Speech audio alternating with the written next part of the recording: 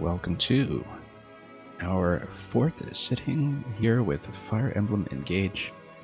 We're about to start Chapter 7 of the main campaign, and as before with the previous sessions, I did do a little bit off-stream in terms of some of the party management and hanging around a Somniel just to see some of the side content so we can focus on the tactics here as we record on video. There's only one very important thing that we'll want to talk about first, which is that because I capped out all my previous emblem rings, well, 3 out of 4 of the previous emblem rings in the last stream, I thought it might be worthwhile to change them around because I'm not exactly sure if right now we're able to proceed with building up the A-level support, for instance, between the Avatar and Marth, or between Celine and Celica, because they are at the support B rather, and the full level 10 that's available so far with their respective defaults. So for the time being, we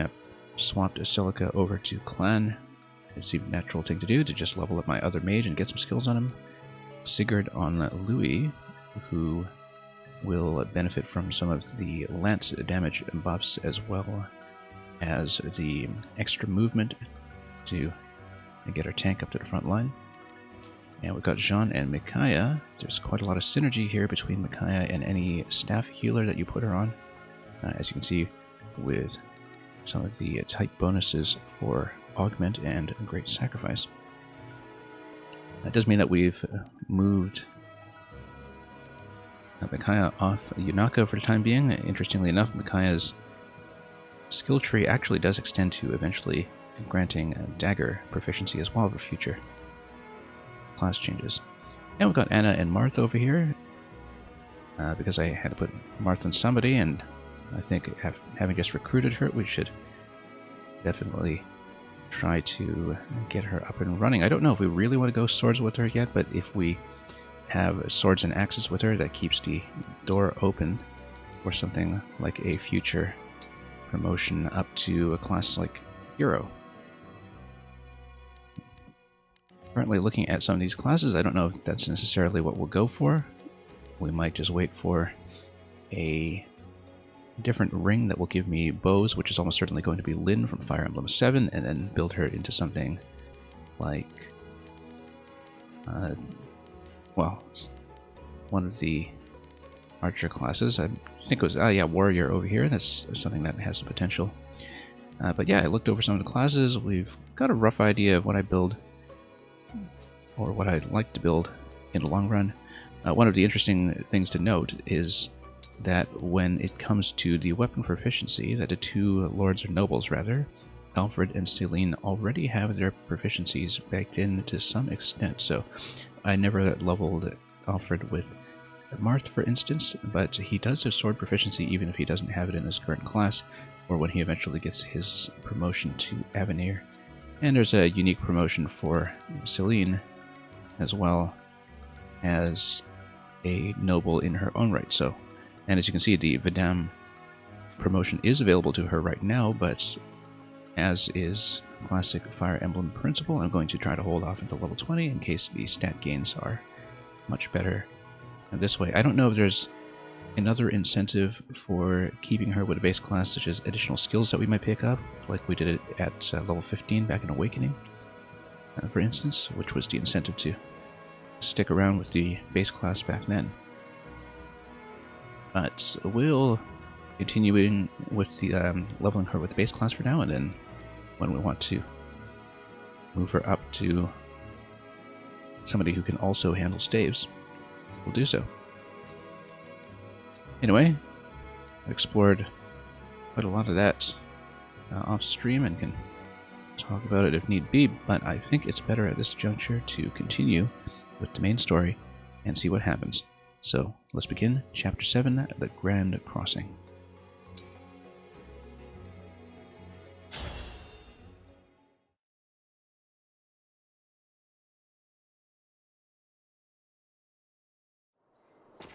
So, you made it across the border.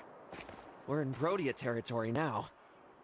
The landscape here, it's so different from Firene. Nothing but rugged terrain all around us. Watch out!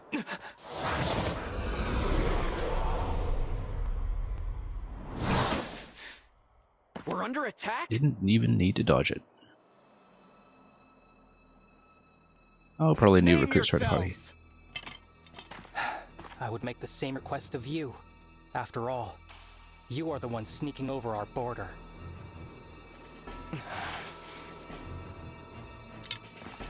Identify yourselves, or I will assume you are thieves. And of course, Yunaka is just standing there with my party thinking, I am a thief. Divine Dragon from Lethos, not a thief. It'd be funny if you actually did reclass him I am as a thief at Alfred, this point. the heir to the throne of Firene, and No your second ally. seals just yet. The Divine Dragon and the Crown Prince of Firene. That's right. Now I would like to know, who are you to shoot at us like that? He's also the local noble and will join the party. He's gonna give us a massive hug. I am so sorry! I threatened the Divine Dragon and the Crown Prince of Firene. I'm begging, please find it in your hearts to forgive me!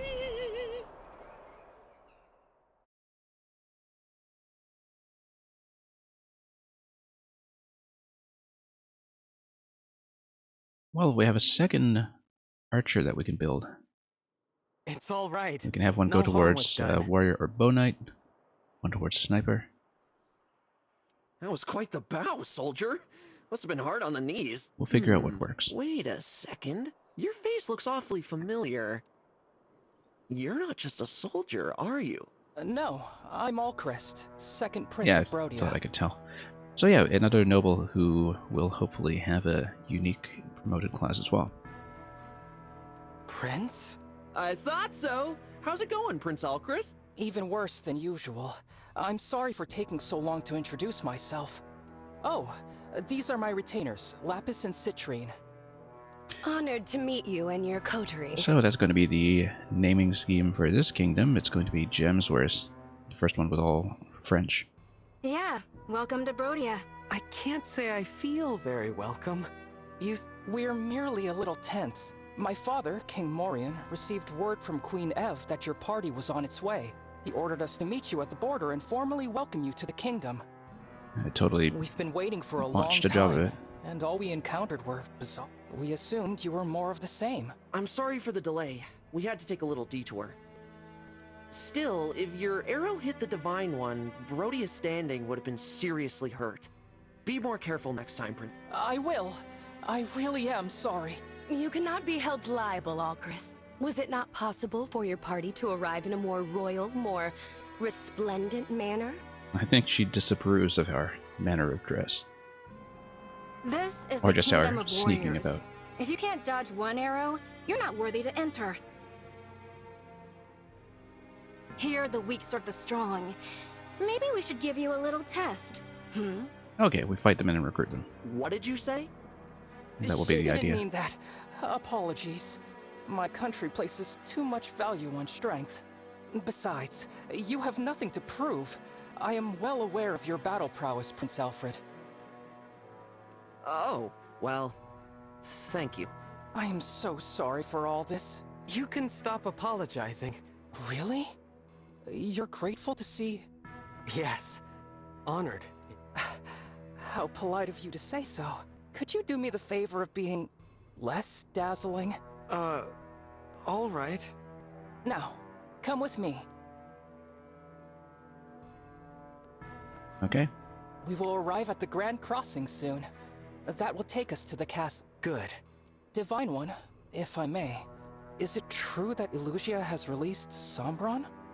It's true. An Illusian we fought told us as much. I see. We'd heard rumors to that effect. Those neighbors of ours. For generations, my country has possessed the Ring of the Young Lion. Ring of the Lion. That should be Roy, if I'm not mistaken. The Ring of the Young Lion. It has a red Roy's stone their and boy. a certain gallant aura. Diamant, the Crown Prince, told me he's been hearing a voice from the ring. He's a remarkable person. You really admire him, don't you? Oh, yes.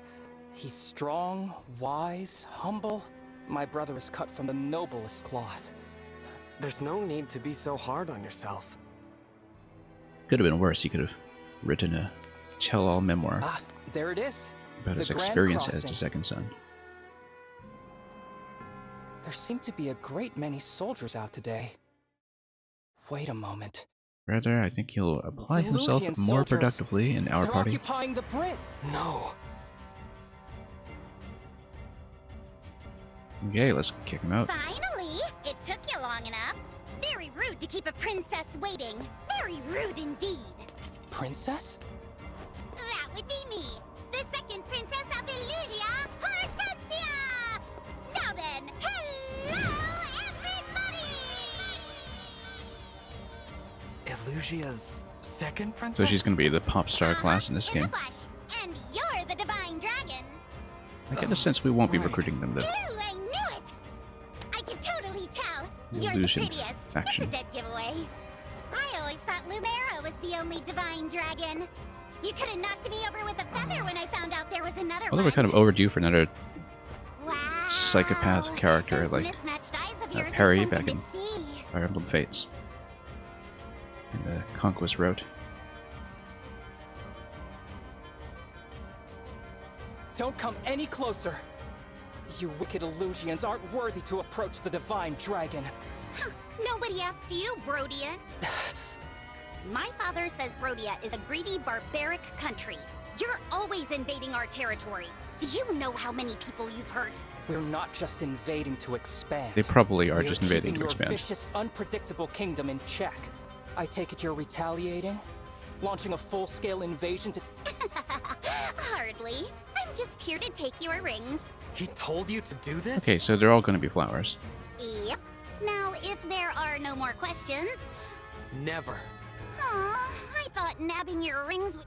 Lucky big sis. The crown princess? Oops. Probably shouldn't have said that. All the older siblings need to get themselves under control here.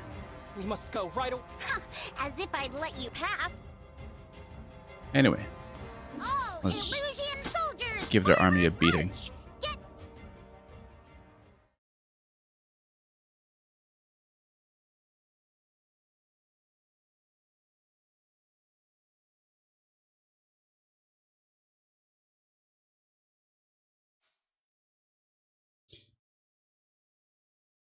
I'm kind of curious as to whether she'll turn out to be a recruitable character in the long run. Sometimes they do, sometimes they don't.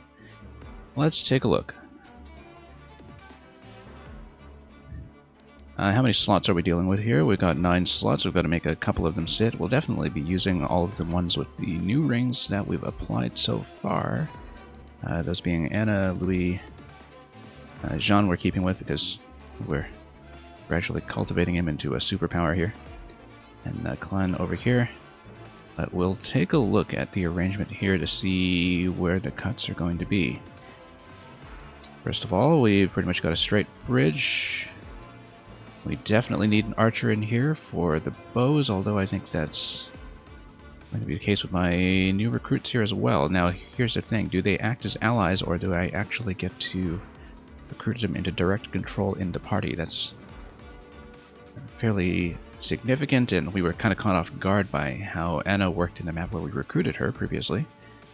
So, can't really make too many assumptions about that. Notice the protection tiles that effectively work as forts. They look a little fancier than forts, but that's what they are, and they are also heal tiles. We'll scan around for any particularly deadly weapons or anything that we need to know about. Sword over there. I got some ranged lances over here. Lots of lances. Luckily, we've got some axes built up. We've got some anti-cavalry, so not too worried about that. And anti-armor as well. Even though we've moved the rapier off of our main character for the time being. The main thing is lots of Pegasus, and we have Elfire on her. Let's take a look at the skill set too, in case there's anything that we need to be particularly worried about. Range +1 on the healing staff. Does she have a healing staff? No, just a Master Seal that we'll use for promotions eventually. And quite a hit squad here. So we'll definitely want to run one archer along with the one that we will probably get to control here once he joins the party. What skill do we have in Alcris? Get behind me. Ally within 2 spaces attacked. Okay, so we basically want to keep him close in the cluster. That seems to be where a lot of the skills in this game tend to go. As with some of the older Fire Emblem games, it does incentivize really tight defensive structures, like we will shortly see, no doubt, in this bridge over here. Citrin over here is going to be our mage. We have another mage, I guess. So we'll probably just sit one of our mages and, for example, just to have clan run this time without Celica in the mix if we really have to make some cuts. You've got Thunder and Fire. Thunder, you've got a 3 range with no follow-up. That's kind of important. Leppy. And just taking a look at our stats here. Also, very high resilience. We can eventually use her as magic tank. Not that we have too much incoming magic damage to deal with. We've got these two over here with fire, and they're not too quick. They've got speed 9, so mainly we just need to make sure that Louis doesn't stand right in front of them or anything silly like that. And of course, eventually we'll have to deal with the speed 13 on Hortensia. That's actually one of the things we should worry about, is that eventually she is going to pummel us with that magic damage unless we have a good mage tank up front. So, given that, let's take a look at the unit selection, and whoops, nope, can't. Oh, 27 and 10 on myself. Okay, yeah. And okay resilience on that. Let's take a look at the unit selection. So, do we need a second heal in here, or a second mage? I think a second heal might be advisable given the size of the party, but if we were to do that, we would probably do something like... oh, also, Yunaka is quite good on defense. Very good defensive character, in fact. If you look at her stats, particularly that mix with speed is going to be quite good. Yeah, we definitely want our archer in here. So I think we might actually have Fram sit this one out. Although having another resilience tank might be pretty solid here.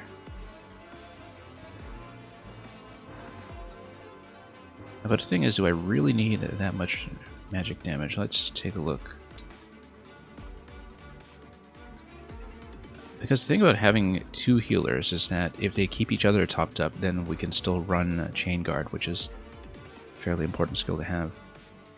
And notice that, no, she's out of range for the first shot. And notice that we've got javelins on these guys. We definitely want magic damage over here, probably at range. So we'll have Clan and Celica and Celine over there.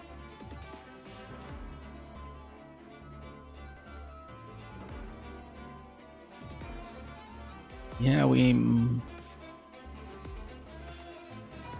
might want to run this. Let's see what these additional characters. Yeah, because previously we had the second heal from having placed Micaiah by default on Yunaka in the map where she was introduced. We do lack a second heal right now, and so if we take out Celine and bring in Fram, that might in fact be best. Let me just think about this a little further. But anyway, mages over here. I need something to deal with this guy. Defense 7, and then got a Pegasus coming in pretty quickly here. But the bow will definitely help take that out. But in general, we want high resilience coming down the right side. Plus our mage, of course. Where's your movement if you come up here? Not quite good enough. Yunaka, of course, has the benefit of being able to hit at 2 range as well. And being able to do so when standing back.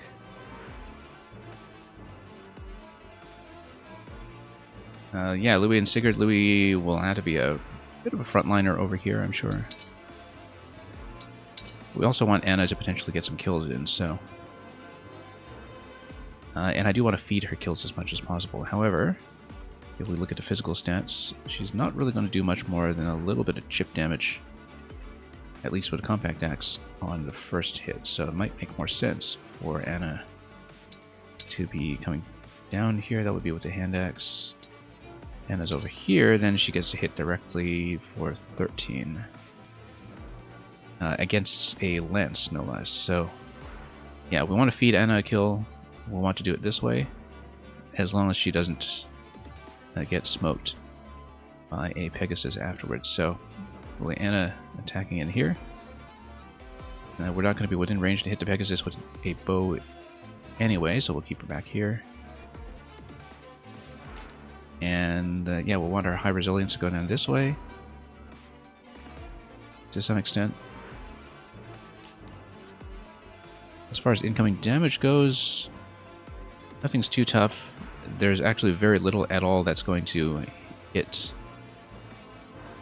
my Louis, except maybe for Rosado here.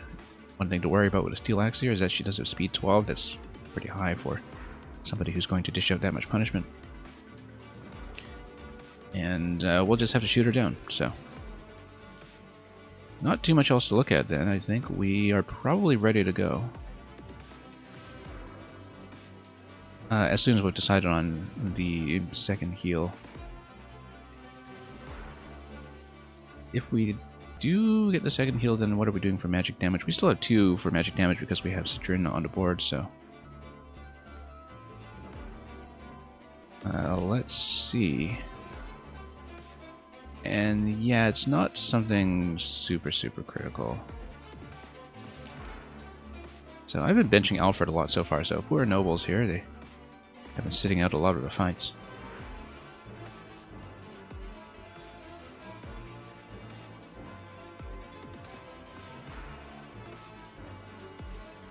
But yeah, it makes sense, I think, to be running...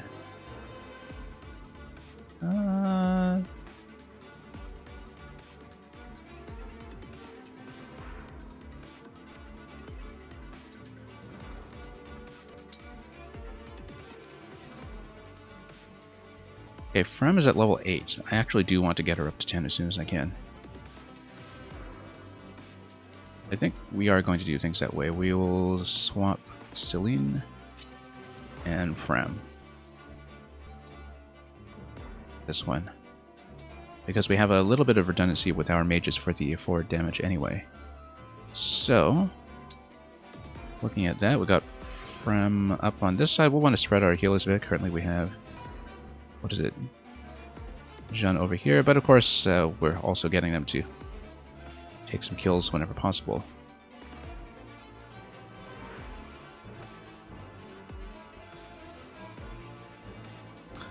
Oh, I don't know about that, because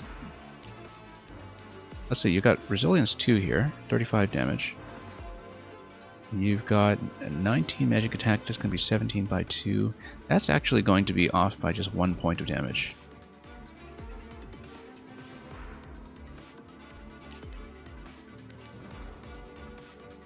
And we'd have to take him down with something else, probably just making Louis go up front and then a tap for 1. Or poking with one of my other characters. Yeah, no, we'll go with this for the time being. I was kind of concerned that maybe we're a little short in damage if we take ourselves down by 1 mage, but I'd rather have the second heal. So, let's do the pre-battle save. And let's just make sure, I always have to do a bit of an inventory check ahead of time with the party that was brought in, just to make sure that we weren't missing anything really critical.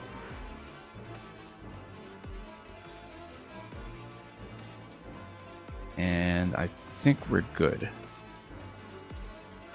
I feel like Anna could probably use another axe in case we need to do some heavy damage with her. Maybe put a steel axe on her. Just in case we need a big hit all of a sudden in a bit of a crutch situation. So let's... Oh, you know what? What have we got on the field here? Let's take a look again. Got a lot of Pegasus, which... We have cavalry. Yes, we do. We've got some armor. And Anna's already kind of stacked with Marth with rapier, so we don't really need to put one of the super heavy specialist axes on her, but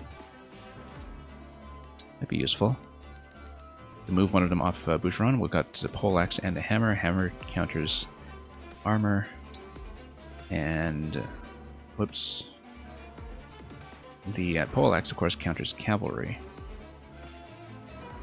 Let's take a look at what we're potentially dealing with here. And yeah, because you got this guy on armor, maybe you can take it immediately.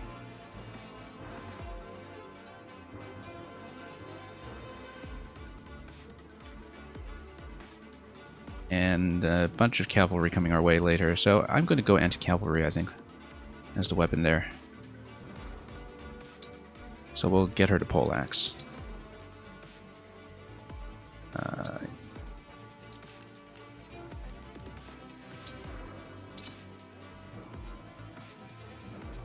We could have probably put the hammer on her as well if we really wanted to specialize, but I think we're probably fine on that score when it comes to magic damage taking care of a lot of that, so save this again, and then we'll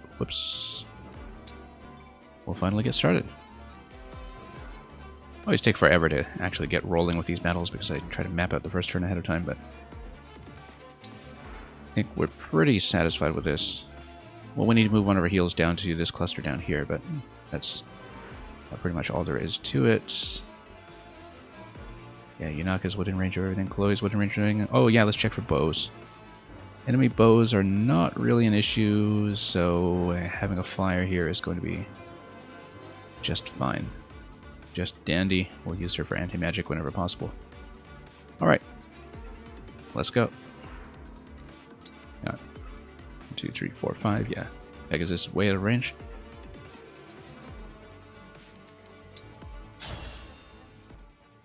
We must deal with them quickly and return to the castle. Of course, Prince Alchrist. I wager we'll be back in time for dinner. That's the thing. I don't know Such whether we confidence. control these characters right off the bat. I will Given their protect formation, you I think we both. do, but it's hard to So tell. brave. But, as your retainers... Now then. Huh? Oh, Alchrist, don't... Hang on! Citrine! You should also be in the back! You two... Yep, they're in. As expected. Looks like it's starting. Oh, the Divine Dragon is absolutely... Absolutely not as cute as we are. Right, exactly. That's the spirit. Now, let's steal those rings and do Hortensia proud. Yes, Rosado. We probably do get to recruit them eventually. They look like the kind of enemies that we would have to bring in as party members. Maybe not right away, but at a later point when we actually deal with their kingdom. Yeah, so... I didn't even notice that this was a hero over here. If foe is male, inflicts hit -20. So you gotta watch out for her. Seductive Wiles. Likely, we didn't really inspect the skills on Rosado. It reduces damage from effectiveness, so it's not going to be just a case of dumping bows on her. We will probably need to take advantage of magic damage for sure.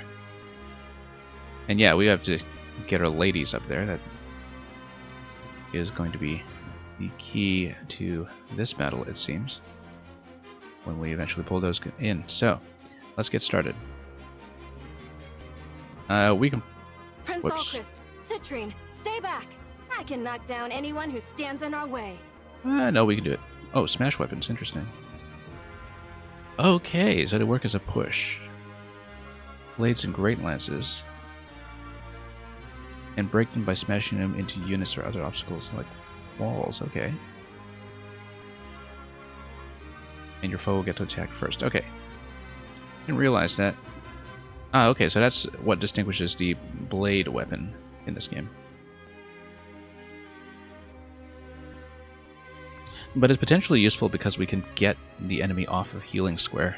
I don't want to push them out of range, though. At least not yet.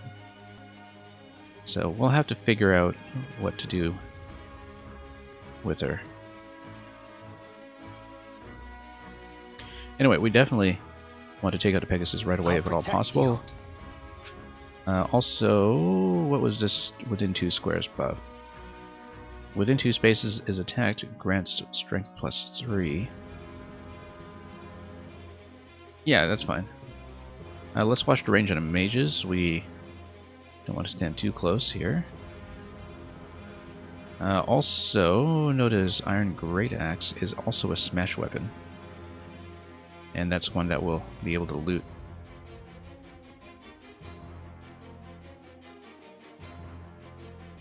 Okay. Yeah, so that's something we'll have to watch out for, is that we can potentially suffer a bit of knockback. So, we go over here. And this takes it out immediately, so long as we hit. So let's just do it.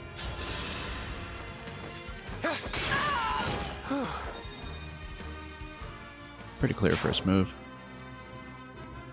Okay, what I wanted to do was to get Anna to do this. Now, there is the avoidance on this unit. That's one thing that does concern me slightly. 13 and 13, and also, yeah, hit chance 69%, partly from it sitting on a tile, I'm sure. Because if you knock it back, then I've got 4 movements, then unfortunately I would be out of range of hitting it. So, I can knock it off the tile, but if we have Anna over here, I think it's a safe assumption that we'll probably miss 1 hit, hopefully not both, and then we'll basically have 13 going in. I mean, this is definitely meant to be a bit of a tutorial to get you to smash it back against a wall over here or something and get it out of this location. But then we can still javelin it afterwards if necessary. So if we do javelin, for instance, that actually does pretty significant damage. I think that's the idea then, is you push and do javelin. But we're not going to do that, at least not right away. We're going to try to do things the fancy way. So, allow me. Citrine has the extra As your steward. damage from 3 range. Just make sure these guys are out of range. And yeah, it is going to take him down to 1 HP. That's exactly what we expected. I think this is where I wanted to stand. Who is getting to kill on this? Maybe Frem. Except, of course, we have to worry about the hit percentage here, potentially, so.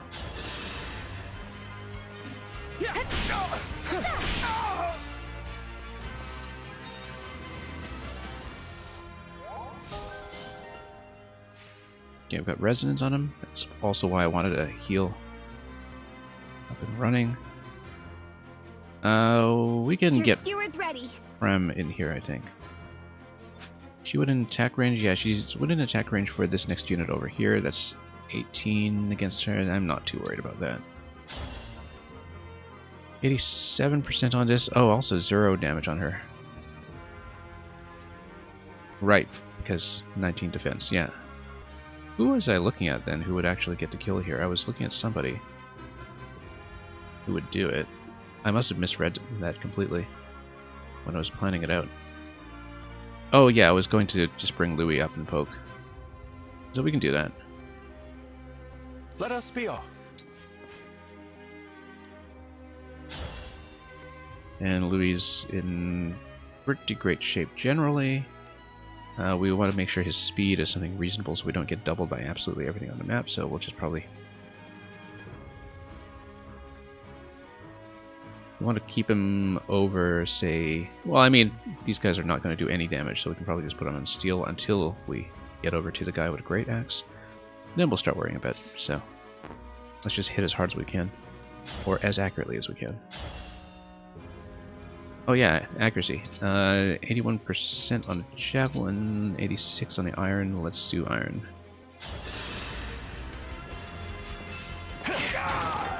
That was eye-opening.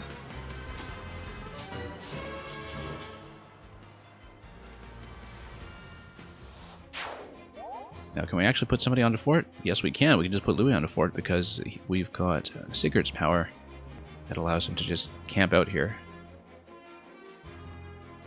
Mostly just to deny the square, I think. And yeah, there's a lot here that's flyers only, so we need to walk them around anyway, and we don't want to walk them down south because of the units down there. So it makes a lot of sense to just park him. Okay. Next move here. Where to? Yeah, if we can just get my bow in here, 60%, that's awful. However, that's with the longbow. With iron bow, we might be doing much better. 80%, that's still decent. Oh, except he's got a javelin. That's okay, we can just heal her up afterwards. What level have I got on her? Level 9. I do want Anna to get the kill, though, so...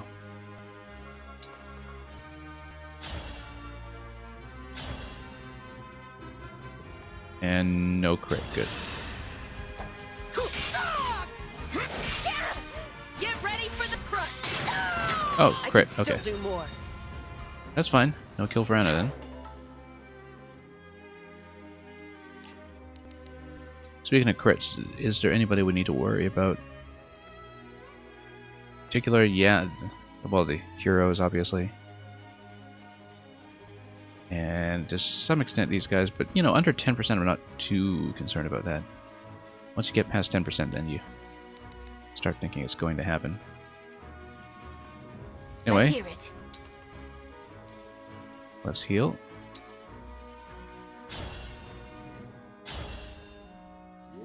Running a little bit low on that staff, but that's okay. We'll get more in the shop when we absolutely need to.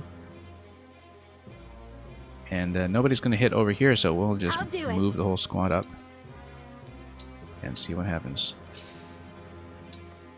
Yeah, I was hoping that Anna would have something to pick at there, since she's still sitting there at level 6 with not much to do. And we'll fly Chloe down here. Even though flyers can, of course, just pass over the obstacles, so What you got? maybe keeping her options open might have been a better idea. Here goes. Are either of them going to hit? Yeah, 18.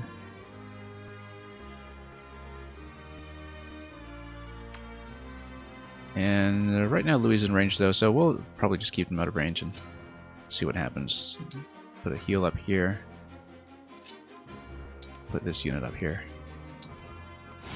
Just lure them in. Oh, something special is about to happen. We've had such a wonderful time playing together, haven't we, Some kind of Divine special map Dragon? mechanic, perhaps. Speaking for myself, it's been lovely. So I hope you don't mind, but I brought a friend along to join in the fun. Nope. That's an emblem. But how? How is she here without my summoning her? Look at your face! You silly Divine Dragon. Did you think emblems were just a you thing? Oh, it is Not by Lucina. a long shot. Yeah, it's a I was pretty cool expecting trick, huh? I'm so glad I'm able to use it. Roy, but And it's all thanks to Lord Sombron powering up this ring. It's called the Ring of the Princess Exalt. Yeah. Cute, am I right? it's got Lucina, and Lucina's got It's red one hair of the here. rings my mother was protecting. Give it back! Yeah, not gonna happen. It's Illusia's ring now.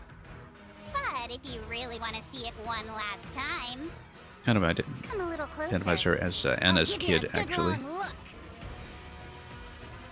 in this iteration of Awakening. I was completely expecting Lucina to just have her classic look based on... Well, I mean, she can look like anybody depending on her parentage, but...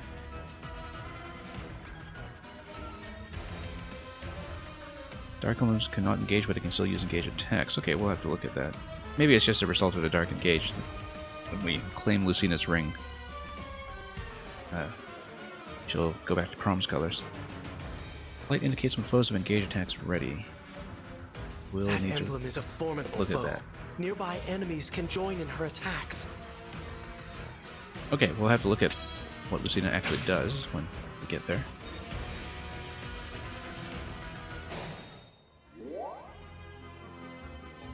Okay, we'll definitely have to take out the mages this turn, so let's just take the indicator off for the time being. And let's just see how close we're allowed to get here. Great Axe can do the knockback, but the thing is, this is flyer territory anyway.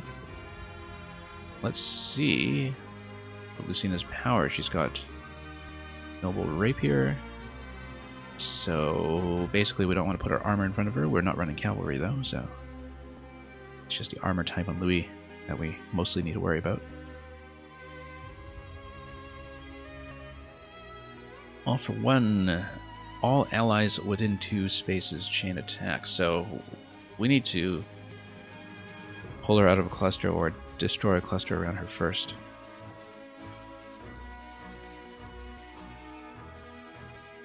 Unit participates in chain attacks as if it were a backup unit. Yes, okay, so because its type is flying, but it also has the type backup ability, so backup type ability rather. She's going to be a hard one to hit. But I wonder if there's a particular limit on when Lucina can be activated.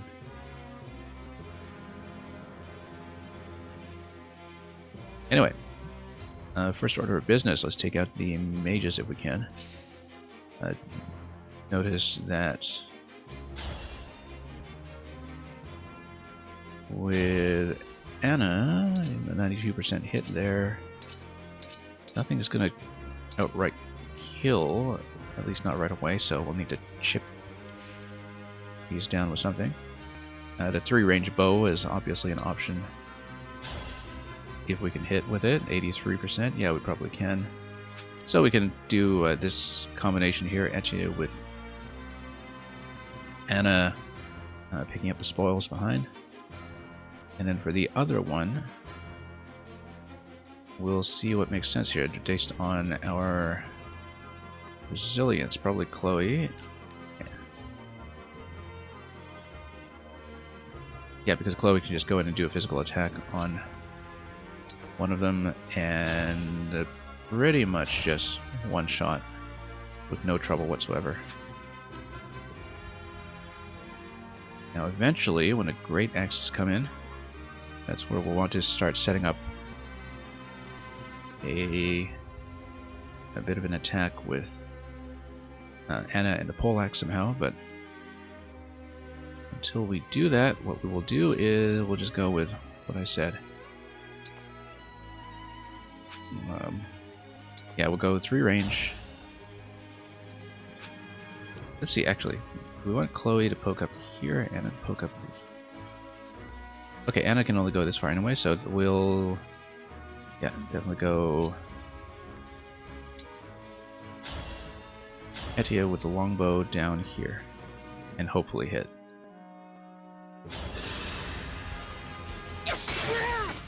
At 3-range, that's going to be nice and clean. Then we'll get Anna the kill.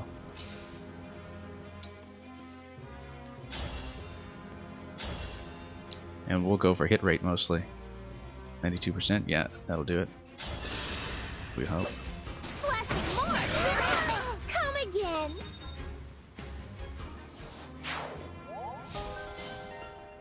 Yep, so we're going to level her up as much as possible. Then notice that we can have flyers only up here as well, which if we need to pack some more units in up there, which I think we will, we'll park her here just to create some more space.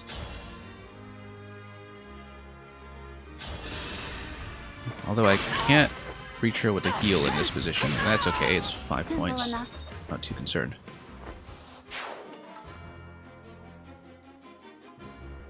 Yeah, I can't reach her with a single tile heal, at least. We've got our sword fighter back here. We might want to play around with the knockback. With the iron blade. It's going to outright kill, but if it outright kills, does it do to knockback? Or does it just kill on the spot? We're about to find out. Made quick work of that. It does, okay. But a knockback doesn't do any damage to the other guy. Anyway, we'll heal her up. No big deal. Who are we trying to level over here? Well, Ram hasn't done anything. We usually try to prioritize Jean for as much as we can, though.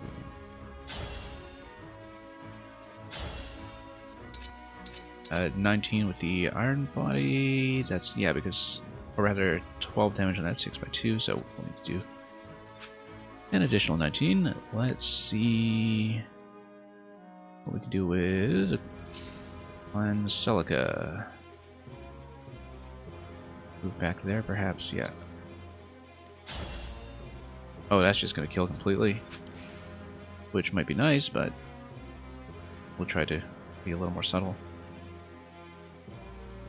Citrin. How does her thunder do? Let's see. The might is not actually that great on it. And down to 16. Yeah, surprisingly weak. In some ways. Lue, I think, will eventually want to go a little further up front to pull the cavalry in, so I don't want to bring him up yet. I want to go like 1, 2, 3, 4, 5 and tuck him into the corner. Given that, La Libération is also just going to smack completely. Iron Sword also just takes him down by enough that we can maybe come in and poke with Jean. Let's see what does Yunaka do. That gets down to 13. That's just a little weaker than I liked.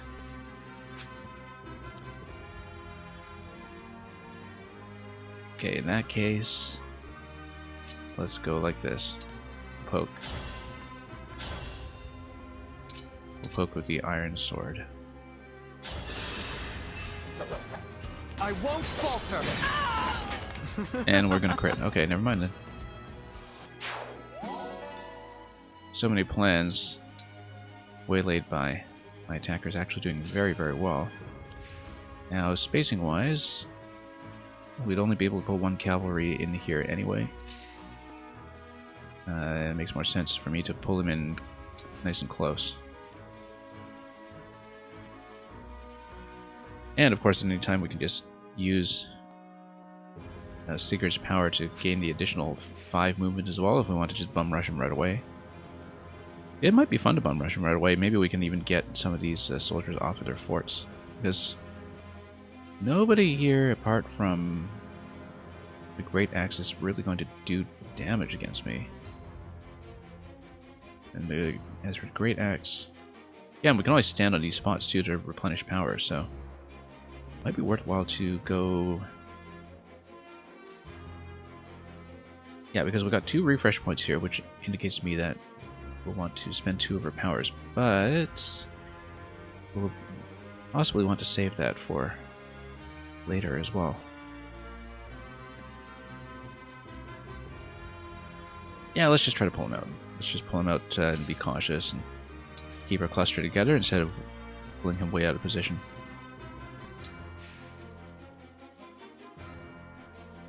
Anyway, some units can heal up.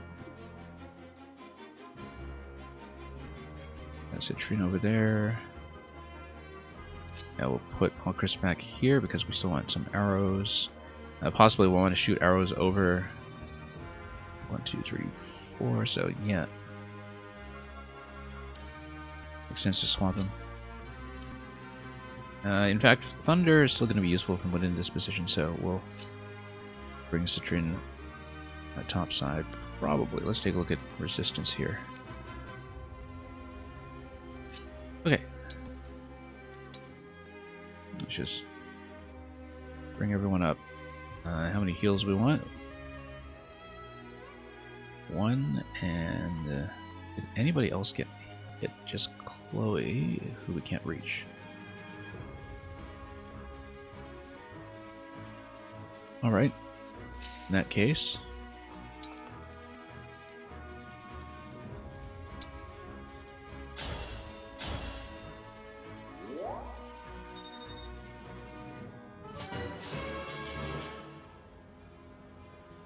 Okay, he's promotable now, but we'll not do it yet.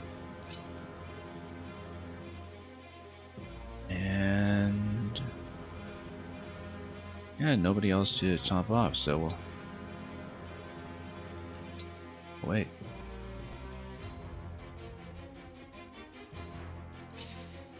Yeah, Linus Celica can do that massive super jump of theirs at some point, but rather than doing so, we'll keep a cluster down here.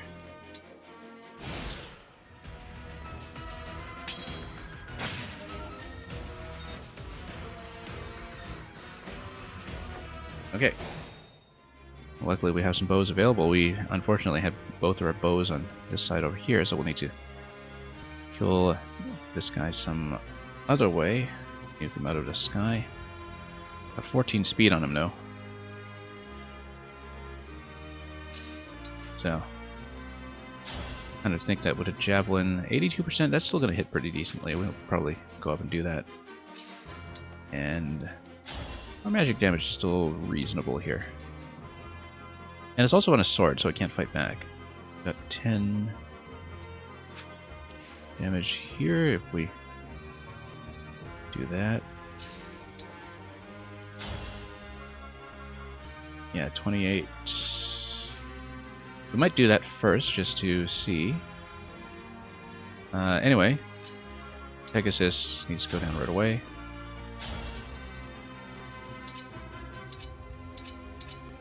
%. Do we think we can do it? Yeah, we can. I hope this is enough. I had no choice but to win. Massive crit on that one.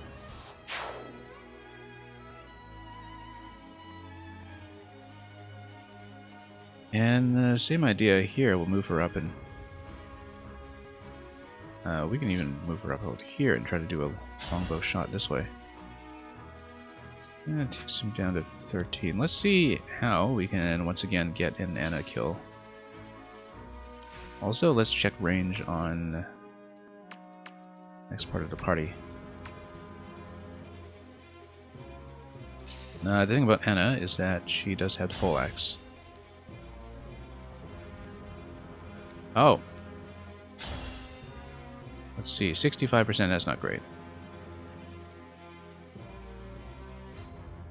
Yeah, that's not nearly good enough.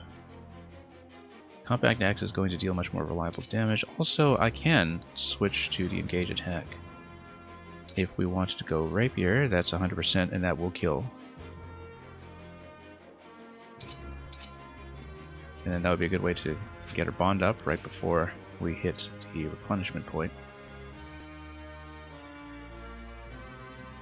Because then you would have the rapier available for the armored foes as well, which is going to be great. So, I like that idea. Let's one-shot with the engage.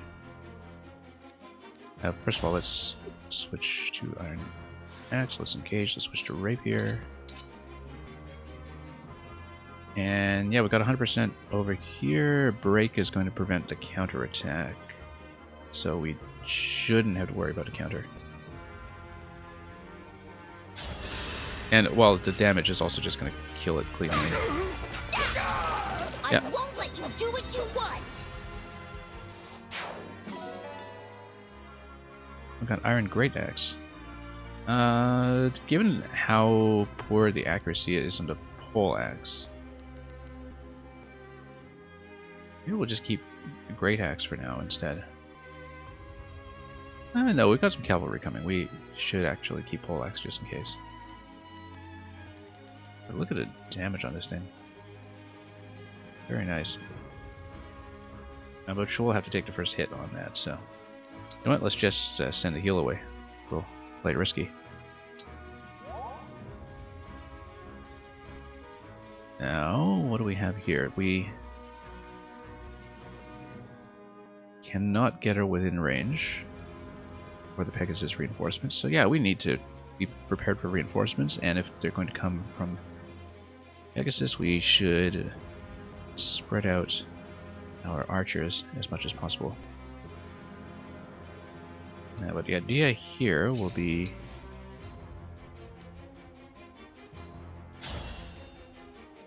we go here. Let's make sure we can hit this somebody.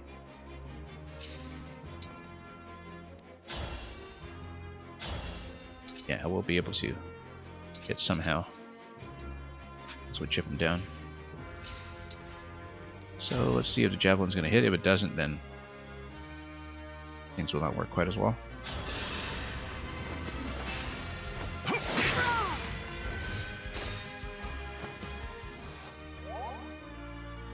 And then we can even move him back to create some space. And then that's going to be taking him out with something that will do 2 damage. Let's see who we're going to assign to each of these. 97%, and that'll kill. 100%, that also... that doesn't kill, that's... Oh yes, it does. And... yeah, we can go Lappy... Oh no. He's not the... Thunder Mage. Let's... go over here. Citrin can do... Thunder Mage attack. That might be fun. But if I can... get Jean up and running, obviously that'd be great. If I can get Frem up and running, that would be good as well. How many hits are we talking about here? That'd be 4 damage, and hit rate 94.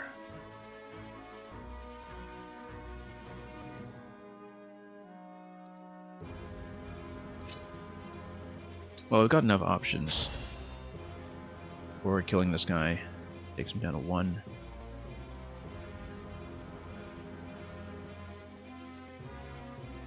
Well, let's do the attack here. Chip him down, and we can just use anybody we want.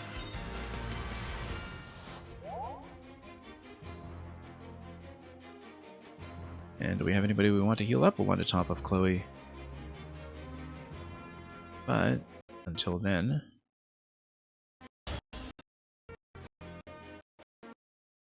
we'll drop him. For the Divine Dragon.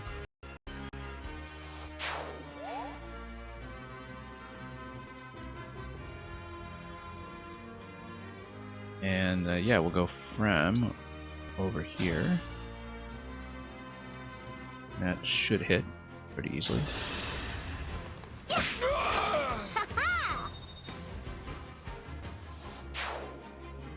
Okay. Then Jean and Micaiah. Do we want Yunaka in the top corner to fight right away? You've got an opportunity to pull in here. That's 19. That'll do 7. We've got attack 17 though. Unfortunately, she just won't be able to damage this guy at all. So no particular point in moving her in if we can't actually fight.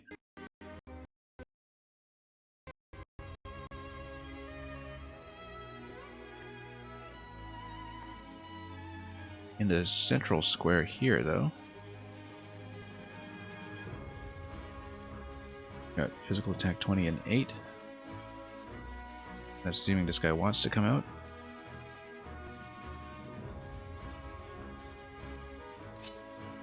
Anyway, let's go through.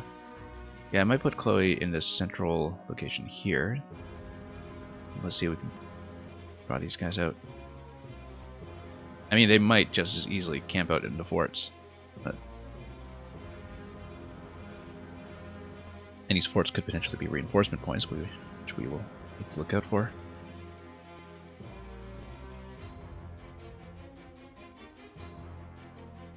And so yeah, we'll do that.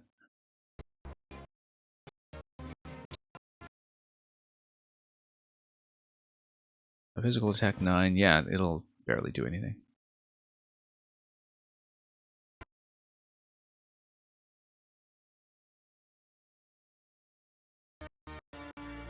And we'll just move the army up. And even move it way up here. No, we'll keep it central.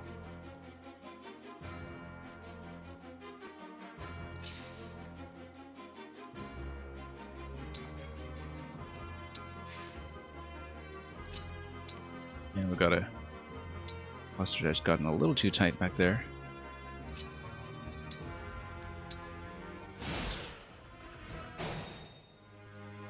Yeah, nobody's going to come out and touch me, so... If we're attacking in, we need to worry about Hortensia's range. Because she'll probably attack in. Actually, what we'll really do here, if these guys are camped out here...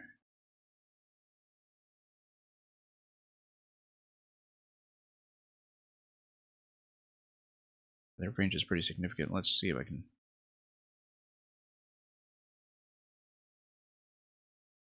Take a look here. So this is the general range on these three. This is the range on these two. We'll try to pull them in. A physical attack 18. We might attempt to take one hit with Anna here. Move her in, and we want to get her within range to do a rapier attack anyway, so.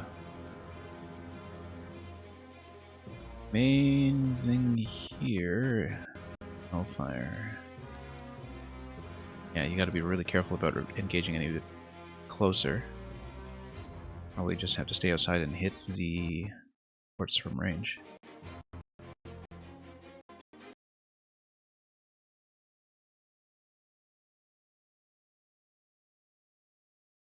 And hopefully not get mobbed either. Do move Anna in, so you can move her into this location. And at most she'll be hit by 2. At most, defense 6. 13 and 12. Yeah, that's survivable, kind of.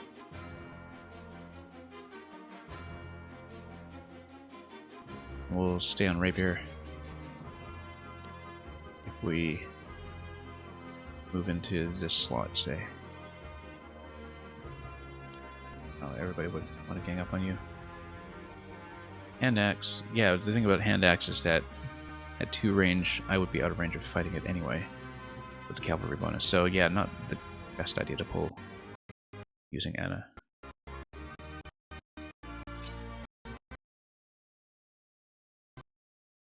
Can, however, start getting bows in. Let's move Alchrist in. Since some of these guys are way out of position anyway, let's move them in. We'll not move Clan and Celica in yet because they are sometimes a bit of an emergency button using the warp.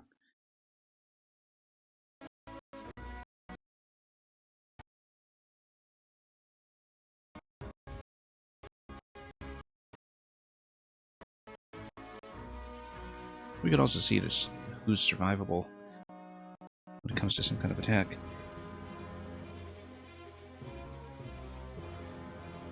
Now, who was it I was worried about when it came to an anti-armor weapon? If there was any. Well, just the mages. Worried about the mages, and specifically with her Hellfire. Going 16 by 2, so against Louis, for instance, against Resilience 4, that'll be 24 damage incoming. And it'll be pretty much the only thing that would hit. In any case, it's pretty safe to move him in, I think. And that would be hand axe. So yeah, I might want to switch to... Well, we're already on javelin, so we'll stay.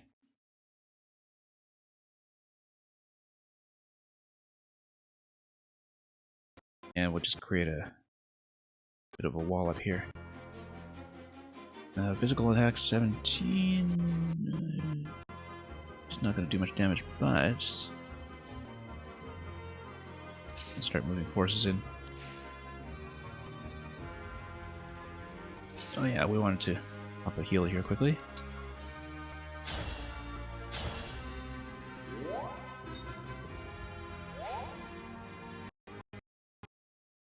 Okay. Ram.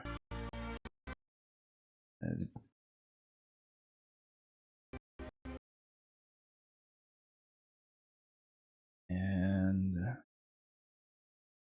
yeah, we'll keep her on the back line for now. Just in case everybody decides to rush out against me. You never know about this AI.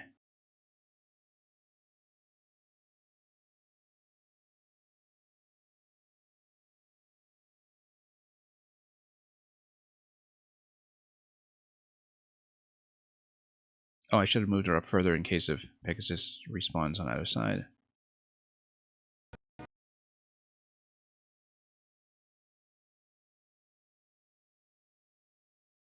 So we move Anna up here. Yen. Yeah, the hand axe is a bit of an issue. 18 and speed 8. 12 damage incoming from that. That's only if this guy moves up off the fort, though. If she draws the cavalry up, that might be enough for me to work with, as long as I don't get within range of Hortensia. So we can also, if Fram is within range... Oh yeah, I should have considered using the chain guard, which we'll have to do eventually. Let's wait over here and hope for the best. Maybe park Yunaka in the middle. If Yunaka gets hit for 1 damage, or 1 round of damage, that's fine. Her avoidance is pretty good. Is the avoidance higher in this one? The dodge is. The avoidance isn't.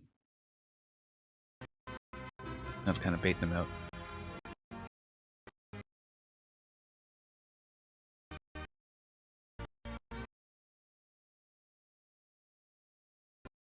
We'll see who can hit what very shortly.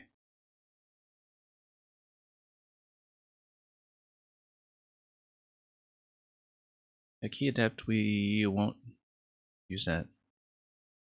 The chain guard, I mean. We'll just hold off here.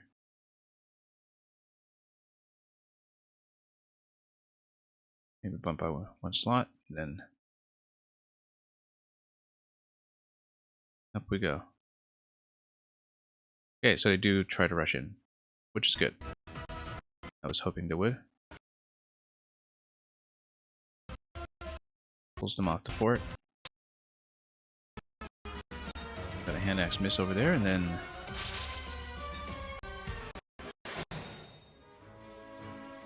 yeah, we do have an initial respawn over here. Or no, just the healer moving over.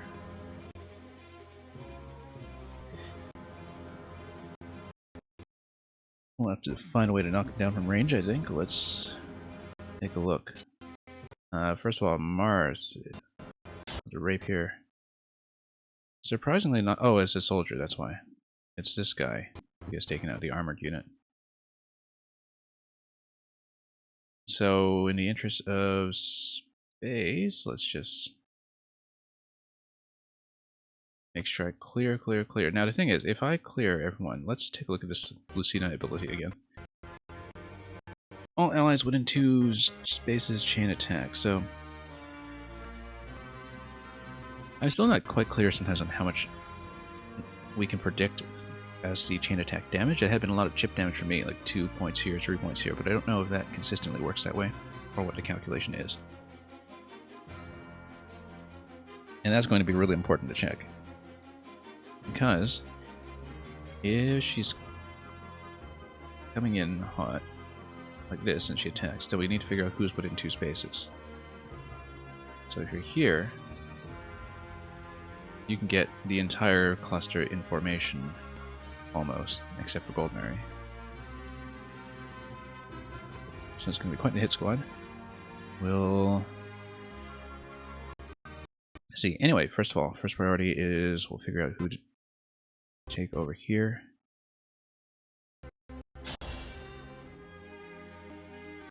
Longbow's not going to do anything against that guy. Really? Oh wait, wrong unit.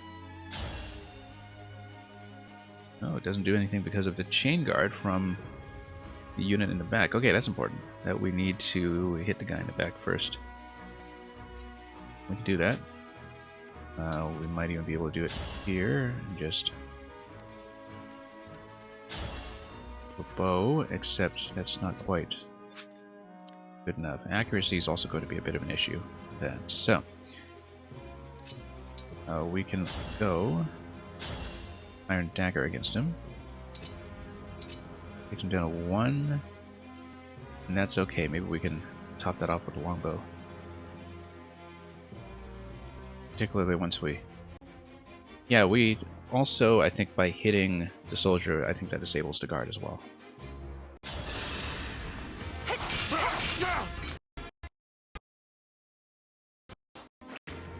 We'll see if that's the case. I think it is, because if we look at the archer now, and the guard is down. I want to get rid of the guy behind, of course, but we'll need the longbow for that in order to stay out of range. So, Anna and Marth can go down here and take out this guy. And she'll take a bit of incoming damage, but 50%. Not worried about that.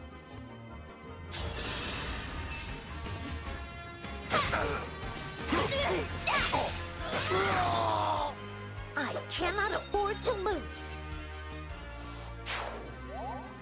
Okay, grind her up as much as possible. Now, what do we have with Jean? Jean can potentially got 19 damage on him. And against 9 defense. So that'll be solid 9.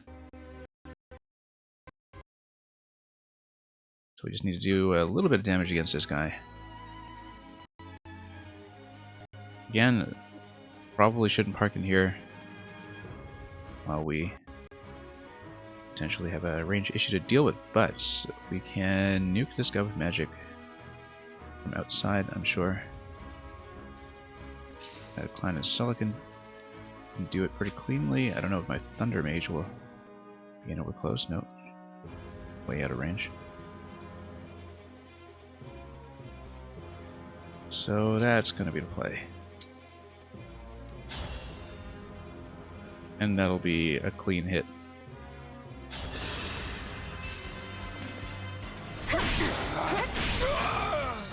Phew.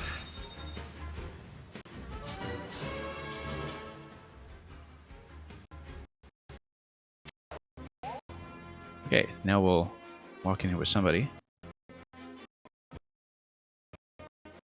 Oh yeah, we still need to deal with this guy on this side. That's okay, we've got plenty to deal with. Longbow over here. We'll kill it. We have to worry about the 18 damage though, rather than just the healer at the back. But as long as we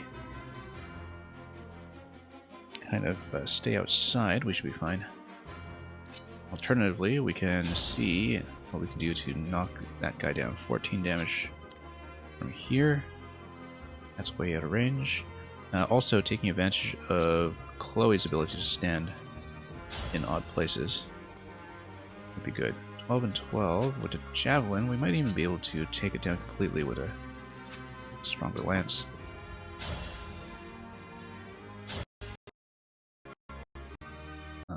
That'll be taking him down to 10. So we can do a ranged attack against him.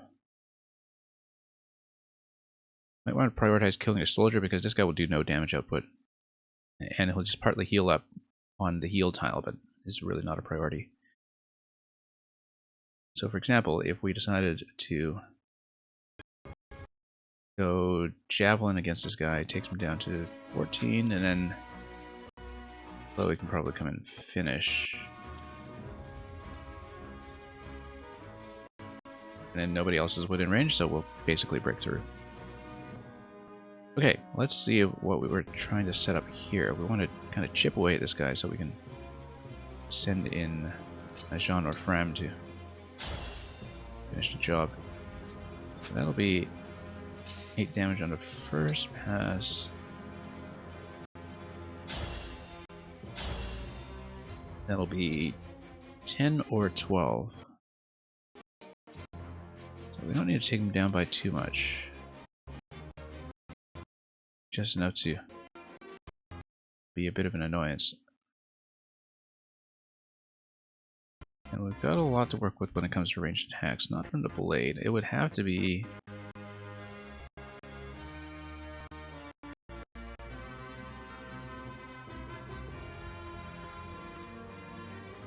possibly from the archer.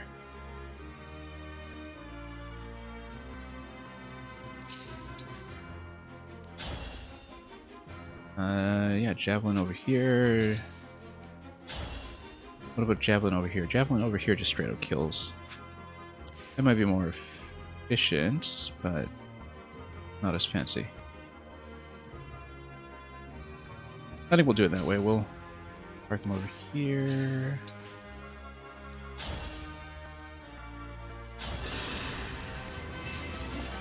We'll take Chloe on it to that end as well.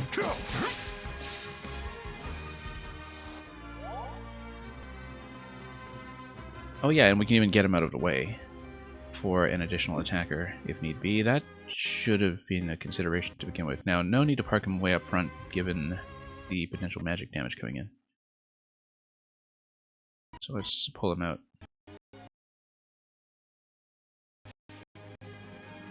As we do things this way, we might actually be able to kill everything.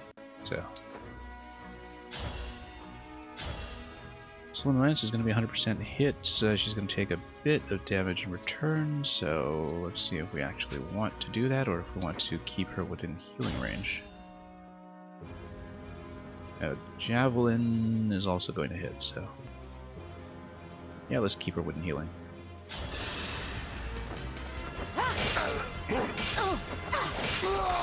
And they lived happily ever after. Yes, they did.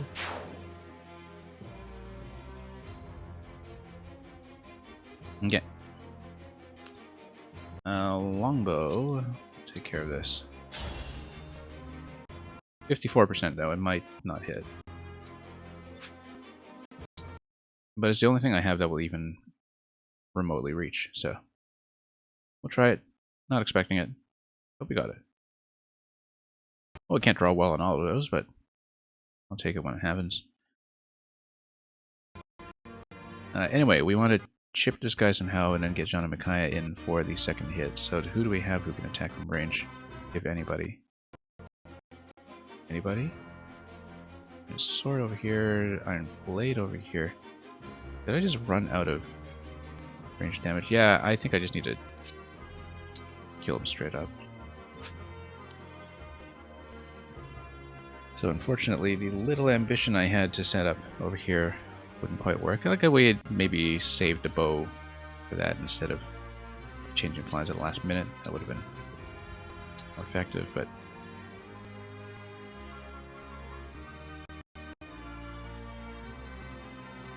yeah, once again, the reason we're not going in here yet is because we don't want to deal with this guy just yet. Although speed 15, avoidance 34, it is possible with resilience 11 here that we're not going to take too much of that punishment. It's going to be 10 damage, but the problem is that we're going to have a huge wave of physical follow-up damage potentially from the whole squad flying in. We have to figure out how that's going to work. We need somebody reasonably tanky to stand up front. I think we may have to go for the kill for this one. However, what if we preview the magic attack from Micaiah with Shine? Yeah, that actually does it. that if we switch over to Micaiah now, we can get the kills straight up. And then that might be helpful because, I mean, we're kind of activating it a turn prematurely, but we'll want that heal to be available, and we'll want it soon. So the question now is figuring out where to stand. Because this guy's coming in. Alright. Allies within 2 spaces. Okay, the thing about All for One, though, is that if she does the follow-up attack, she has to do it within melee range with a sword. She can't do it at 2 range. So it's actually okay to have someone stand here and tank the fire damage instead. Because All for One must use the sword. So that's the trick to her. That if you want to pull her in, you have to do it with somebody who's going to be at 2 range. And who has reasonably high resilience. Which means that... And 16 resilience, yeah, I won't even take damage. Which means that I should actually stand within range here. And then we'll engage. And then we'll drop Shine on the cavalry unit. And we'll hopefully pull into Pegasus Cluster immediately. And we'll see if that actually works. Emblem, engage!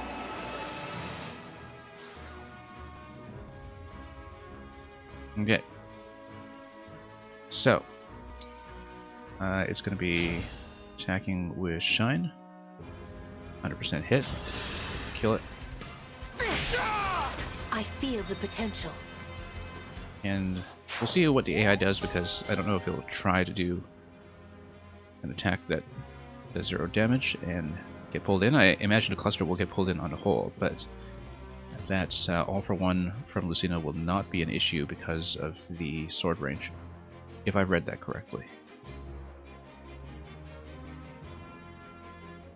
Anyway, huge incentive to stack Micaiah on a staff user, as you can see there from the skills. I think we'll keep things that way. So yeah, I want everything to fly in, and then we'll try to wipe it out next turn. And yeah, Steel Axe we'll worry about when we get to it. And we'll try to get more magic damage in here as well. Actually, magic damage is not going to be too good here. Got this resilience 10 on these. So we want physical to be up front, if we can. Gotta get my damage dealers in as far as we can. And then Frem is going to do a heal up right here.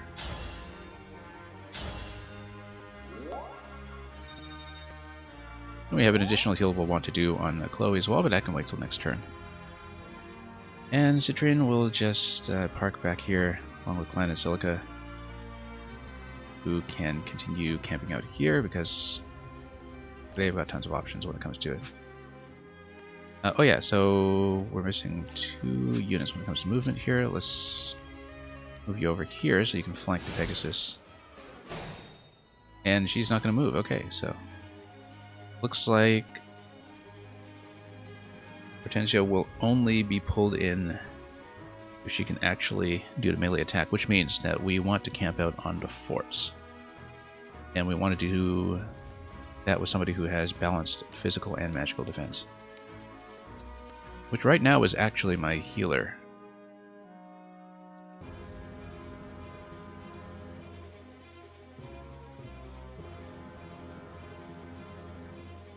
I want to stack my healer here, where we'll receive an attack from 2 units. HP pool is maybe not the best, but if we have... And of course, also the magic attack is not going to be useful. Also, we will get doubled because we're currently on speed 10. So I do want to move off of Shine as a weapon, even though it is ranged, because double attack is going to be... no, that's not an issue, because magic attack on this does 0, and All for One moves with the sword. Physical attack 16. We need to check her stats.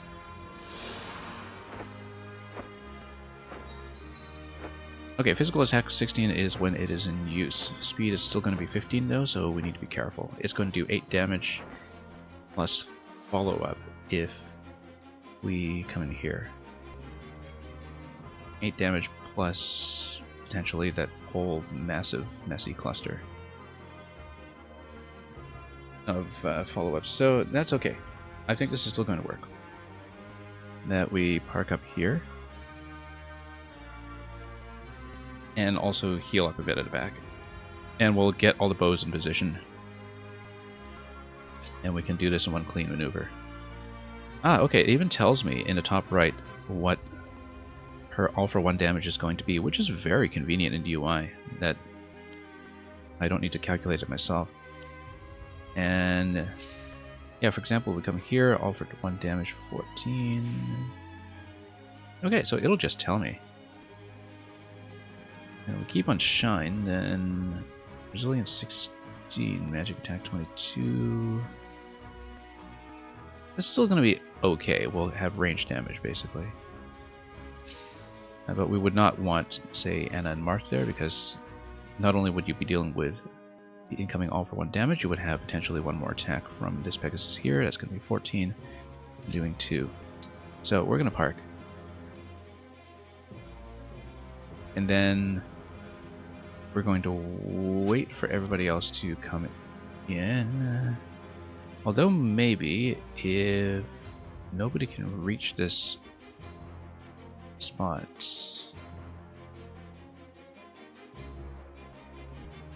Yeah, because you can reach that with the resilience attack as well. And we can actually park my Pegasus over here and use this move to heal up as well.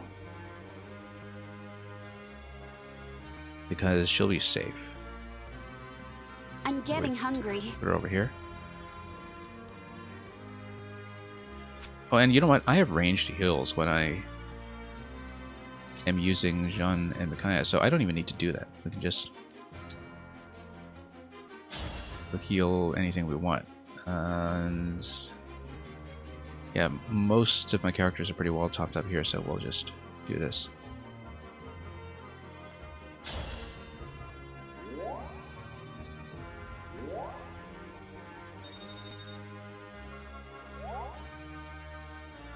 Okay, and we'll just try to get the bows in close.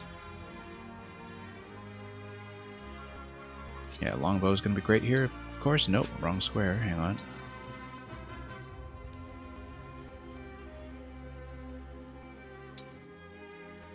And we'll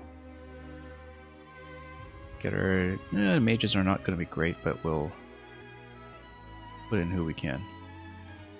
Also, we can probably load up on Anna and Marth right away, although movement afterwards will be 1, 2, 3, 4. She won't really be able to reach anything, but if I load up on a powered now, that might still be useful.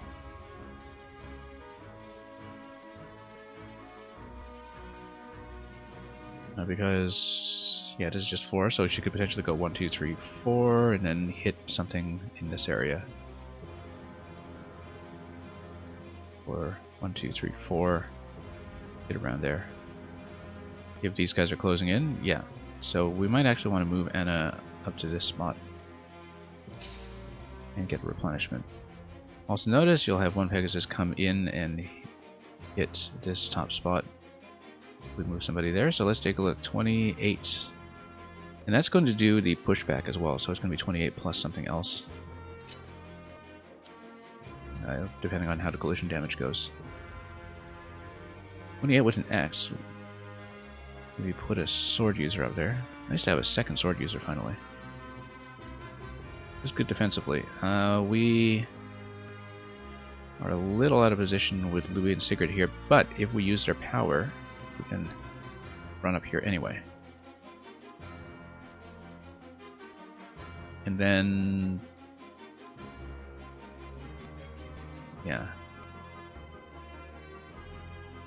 That might actually be good.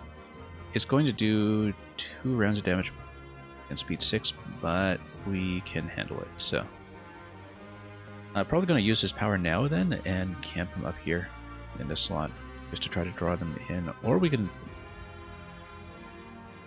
Well, I mean... Over 1 damage, 14... Yeah, it's really not great, but the thing is nobody else will do anything, so... Unless there's a type bonus I'm not aware of. No, but a standard L-Fire is what I would be worried about, is that instead of the all for 1 damage, the optimal move there for the magic damage is to do 12 and 12 on me. That would be 24, that would knock me down to 11. You get into a little bit of trouble here. Wouldn't outright die, but I think it would be inadvisable. Because you would have 8 damage. I mean, it's survivable by my calculation. But not very survivable, so I think... I don't want anybody to park here, but nobody can reach this square, so I'm not actually concerned.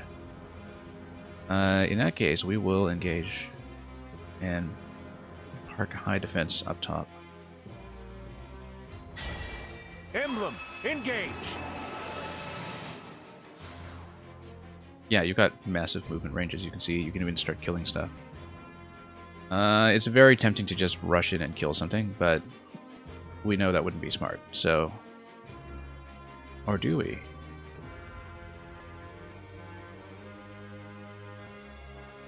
Oh, it's so tempting to just rush in and kill something. We can do that next turn. We have 3 turns on this. This battle's not going to last 3 turns. Assuming that she actually attacks in, because I want to drag her in now. We want Javelin? Hang on, let's see. No, we want probably something that hits harder.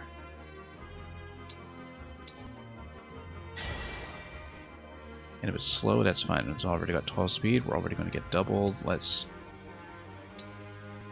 go with...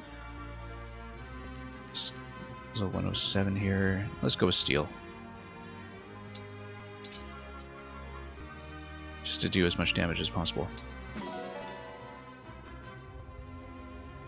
Okay, my calculation here should be correct. Okay, what I want to do is... Yeah, Archer's both in position. Let's get spells and heals in as well so we can get the chain guards up.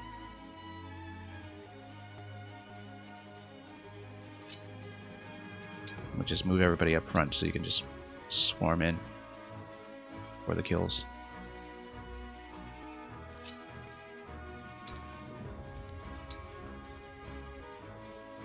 And yeah, Anna up in the top spot. Helena Celica can stay in the back line because they can do the warp jump. Fram should come up so she can be within healing range. Citrin can stay in the back because she's got 3 range.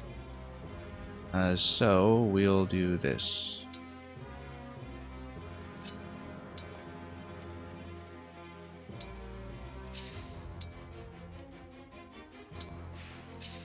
And then refill over here.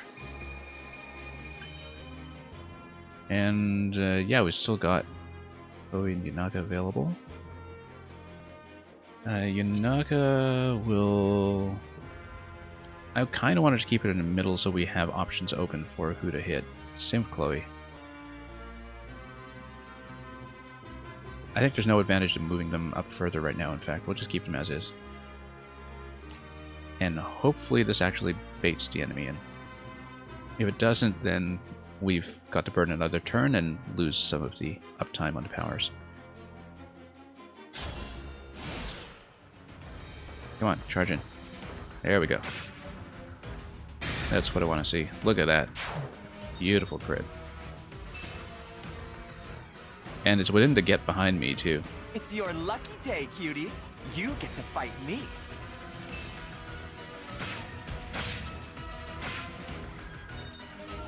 And yeah, that's... You nice got and an solid. emblem ring? You first. Now, do we just take her ring, or do we actually get to recruit her? I feel like we're not actually going to obtain Lucina for some time. But anyway, boss music. Now it's getting good. So, we know Rosado is just going to die straight up if I can get a hit down. Let's take a look at my hit percentage. It takes me down to 1 damage. Let's hold off on that for a moment. I do want to get Anna and Marth in whenever possible. And a rapier isn't going to do too much against this squad over here. But let's take a look if we engage. We've got 17 and 8 over here. And what about rapier? No, nothing's going to kill. How about this side? Things are going to kill, but I will also die in return and die first because of the Great Axe power. However, what if I break the axe first with a sword? Then does it prevent the Great Axe attack from happening? I think it might. And it's also only a 65% hit. That's awful. We can't do it that way.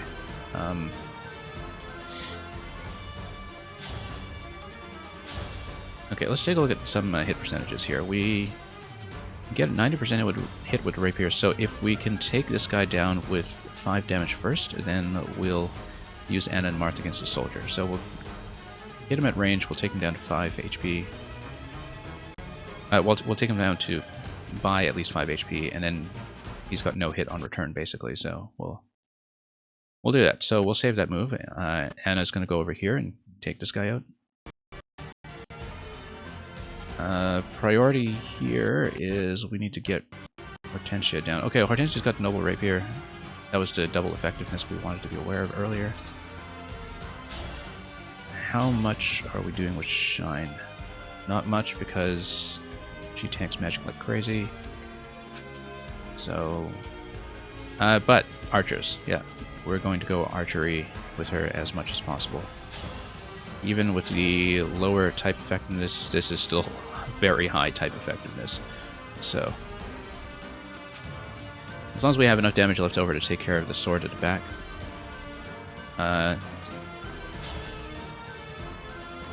Yeah, longbow has a pretty low hit percentage. We probably don't want to rely on that.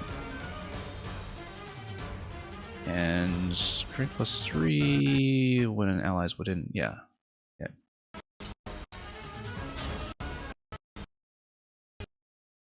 But anyway, we've got lots of damage options, I think, if we go archer against that. We can also probably one-shot some of these. So, for example, you go Rosado.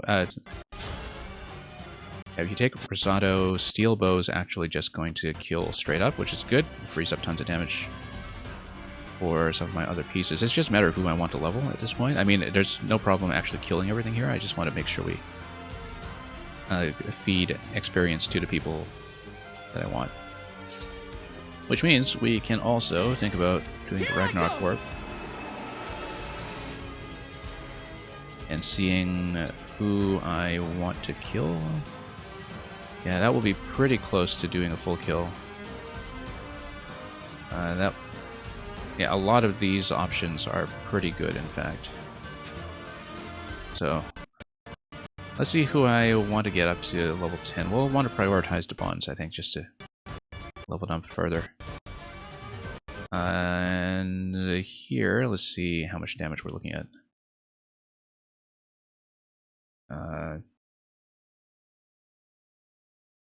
Okay. Let me just make sure we don't have any surprises when it comes to skills. Whoops. Main attack. Yeah, we'll take her out first. Assuming that the objective is it rout the enemy or defeat the boss? Let's see. Defeat Hortensia. Okay, we have to save her for last so we can farm XP off the other characters. And so we can kind of grab everything. So we'll save her for last.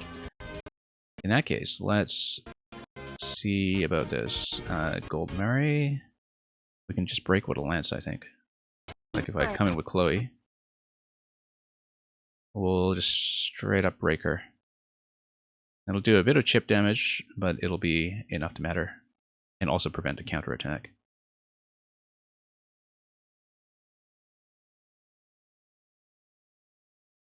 She did say please.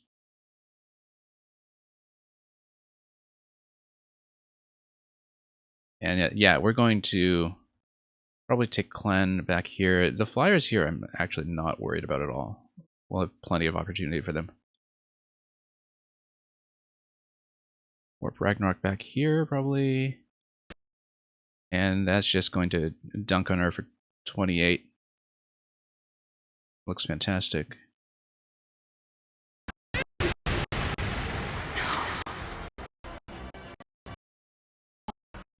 That's it.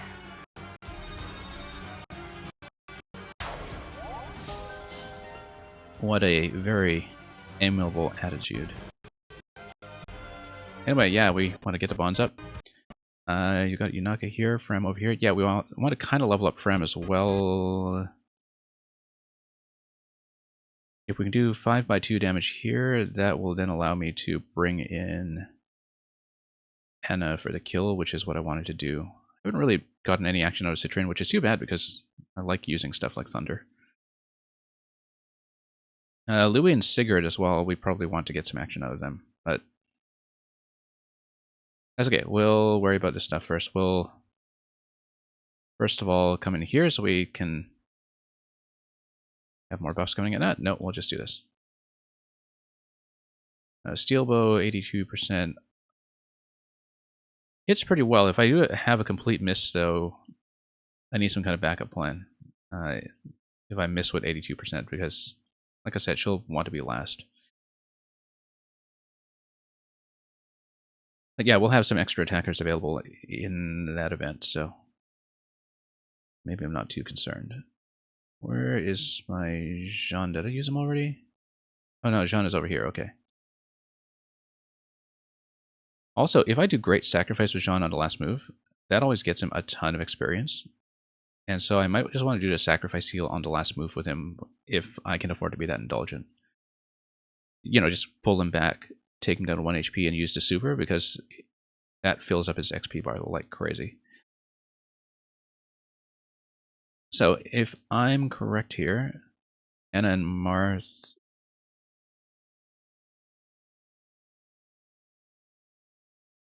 should be able to even just do a straight kill with Lodestar Rush, but what fun is that?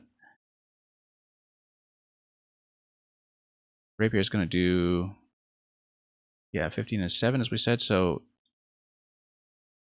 what we'll do is we'll go Frem first. And just be totally reckless about this.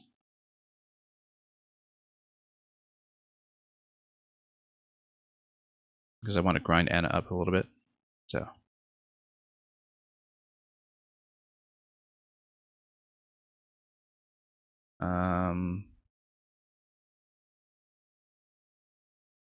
So Rapier is going to do it, I hope. 90%. If we have a couple of big misses here, then who knows what's going to happen, but...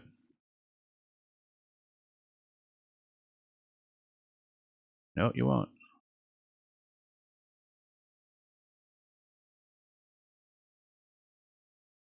Yeah, gonna get her bond up as well. And then Citrine can probably do a whole ton against the Pegasus over here. 83 and 85, yeah, that's just gonna straight up kill as well. Do we want to kill with her, or do we want to do something else? I have to remember, yeah, I've got lots of damage left over here, so... Also, my main character is actually still only at level 9 because we've been so often just using other characters. So maybe I should use them for once. And go down to 1 damage here. With some crit potential. And the break is going to prevent a counterattack, so we'll do this. I'm not using my Divine Dragon enough. Gotta get him up to 10.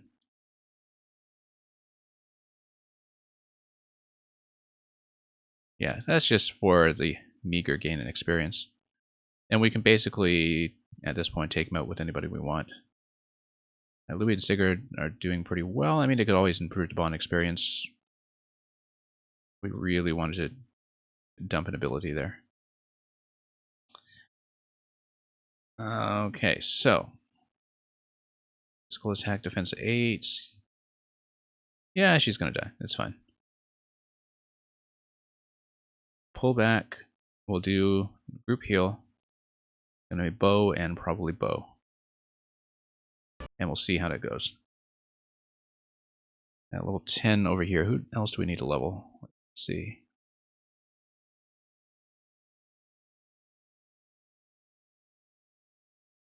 Yeah, I might as well keep my party topped up. Might as well do the sacrifice heal now so we know what kind of space we're working with. 10 over here. Let's actually use her. I think it'll be helpful to have a Thunder Mage in the long run, so. And even a chain attack here is going to get killed, so. We'll loot the steel axe, and we'll have to pass it to somebody else on the next map. Okay, that's done. Okay, so here's the spectacle play here. And we'll even park you over here. Gonna go Great Sacrifice. That should give you a whole level or so. It's completely unnecessary here, but we'll do it just to be fancy.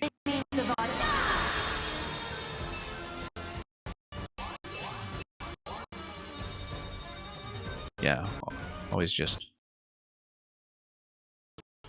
levels him up by leaps and bounds. So that's the idea. Okay.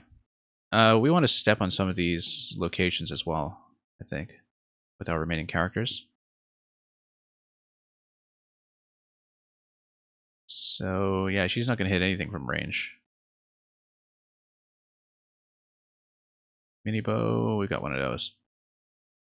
That's just more bond currency. Also, let's take a look at how hard I would hit here. Decently hard. And that would be with a break, too. But then does the break prevent... yeah, it's against the rapier. It's not against the magic damage, so that's why that works. Oh, I forgot. She's got the extra HP bar. Okay, good thing I didn't just completely screw around. I completely forgot that she has the extra hit point bar. Alright, we actually need to take this seriously. Let's, completely forgot. Alright, then override does 26. Yeah, we need to actually kill her. Let's do some calculations then. Good thing I'm not completely messing around. Yeah, both of these do a lot of damage. I'm worried about the hit rate a little bit. This would be hilarious rewind if I just forgot that bosses have an extra HP bar. And yeah, we can do a bit of a poke with her. So she'll be paired up with somebody who can get her down to 9 damage.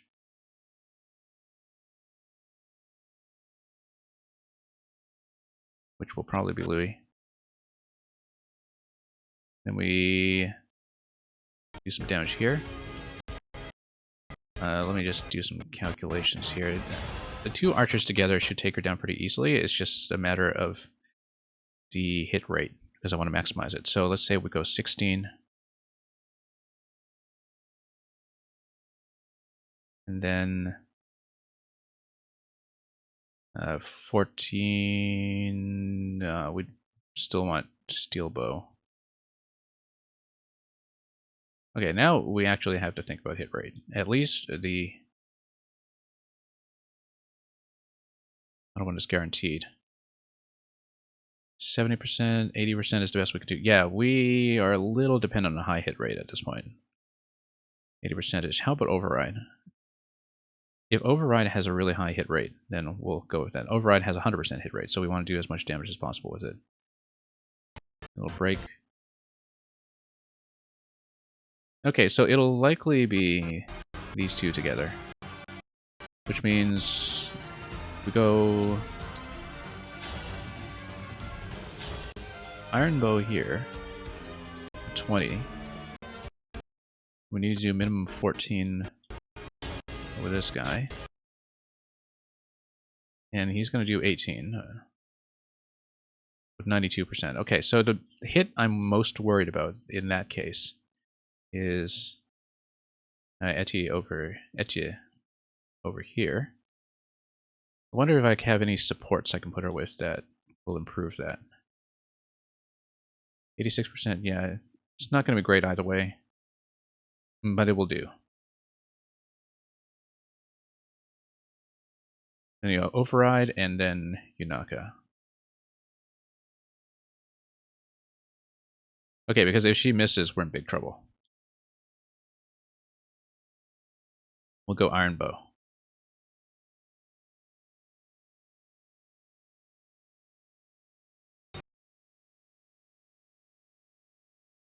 Okay, this is the hit that must happen.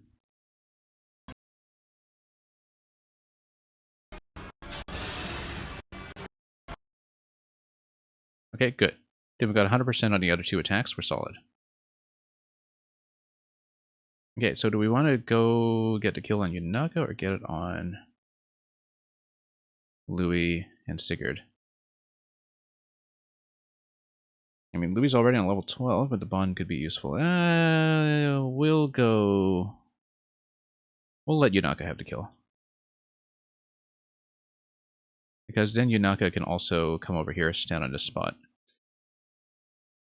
And not worry about incoming damage. So, Override. We'll max out the damage here, since we've got 100% hit. First, best one here is just going to be with Steel Lance, so... My calculations should be correct. So yeah, let's remember to actually read the boss's health meter next time we hit a boss. Okay, hit 15, that's great. It's exactly what we want on tough guys like this. Also, now we can just stand on this directly. Means we'll miss the bond currency spot, but we've got lots of that to go around, so not too concerned about that. And Yunaka can just attack in with a knife and just knife her. And that is going to be the map. Pretty breezy. Yeah, understanding how to pull the Pegasus group at the end was really the only thing here. I thought that was quite straightforward.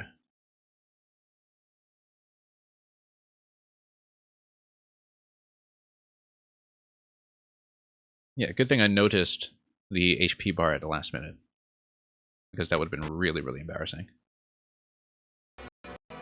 Anyway, Anna, as expected, being the MVP, given that I was explicitly feeding her kills. Let's watch the skit. Let's do a minimal amount of messing around in town, and then we'll definitely have time to do at least one more map, I think, depending on whether a power log opens or we've got something else.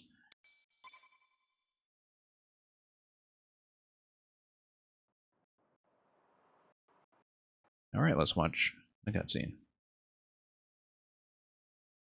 Also, I also just noticed that my audio has died. Let's fix that up for a moment so we can actually watch the cutscene. I didn't realize that we lost audio.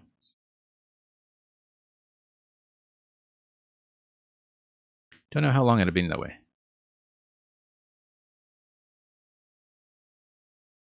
And all we missed would have been some of the voice lines.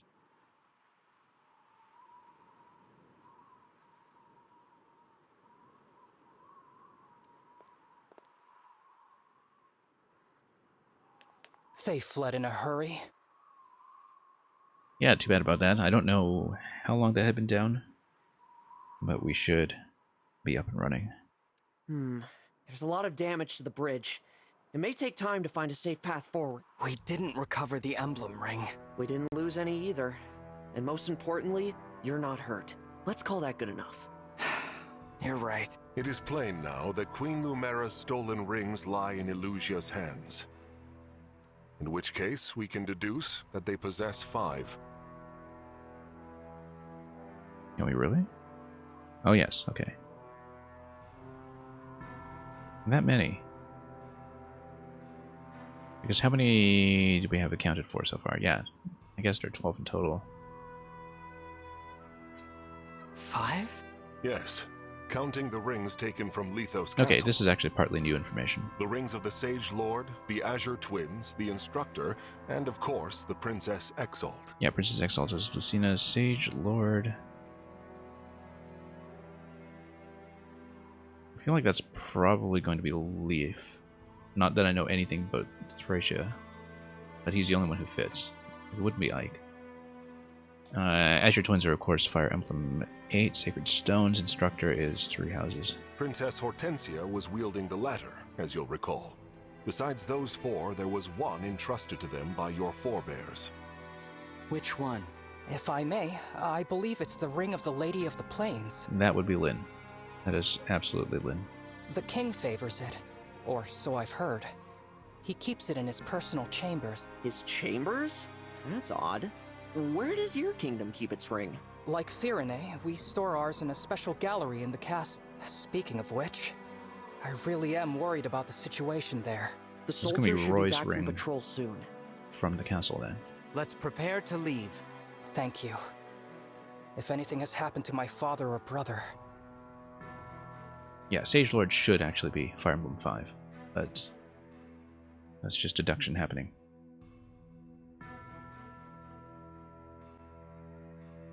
Okay, let's explore the bridge. Now that we have dialogue back in order.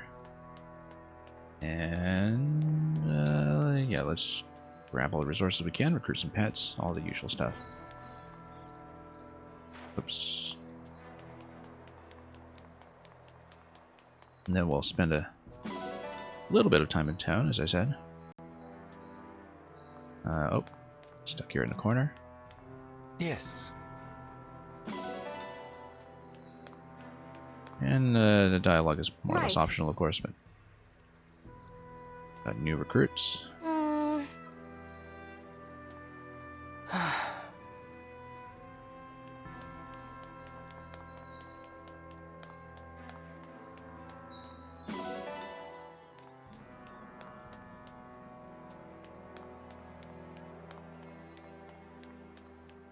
Whoa!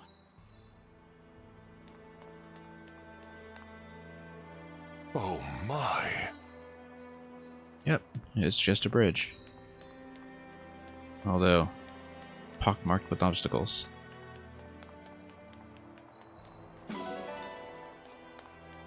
Yes! And yeah, there's usually quite a bit to do between maps. dear.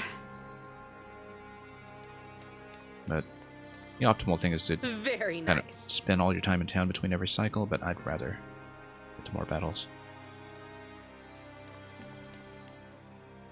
And oh yeah, we'll definitely... Right, because we need to donate to this kingdom first from the terrorists. We'll have to do that. And then we'll have to come back here with a random battle at some point. And I believe that would probably be the case Indeed. for all of the pets You here, know. but I think it said on the map screen that one of them could be picked up. And yet she recognizes that she's the MVP. Not for the last time, I'm sure. Rhodian cat. Can't grab it yet. I think we can get the pigeon, but we already have a pigeon. Yeah, because it's from the previous country. So we'll just add to our pigeon count.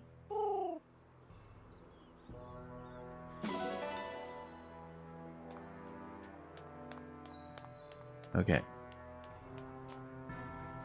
And then... yeah, anybody we miss talking to will just have to wait. Let me say, And we do get the bond fragments at the end anyhow, so... doesn't matter too much if we miss one or two along the Okay. way.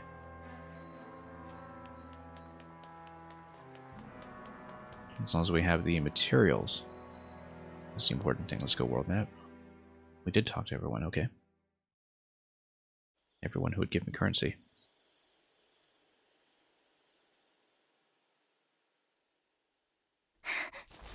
take that! And that. Almost done.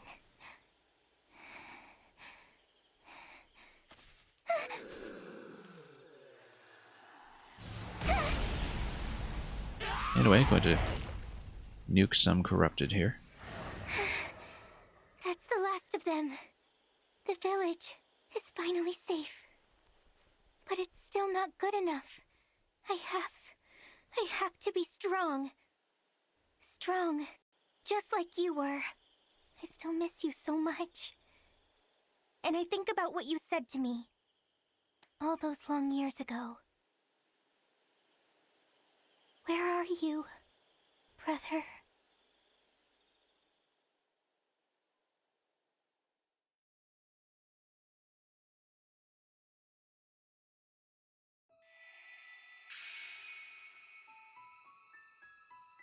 Okay. Battles change over from time to time. We really haven't been doing too many of them. And I won't right now. We might check into the town quickly first, though, in case anything new has unlocked. We definitely want to get the donation to Brodia, for instance.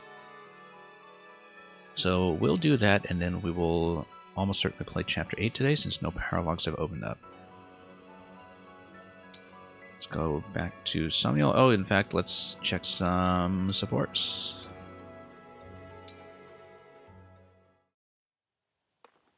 I want to get my parents something. Hey, Frick. Oh, hey, Anna. Oh, Anna is so formal. Oh, right. Yep, there you go. I'm looking for an anniversary present. Oh, you're a merchant. Fram, We have everything on sale. Of course Feast your eyes. Ooh, these knickknacks are so cute. Tell you what, since we're friends, that's tempting. I got separated from my family. But look, everything I stock is rare and valuable. In that case, I think I'll get this statuette. She's totally being robbed. I'll gift wrap it for you too if you wait right there. You may be young, but you really got this merchant thing down. One thing's for sure. It runs in the I'm family. not gonna make the mistake of calling you plain ol' Anna again.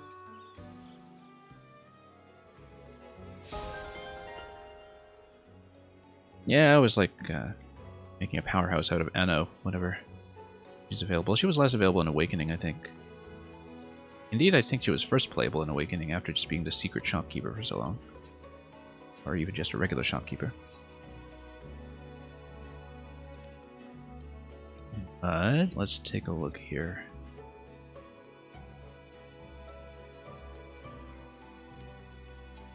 And she just shows up in some cutscenes and tree houses. Okay. We'll go to Somniel first. We'll do the essentials. And then we'll play Chapter 8. That will be the order.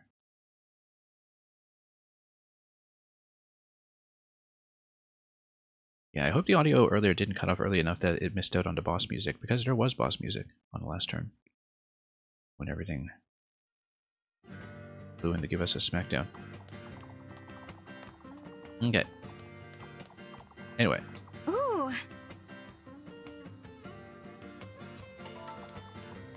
Okay, we'll make sure we talk to new allies. Might be some new stuff at the shops as well, but we'll not spend too long. Also notice that I did change over the music at our home base here. It finally gave me an option to do so. This guy feels very sorry for himself all the time. Rather in excess, if you ask me.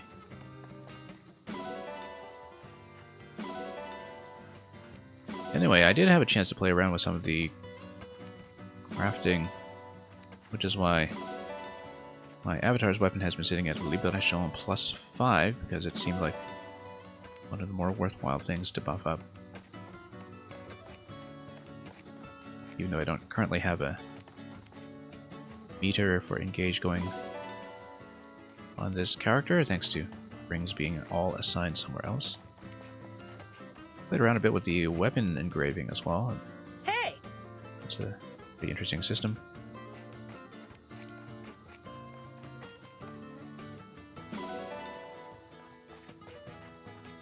Eventually, of course, when we have 12 emblem rings, that's going to be more than enough to cover a full squad for most maps, I'm sure. Fire Emblem maps don't really tend to go very high in numbers until the very late game, and even so, they rarely have genuinely huge parties. So was that one endgame Paralog in Awakening that allowed you to deploy a squad of 30, I think, but that was an extreme rarity. Oh, also, we're finally going to probably fill this meter on Sami. Let's see what happens.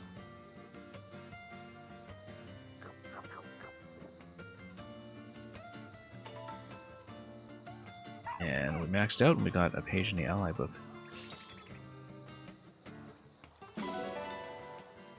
Okay, I don't know if that does anything yet, but we'll take it. And we'll also go to the encampment where we see some dialogue available. For fish, that's our first one. And yeah, the cooking mechanic also allows you to build up supports and build up Thank you. quite a few buffs.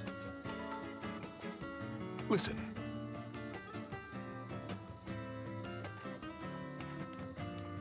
So we'll just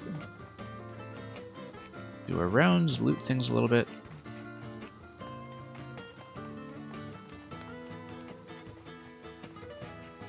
Talk to friends along the way.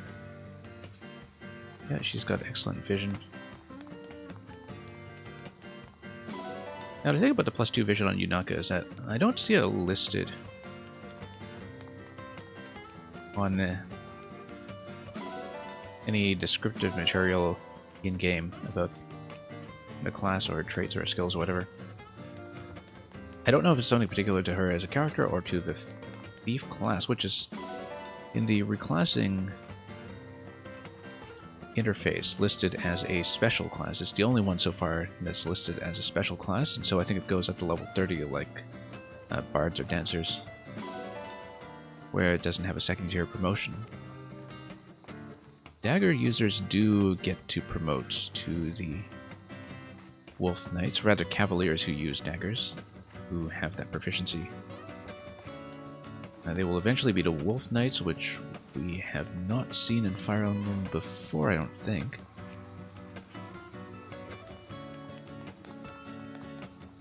And it'll be interesting to see how that works out, but of course we don't really have that many cavaliers to play with at the moment, other than Alfred, who I have not really been using very heavily.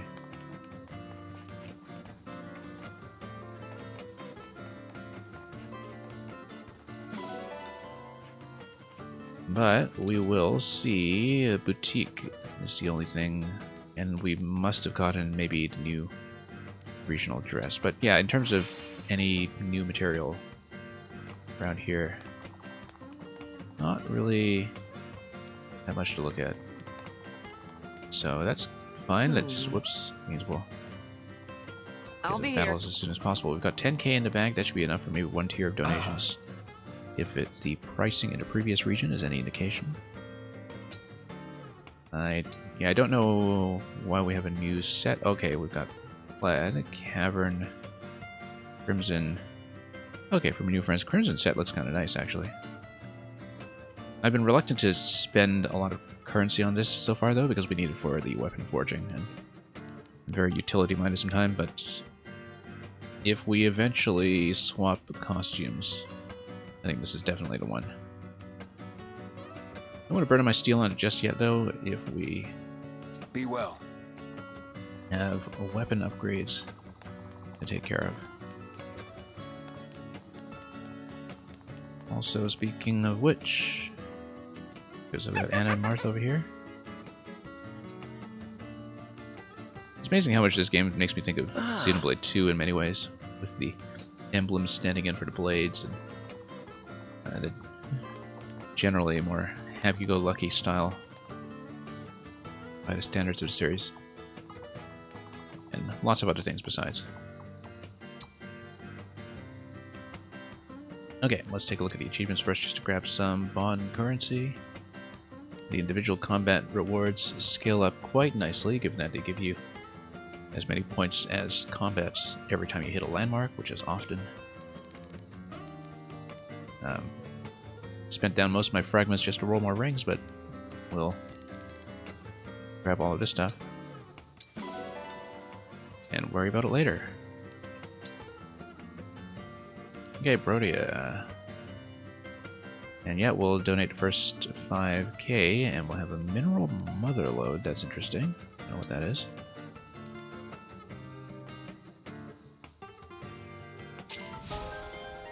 We will not have 10k for the next.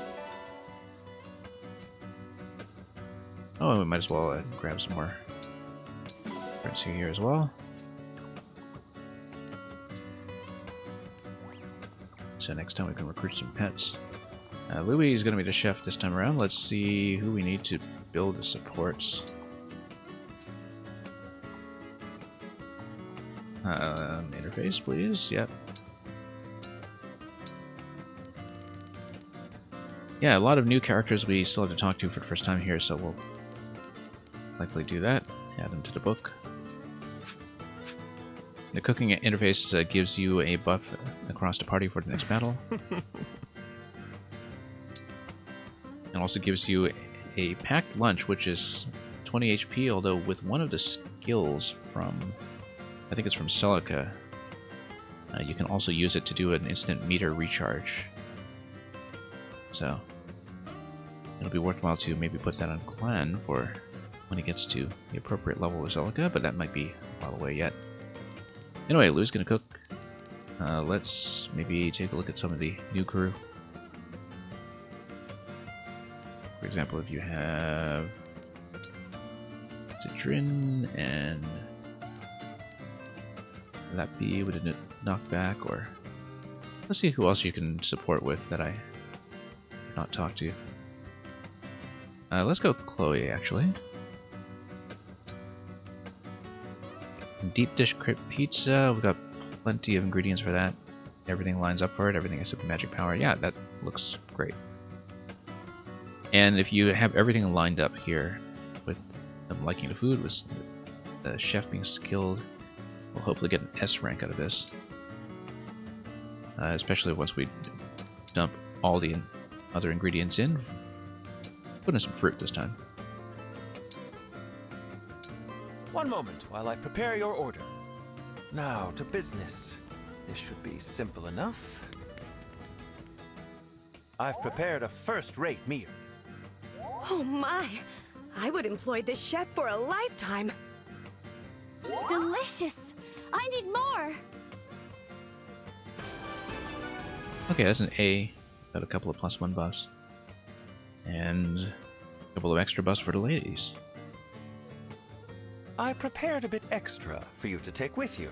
So I wonder if that depends on who's cooking, or if it's precisely... Yeah, because, you know, having the extra buff for the ladies, that sounds like a Louis thing to do. And we'll do some support conversations quickly, and then proceed from there. You're so adorable when you sleep. Huh? Oh, good morning.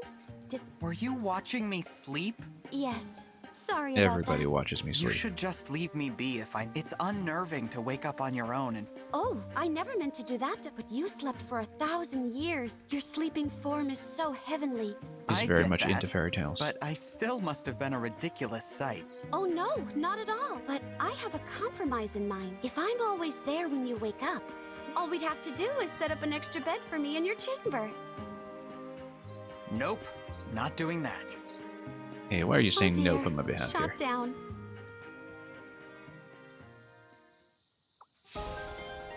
That's okay. There are more support levels to build here.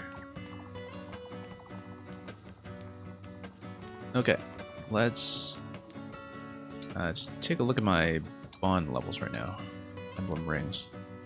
Got bond 4 on Clan and Celica. I might even just boost it immediately up to 5 so they're not capped out on the next map, but because otherwise they will likely hit cap.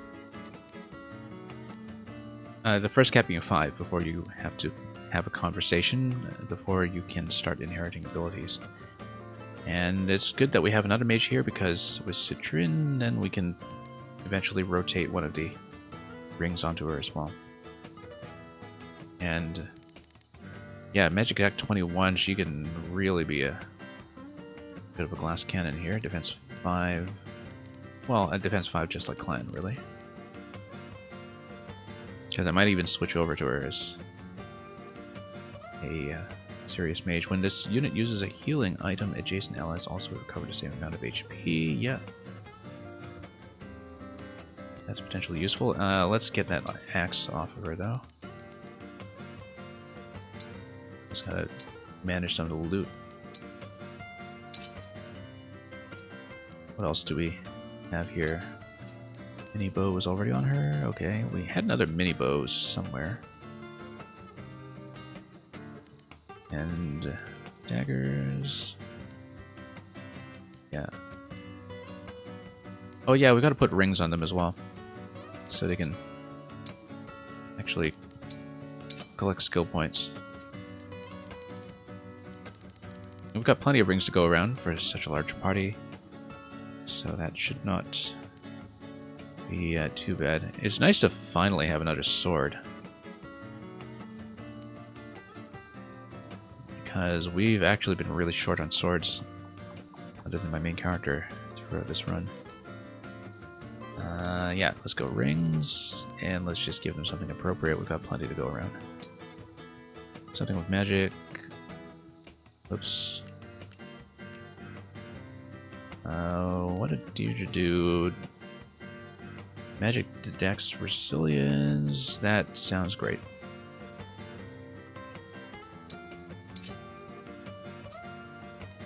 Then Chris and Lappy.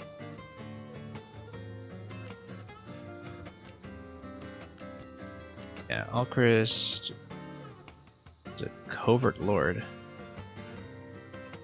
He's got Get Behind Me, so Dex and Speed, that's not bad.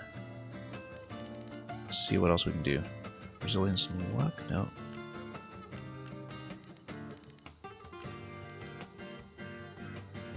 Magic is not useful for him. Strength and Defense and just like building him up as a physical attacker, that might be best. Although with bows, I kind of like speed. Because you want to get them into some double attacks whenever possible. So, possibly we'll go speed instead. Yeah, and accuracy. We'll do that.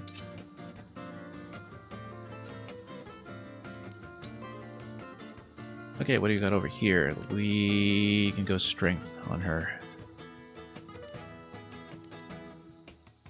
Strength and defense, yep. And HP. Just get a bunch of these A rank rings set up.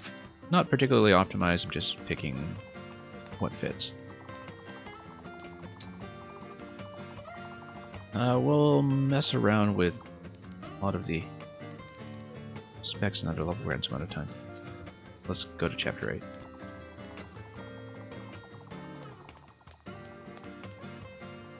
Yeah, because there's, we'll definitely need healing staves. Let's take a look. Smithy. Item shop, there we go.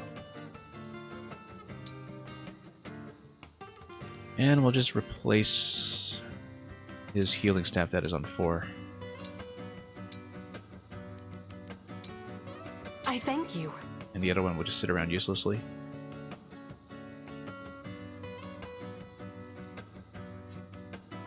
I don't think there's anything else I urgently need yet. Do come again. Okay, let's play.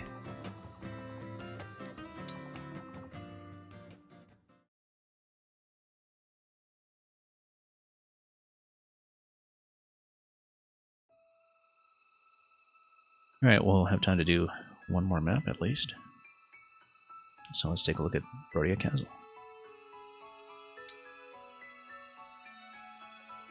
And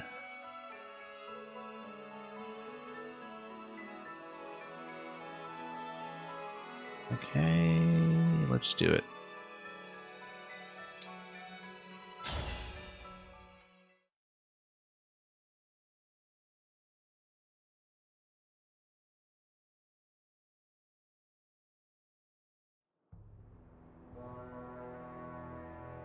We're here.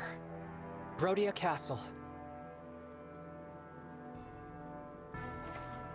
I don't see any Elusian soldiers. Wait.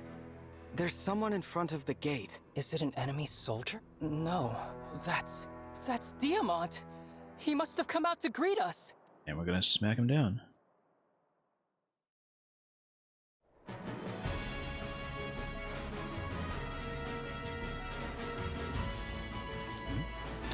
I've been waiting for you, Divine One. I greet you as the Crown Prince of Brodia. I'm Diamant.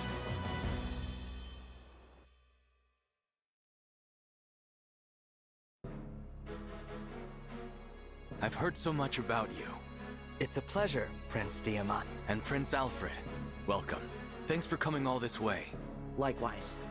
I'm sorry it took a war for us to meet again after all this time. We should actually start using Alfred from time to time so we Alchrist. can get us unique promotion. Thanks for escorting our guests sooner from the or later. border. I know that's a rugged road. That's alright, when we have a bigger party.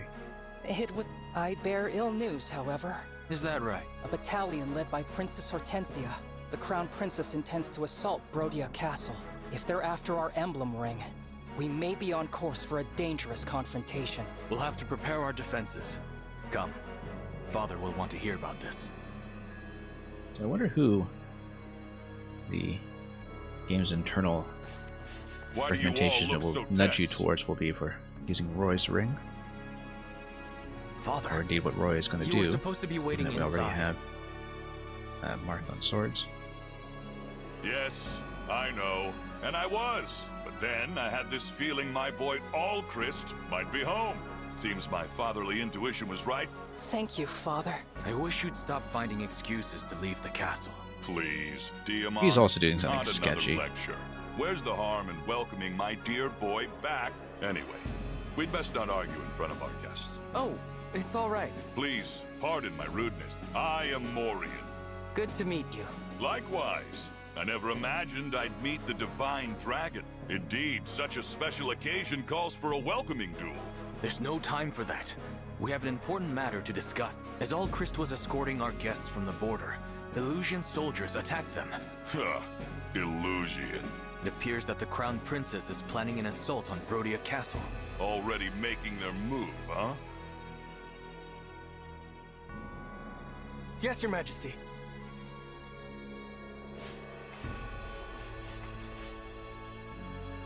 Well done getting that information. Please. I don't deserve such kind words. Humble as ever. King Morian. I don't think his humility is excuse talking me, here. But I need your kingdom's aid. You want our emblem ring, right? We do. I knew you'd ask. That's why I brought Ring of the Young Lion. Here, the Ring of the Young Lion. Hey, Diamant, think fast. Father, we're supposed to take care of the ring. You're... Yes? King Morian seems so...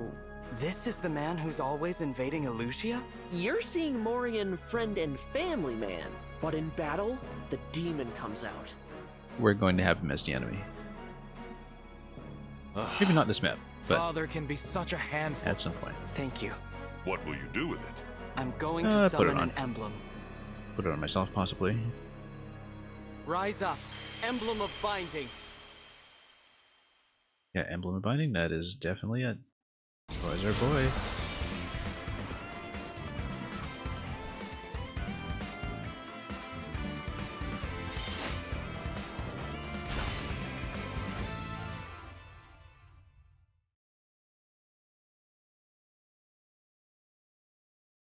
I'm Roy. If you're summoning me... There was a person in there? How about that? And now you have released him. Urgent news, Your Majesty. And it's dodging all our archers' attack. What? She's here. Divine One, may I call upon Roy's help to defend the castle? Of course. Okay. Round 2 with Hortensia? We'll see.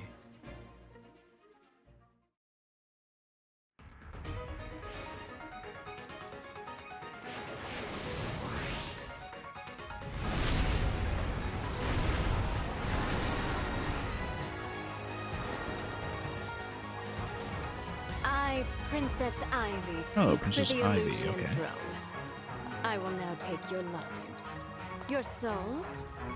And your rings, of course.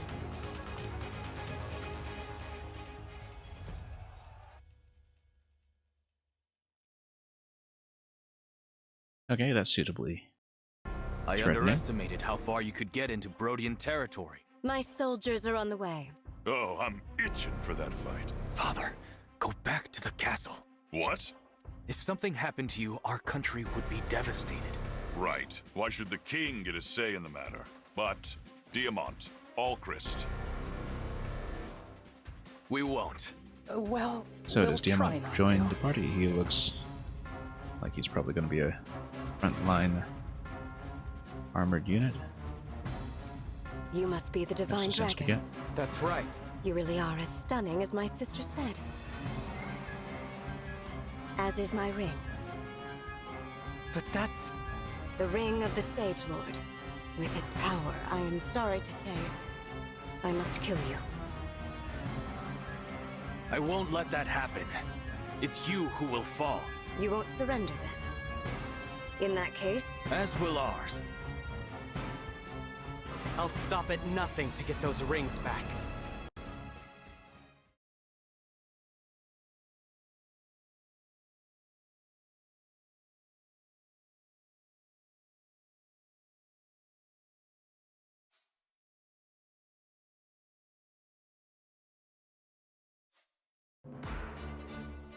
Okay, defeat Ivy.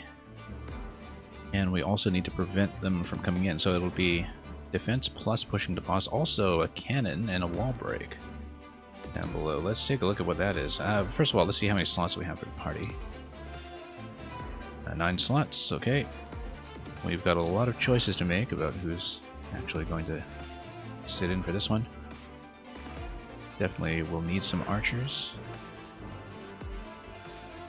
Also, I'm kind of curious, now that we have some more nobles, what their potential upgrades are, because, yeah, Alchrist is a lord, which may mean that he has his own upgrade. Ture d'Elite.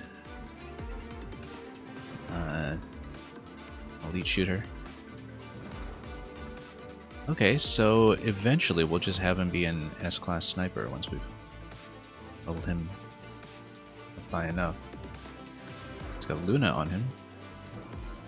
I don't think the other ones will have any unique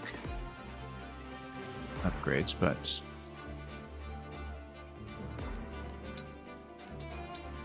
yeah, like I said, not doing any promotions yet.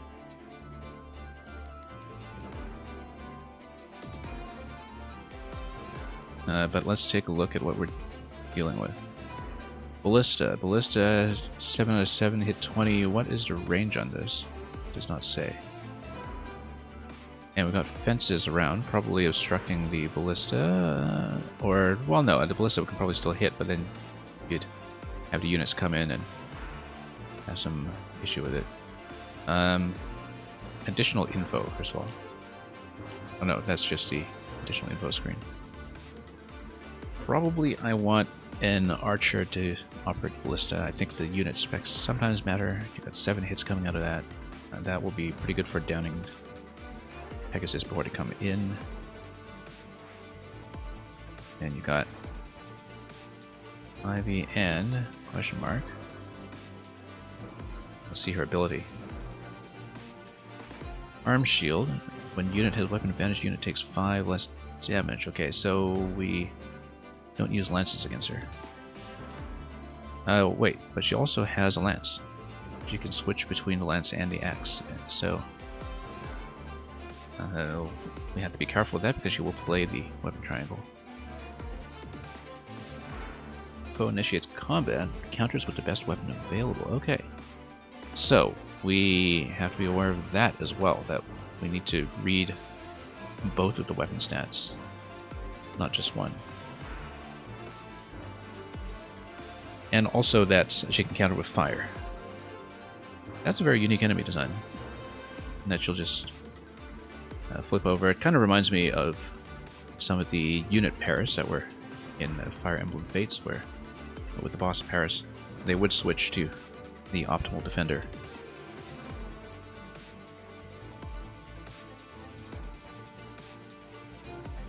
And yeah, so she pretty much gets weapon choice all the time, and so we need somebody who's fairly balanced.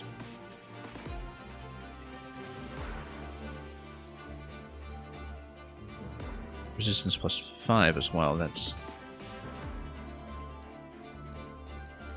very, very useful. Well, that's why we're going to use longbows.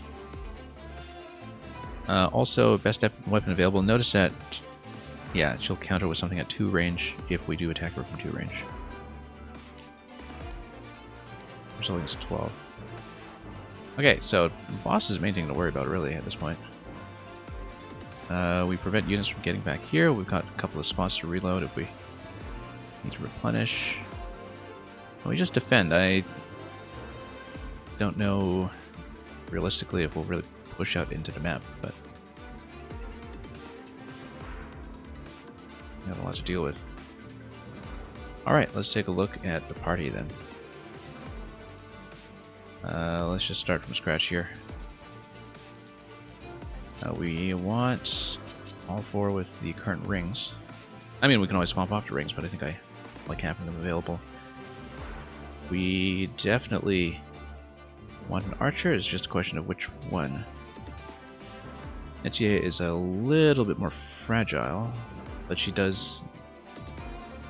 Actually, no, she's probably bested by most of these stats all around.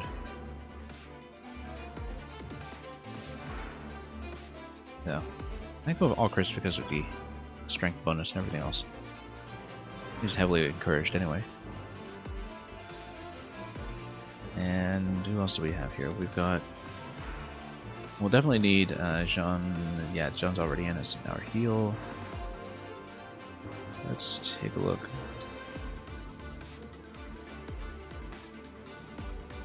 Illusion soldiers, they don't do much. Physical attack 14, we've got plenty to tank that. In fact, the attacks in general are not going to be too hard to deal with. The boss is probably the main issue in this level, and then all the mages coming in at the end. Swordmaster, that looks like it's going to be a high crit. Yeah, crit 30%. It's basically the big threat over here. Zelka. Is a thief. Very high speed, and what kind of skill are we dealing with? Not quite. If foe initiates combat, inflicts hit -10. Okay. So we have to have high hit going against him. Let's check his skill. Yeah, so a lot of modifiers on hit and avoidance.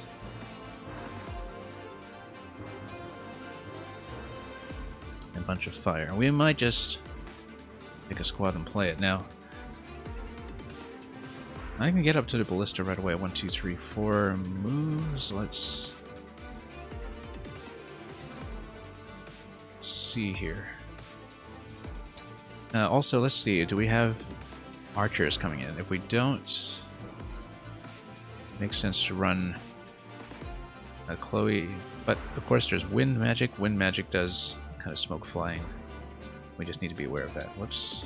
We can also loot the wind magic. In fact, trying to loot the wind tome will be a bit of a priority because then we can turn it against the Pegasi that are on the map.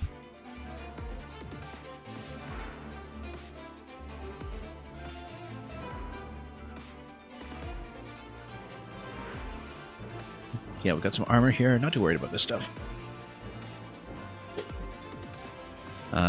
Resistance is pretty high across the board. I think magic damage is something we don't want to emphasize too much here.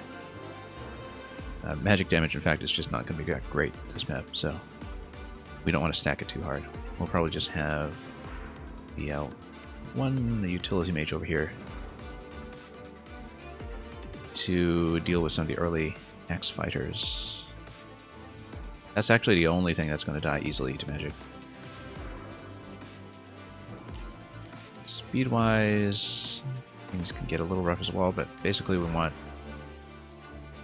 decently high physical defense.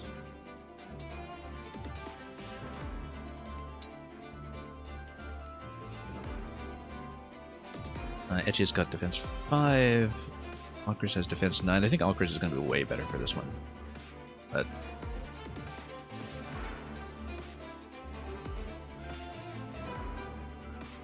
yeah, statistically speaking, we might put the longbow on him. In fact, I think we'll have to.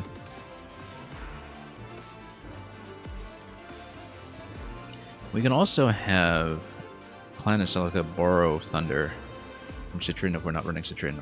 Or alternatively, we'll just run Citrin and bring Celica over to her since she's got higher magic anyway. Because resistance 15 is going to be decently good for some magic tanking.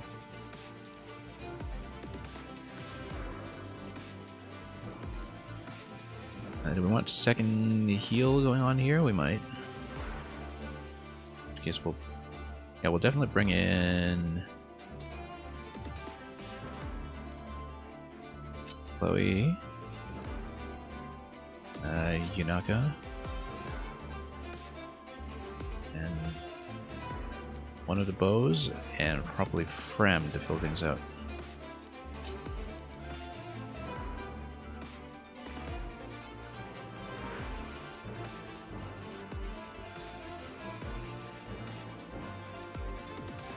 Surge, I'll surge. Let's take a look at their hit here. 129, 113. Yeah, her hit is not great.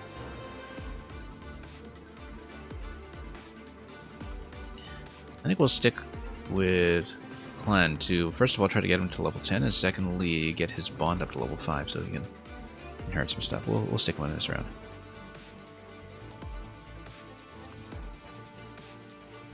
Likewise, we'll go Archer with Edgy. Like Alcris might be better, but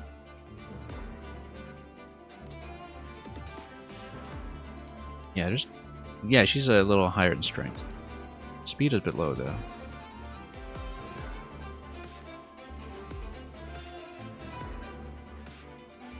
But she's got a lot of stats she can work on, so we don't really have any of the newcomers here this time, though. I am thinking of swapping her over.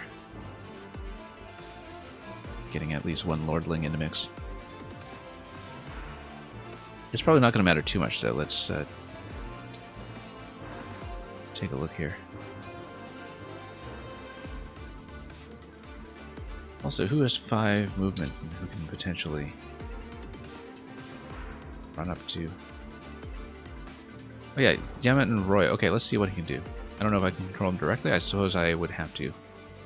And he'd probably join the party immediately. If unit hit 30 HP or more at the start of combat, unit always survives combat with at least 1 HP. Okay, so he can take a big hit as long as it's the first hit. So we'll keep him topped up.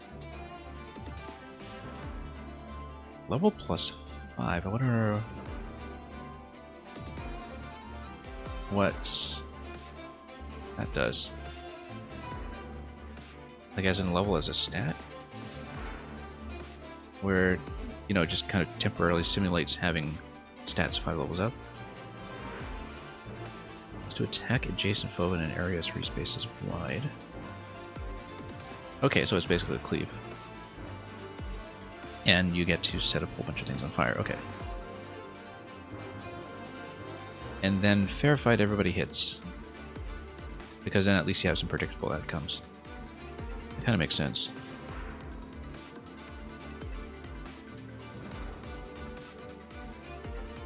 Lance Reaver, advantage versus the lances. Yeah, we'll keep that in mind. Okay, so as far as the arrangement goes, I'll actually move Yunaka up front. Okay, she goes for this. We'll move Lou and Sigurd. I mean, they'll have tons of movement available anyway. 14 defense over here means that we'll probably feel pretty safe moving Jean and Micaiah over on this side. And we've got some lances over here that we'll take out accordingly. Actually, axes versus... yeah, lances on the left side.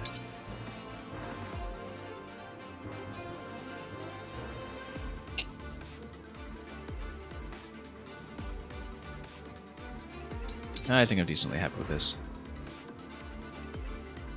We'll just move in and see what happens. We've got 5 emblems and 4 refresh points, so yeah, we'll defend and defend. Okay, let's check the inventory before we go. Let's put the packed lunch on him as well, not that we're using it necessarily.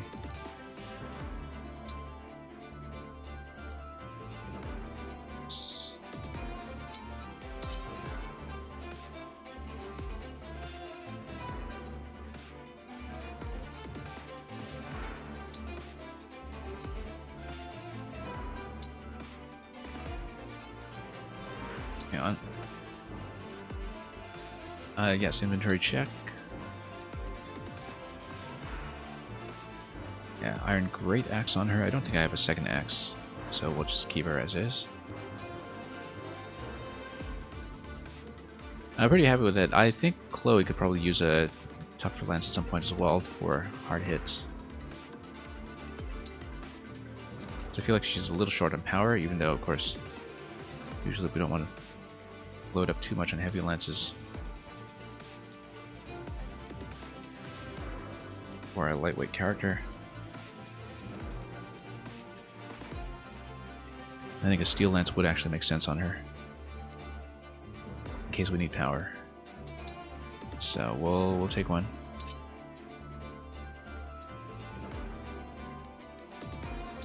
Yeah, let's play.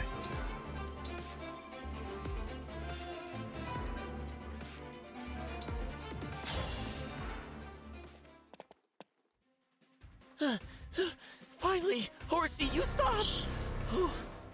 Where were you taking me? Huh? Wait, Amber? what are Illusion soldiers doing? They've attacked So what did this guy us. do?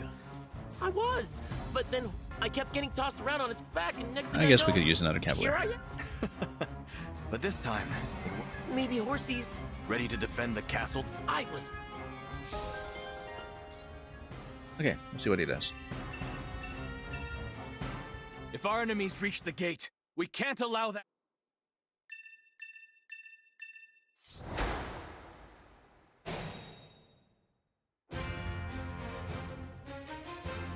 Okay, Killer Lance, that's great, actually. Iron Lance, Iron Great Lance, which is going to be a smash weapon. Alright, and what do we have for skill? Aspiring Hero, if no other units are within one space, so... it's a bit of an incentive to get him to stretch out a bit. That's my horse. Let's figure out how the ballista is going to work. Go ahead. Use mounted weapon to attack a foe. Mounted weapon?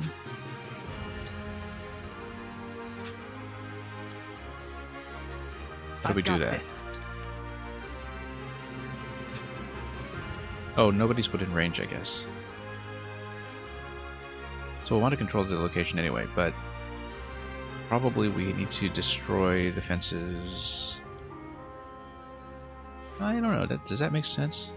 I don't actually know how to use this ballista then.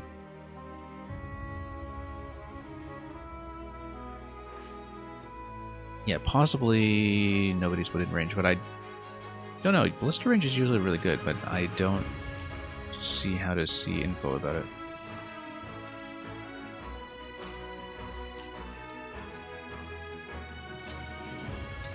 So maybe it needs to be activated somehow? I'm not sure. Anyway, let's just start pulling things in. Let's mark the wind tome, that's really important. And mark Ivy, because we don't want to mess with her too much. And yeah, let's mark the crit as well. My crit enemy. Pretty important that we deal with it.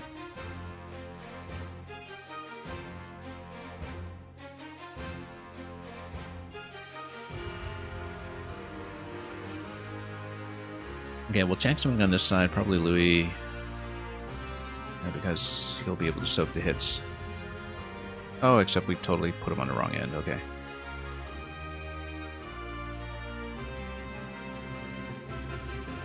That's okay, we can always go Boucheron with him and just run it.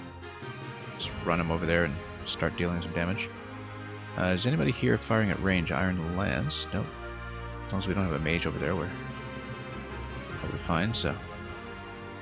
This isn't so bad. For example, we can go engage. Won't you join me?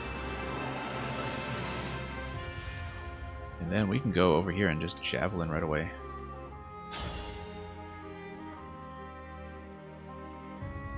Oh, they're also corrupted, which means that Celica's power is going to blow up a whole bunch of them as well.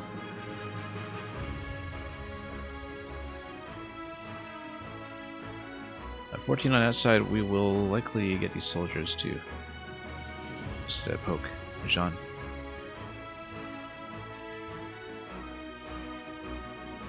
Who's just going to tank it. Yunaka can deal with this wall. I sort of wish I'd put Louis on the left side at the beginning of the map. That's okay, I changed my mind at the last minute about where he was going, so.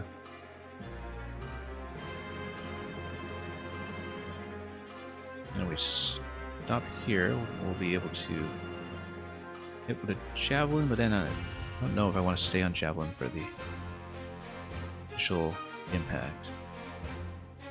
Yeah, because you could basically just walk onto the steps and start tanking them. I like that idea, because if they attack in, then you just start hitting them right away.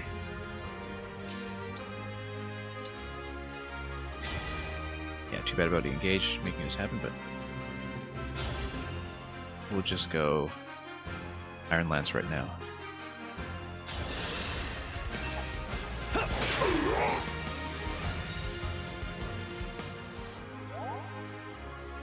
In fact, we can tank all the way up here. They want to surround me? They can surround me.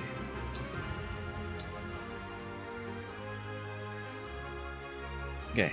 Off I go. Jean up, or Jean rather, up front.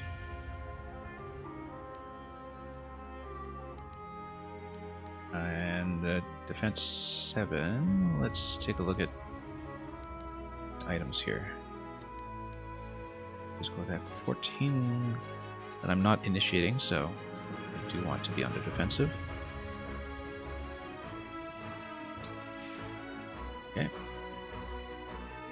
And we'll take Yunaka over here as well, since her defense is pretty decent.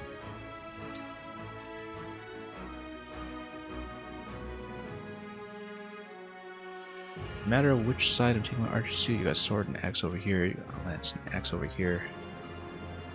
I don't think it matters. Let me at him. Well, in fact, try to get her close to the ballista. Oh, I should have fired and started wrecking the gate. But I also want the gate to remain in place for the time being, I think. We also need to make sure the enemy doesn't control the ballista if it really is the wall obstructing right now. But I don't think it is. I think we're just missing something I need to know. Use mounted weapon. But the ballista is the mounted weapon, right? Like it's not referring to things on mounts. Yeah, we'll here for some damage. Oh, I should have brought my archer over to this side as well, but that's okay. Me? Okay. What a lovely scene. And yeah, flyers can go over quite a few things, so we'll put her up front in case we need that.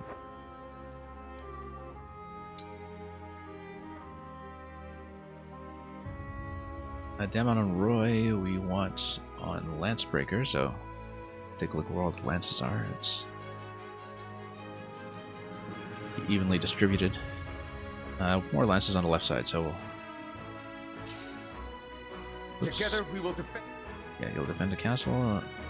Excellent offense and defense.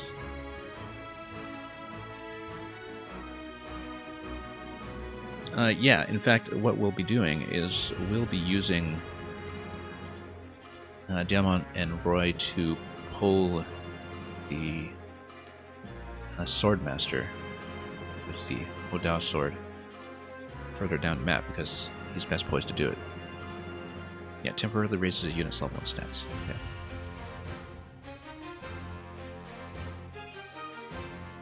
Now, if we...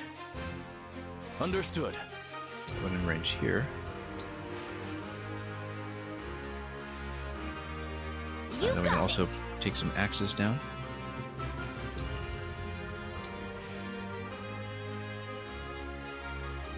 Amber is cavalry here. Let's see. We'll keep Amber on the outside. We The legend also begins. put him over here and start running down some of these units. Yeah, I know this is a defense map, but I think pushing out aggressively is often actually the right idea. I am ready to serve. Many of these.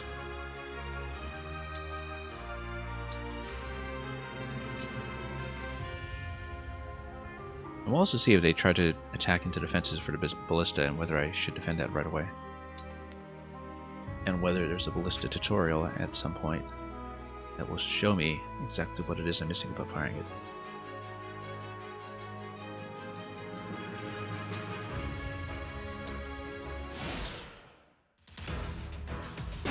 Yeah, they're going for it. So we need to defend the ballista. That's what we'll do.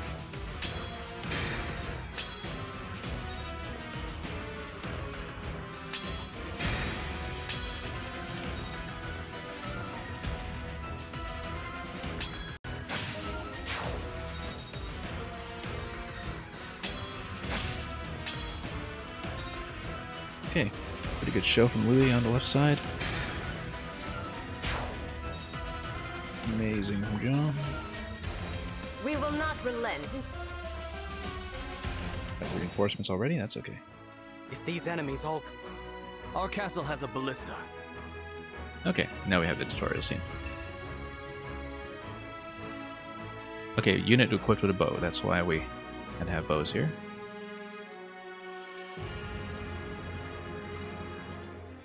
We'll mostly use it against aerial units, including saving some shots for Ivy at long range. And yeah, I need an archer, but I don't think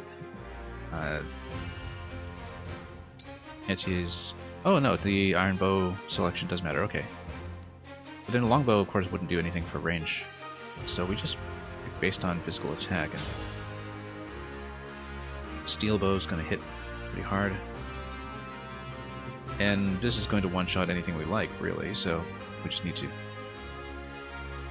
pick who we want. Actually, shooting the Wind Soldier rather than Pegasus might be a lot better, because I'm a lot more worried about the wind than anything else. Killing the wind frees me up to move Chloe around in that area, so that's what we're likely going with. We'll be one-shotting one of these three. Let's just make sure we can contain the Pegasus Riders if we do that. Physical attack 18 with speed 10. 14 with speed 15, which would deal some damage, but not very much. Anyway, this is pretty much assigned. Chloe hit pretty hard here, and this is why we also have to do Steel Lance from time to time. We can just break him outright. That's likely going to be a move. Corrupted back here. Yeah, we'll just do everything we can on this end to take them all out. And on Marth, axe against Lance, we will just straight up kill it. Will Compact Axe do it? Higher hit rate? Yeah, we'll do it.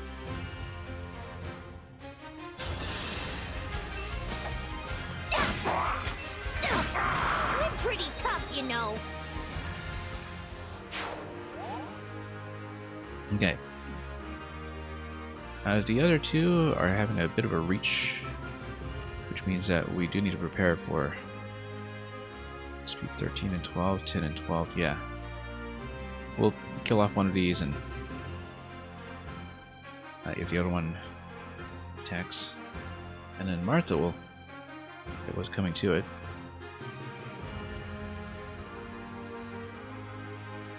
And of course we can keep the Celica teleport in reserve. 5 HP on either of them, so let's go for accuracy.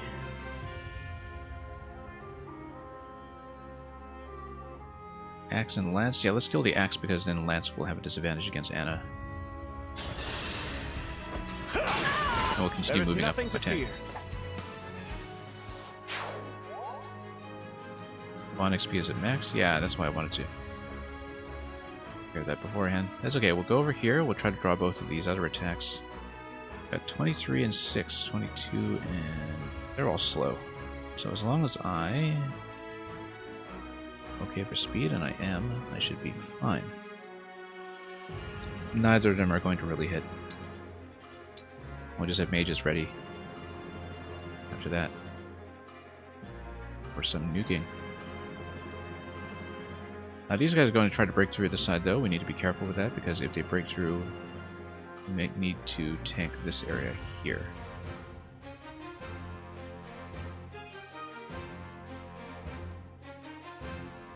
So yeah, that's a definite consideration. We might need to nuke over here. That's not going to quite hit hard enough, so possibly get Chloe down there as well. That's why we need to take care of the wind guy on the right side, incidentally. Because if we don't care of the wind guy, he will smack me down.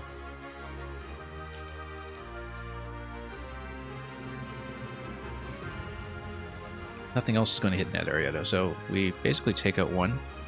We still have the issue with 1 axe coming in, but I think we'll be fine.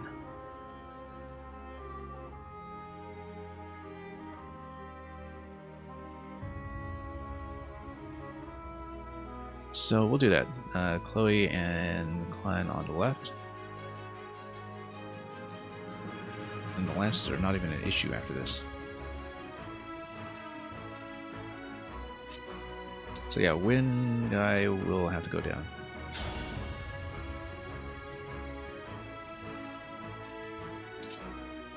And we can go for accuracy. It's going to be 100% accuracy though, so we'll just do it.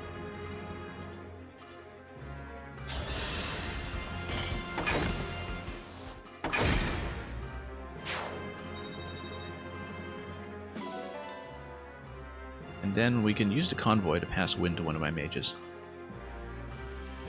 Well, my only mage, which is going to be Clan.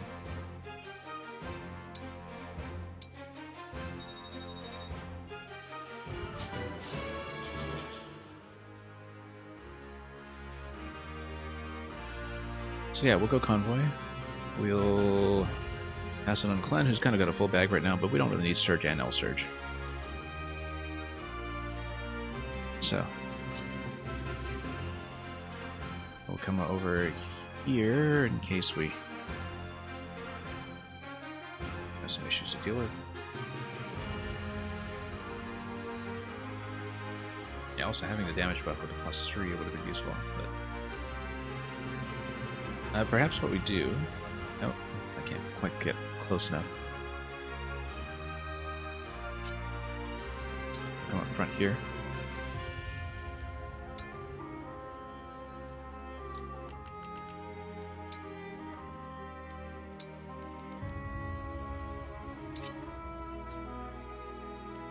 Okay, let's trade.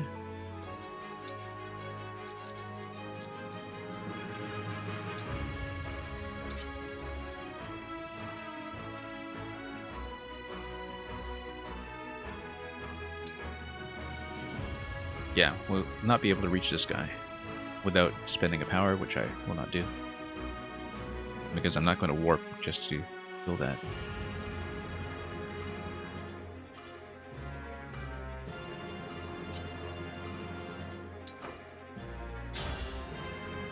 Okay, that's going to be a 30 and a javelin.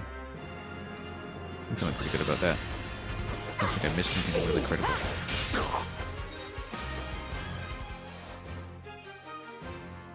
And yeah, nothing else is really going to touch her. Not even a boss.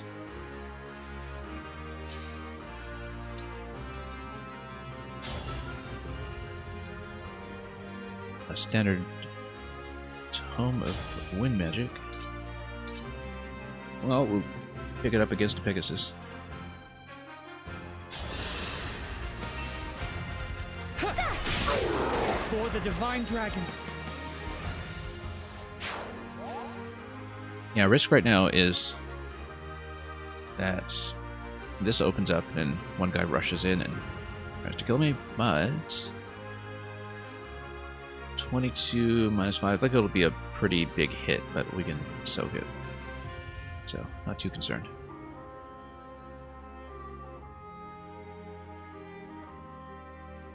Anyway, these guys are going to come in and do some damage, so let's...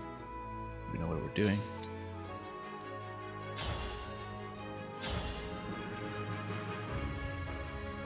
It's going to be an 11. We need to do 17 to it.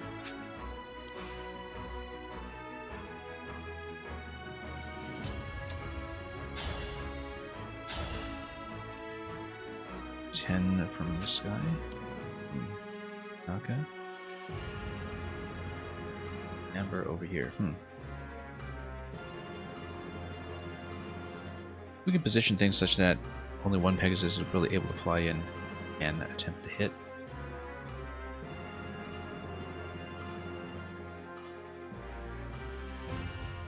So for example, we make a wall like this. And because some of these are impassable, they do have to go through the right side. We make a wall like this, then whoever's kind of in here is only going to take one hit. That's conceptually important here because we may be making use of that. Also, we got about a 30% crit and a break on the Killer Lens. So it's about a 70% hit though. I don't know if I like it. We can try it. I think we have enough damage options left, but that doesn't quite work out. 10.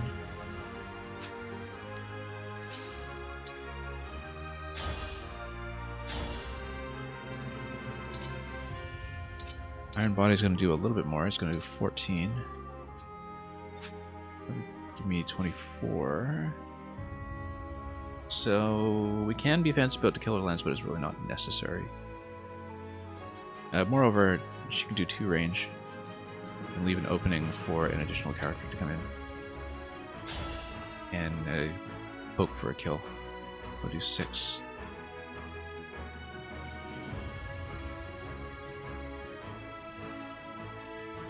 Yeah, we'll hit.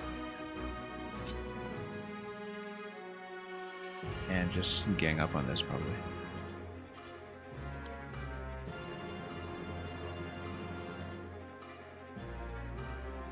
I just go for a surround. I think the arrangement should probably work out. We need to be just a bit careful because speed 10... anybody actually at risk speed-wise? Really? Speed 15 is a problem. So for example, we'll do 10 against this guy. And about 8 against here. Other than that, though, we've got a pretty high-speed crew.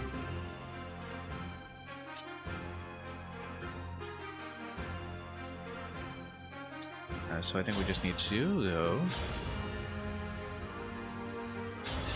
dagger.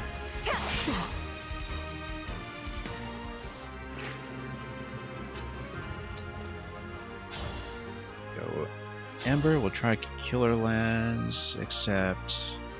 Yeah, no, we'll have enough of a contingency, I think, to take him down if this misses.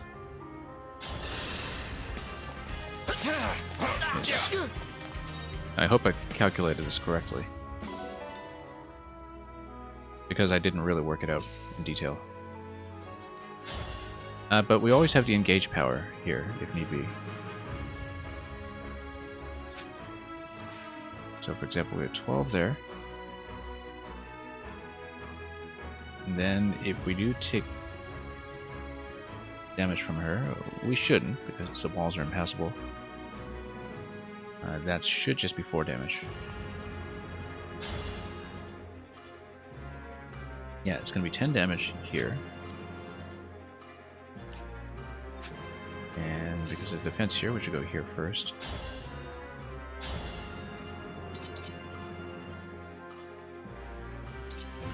And Iron Body, let's do 12. Use our healers a little bit actively.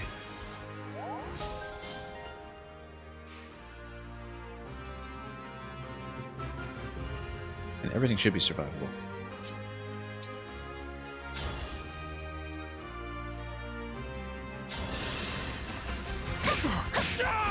It's decided. Okay, who's left? Amon and Roy? We'll just get him in position. Exact some revenge. Which end am I more concerned about right now? We potentially have a break over on this side, so... In fact, if we do have a break and people rushing into my archer, I do have a potential problem.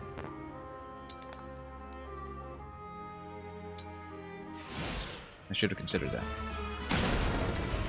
Yeah, they're gonna rush in, actually. Might be an issue.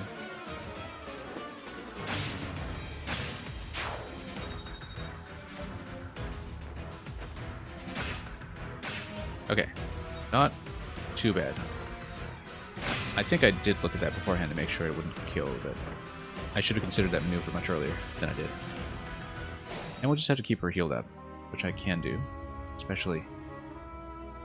my healers are slightly out of range over here, but I have the power on Jean that allows me to do ranged heals.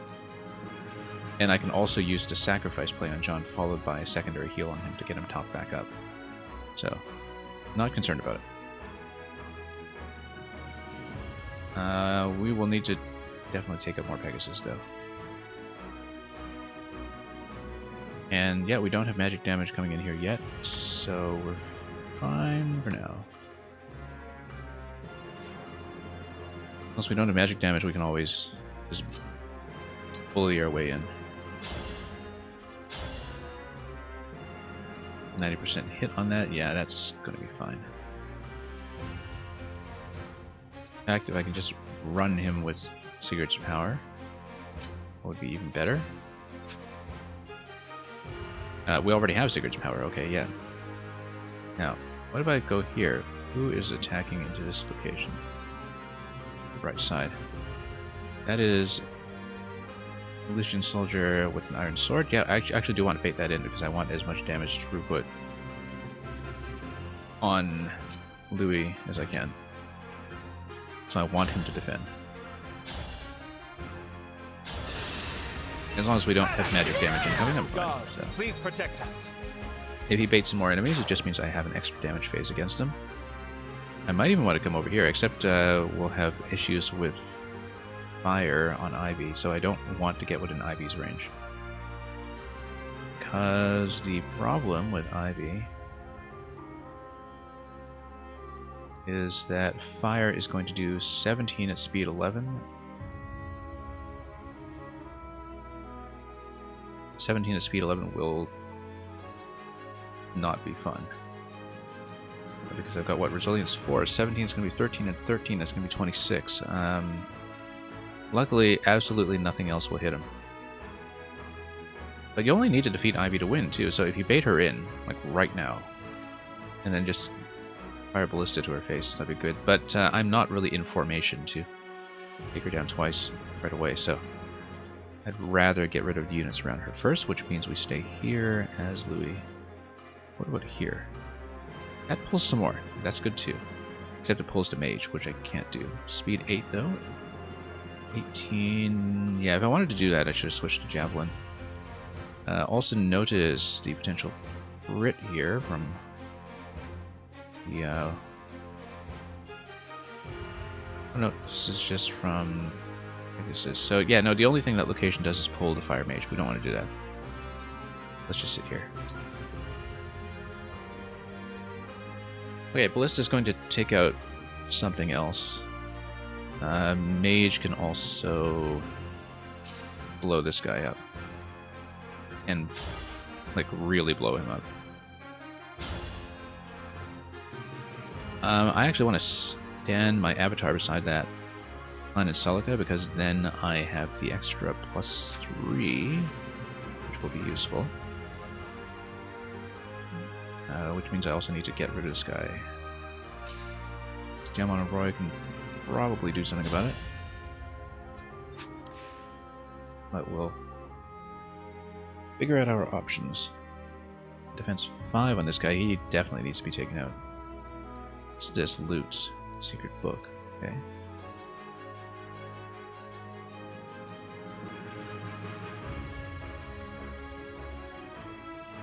We can also block in this location. How fast is he? Speed 13, speed 8. Yeah, we can get over here and double up. So we come here. Then I'm not going to take too much incoming damage, and then I can pick her off with Chloe. Probably with Javelin, and then move back. If I move back, then I get a heal off of her. You can also just use Micaiah's heal right away to top off the whole party. Not really that desperate to do it at this point, but we should consider all options. This guy's not in range of this top spot. Is it go time? Makes a lot of sense to go Javelin over here. And that'll also break the counterattack. Yeah. Break the counterattack.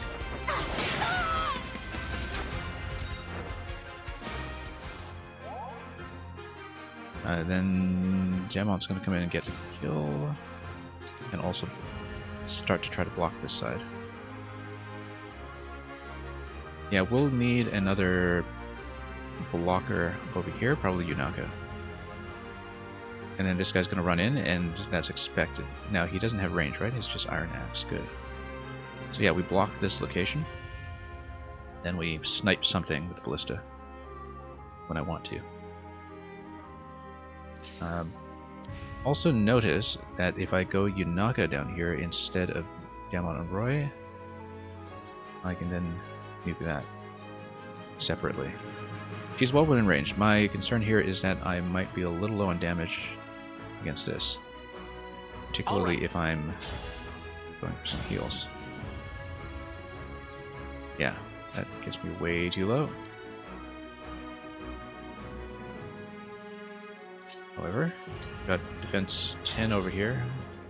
Wow, that actually hits really hard. The quad shot there. Probably because this guy is a slowpoke. I kind of like that, actually. Going for Fram. She's going to be a little out of position. I can't really heal with her if I do that, but...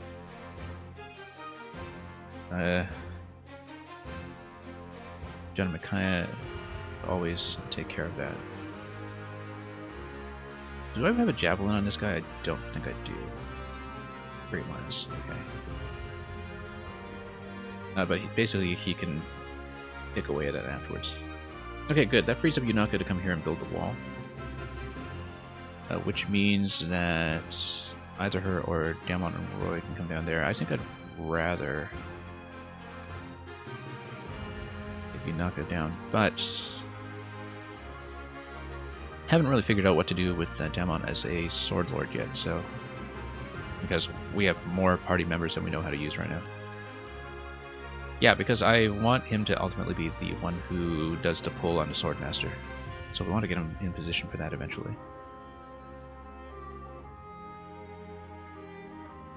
Any incentive to load up Roy right now? Not really. I'm going to save it for the boss.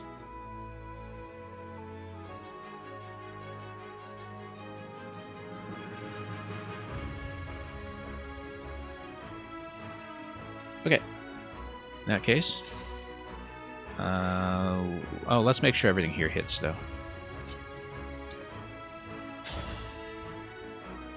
I didn't want to get her to kill, except I want to prevent damage on disguise, so let's go like this.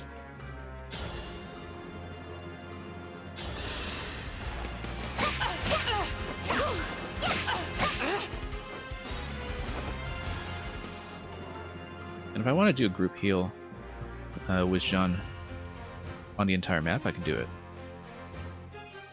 And I can do it immediately, but the thing is it locks me out of that for the next 2 turns while I wait for it to refresh, and that might not be a good idea if I have the boss coming in to burn that right away.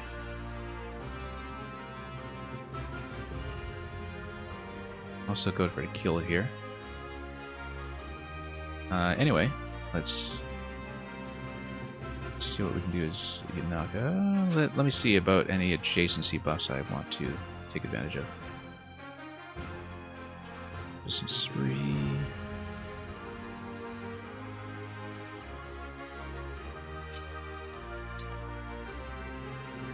And yeah, I've got higher defense. I'm going to cover my archer.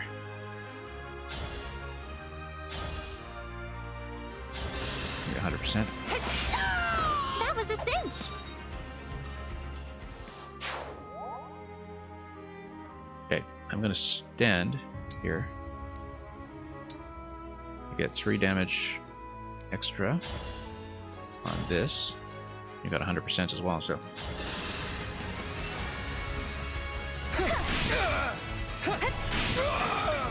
Did you see that? I did see that.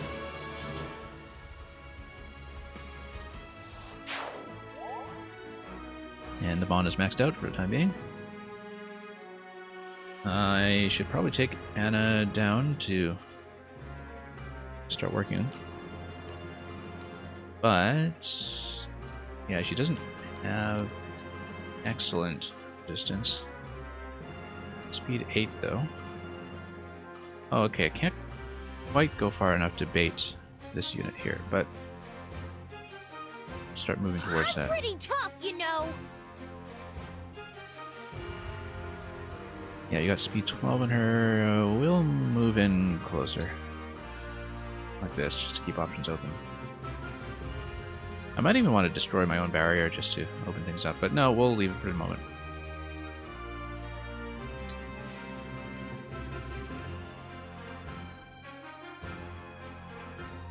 And last thing is the wall over here, and the ballista, of course. Ballista has 7 shots, we'll have plenty to go around.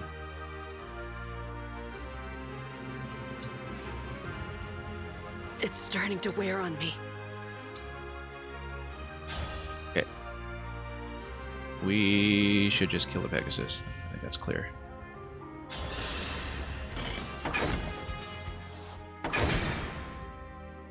The Axeman's gonna run in here and not really pose problems.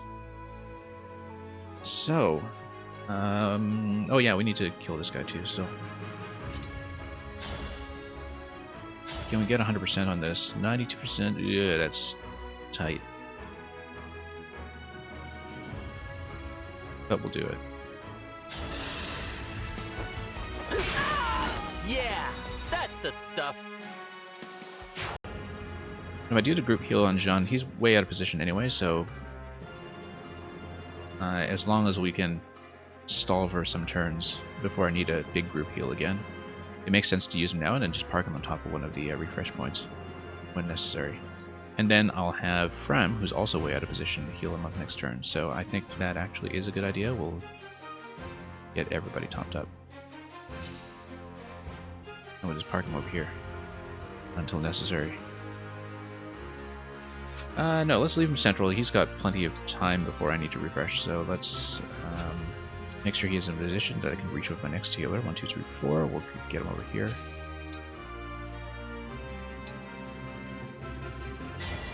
And we'll do the Emblem. massive sacrifice play. Assuming that the enemy doesn't have like a do 1 damage to all units ability or something, which would require me to top them off right away. Well, let's check that actually, just make sure. Yeah, no, there's nothing that's going to hurt me remotely there, I don't think.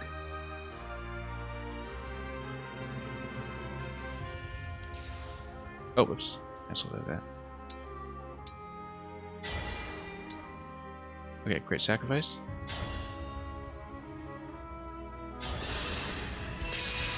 Also levels them up like crazy, which is why I love using this.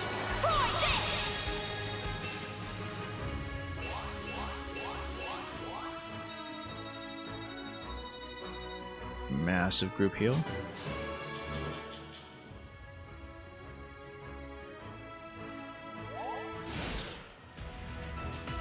I can get him up to 20 in no time.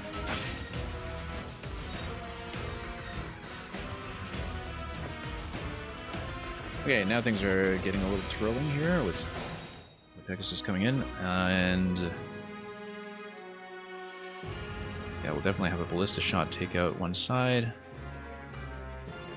and we can have a lot of damage incoming. So boss is still hanging back, which is good. Swordmaster. The crit's going to be an issue. Breaking him is going to help, but likely I need to take out this first. Also likely that I'll need to collaborate with somebody at range here and keep the axe out of the way, because physical attack 18 against my 6 with a very high crit percentage and with weapon triangle advantage is bad news.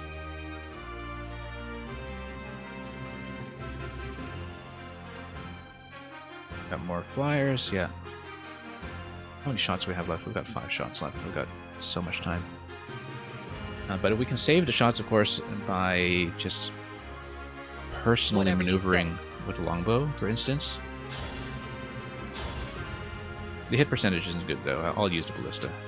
Might as well guarantee the hit. But if we, for example, just kill this guy and then hit with the bow, then we can save the ballista shot for when we need it. Anyway, I'm going to heal up. That's the most important thing at the moment.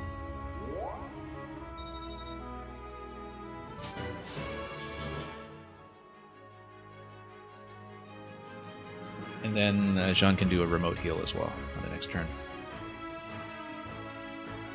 So yeah. Absolutely no problems. Okay, we should probably wind. Again, we can also get the adjacency buff if necessary. 15 damage there. If we can kill it remotely, then we can fight the sword right away. And I'd like to do that. If I can. So for example, we stand here.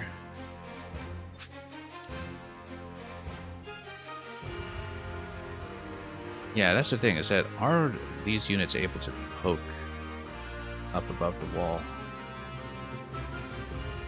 Because if they are, then that is, of course, very relevant, because you would have potential 30 damage coming in for her.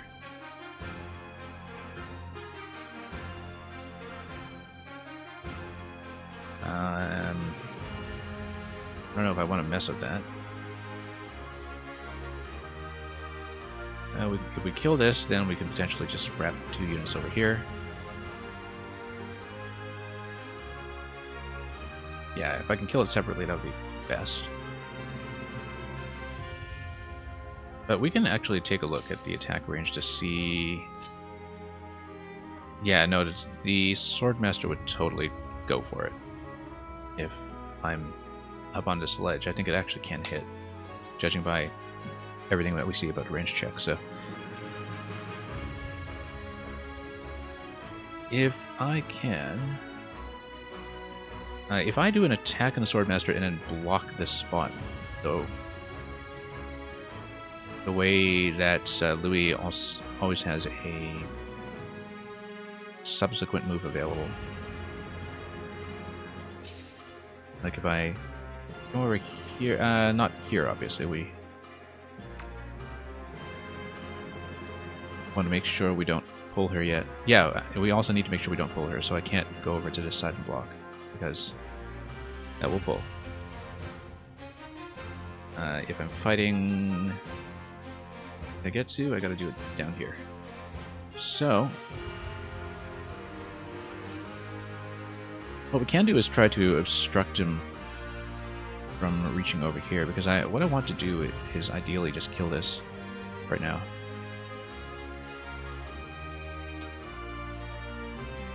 Speed 14 on her, speed 15 on that.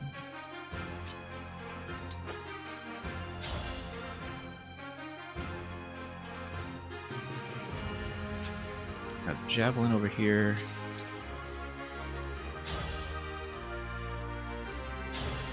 The wind damage is pretty good. 15 over here. Yeah, because normally I would just go this plus Javelin.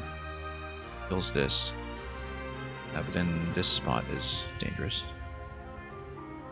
Oh wait, Jamont and Roy. Oh, you know what? What do you do? Not that well. Probably go Yunaka again over here. Also, if we just straight up get the kill on this Pegasus and deal with the dagger afterwards, that solves some issues. Because then we can just kill on this side and then use the ballista on the other side.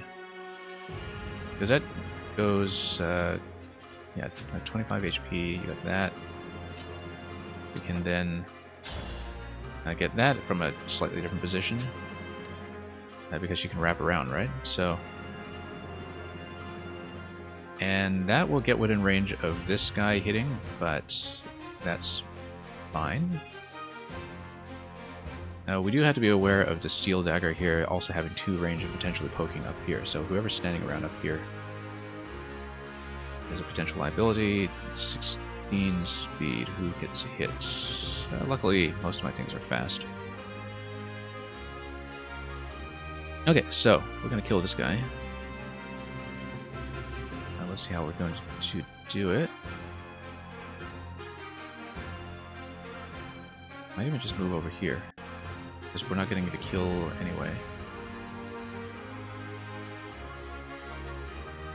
So if we go Pegasus on this side, then I've actually freed up a whole bunch of my units. Which means we should just go like this and break this thing like crazy. My turn. I had to stop you.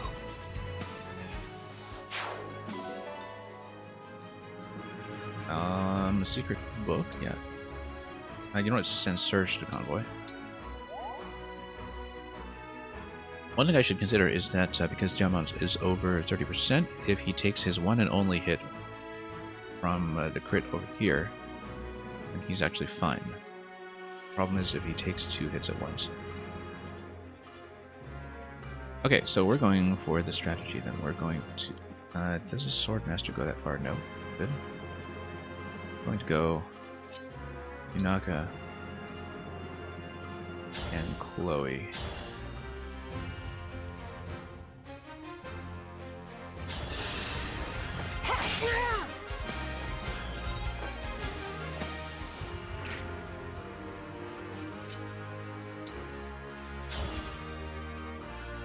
%? Yeah, not worried.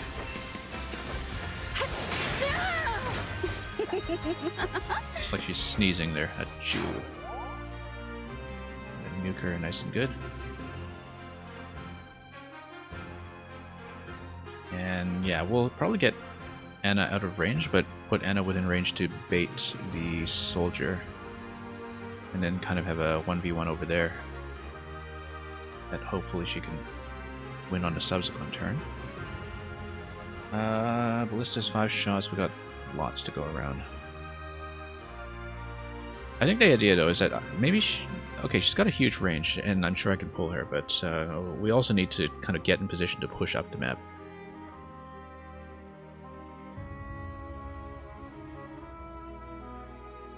So we can snipe her off without any leaks.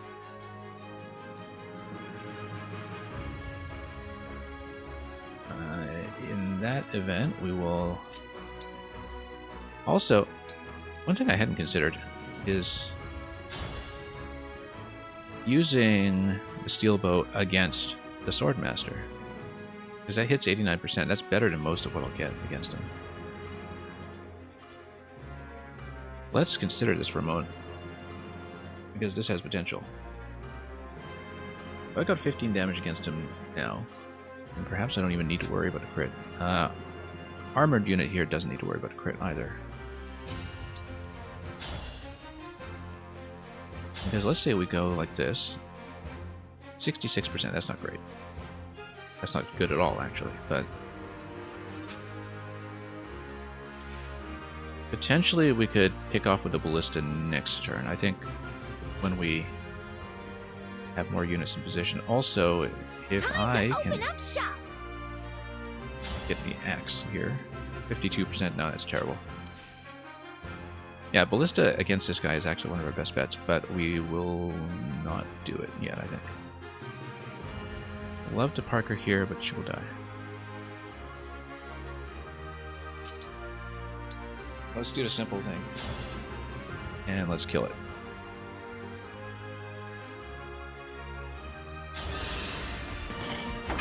I'm sure we'll have more Pegasus coming in next turn, but if we can manage those separately, then we will go for a different strategy. Yeah, and this guy will do nothing. Having a nice heavy tank is paying off handsomely here. But yeah, 66%. Don't really like it. Given that we're not getting much further with him anyway, I think we will go and lance for the 76. We want to maximize hit chance here. We don't want to mess around too much. And even 76 is likely is not going to miss.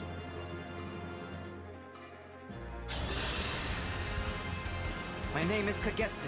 Pleased to meet you. If only it were under friendlier... I mean, we can also use the engage power, but we don't need to yet, and so I'm going to hold off until we want to burn down the main boss. Actually, we've already used engage when I'm talking about.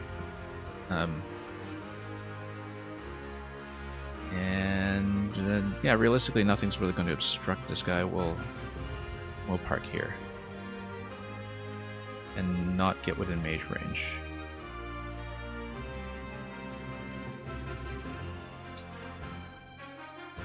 Okay, that's a good spot.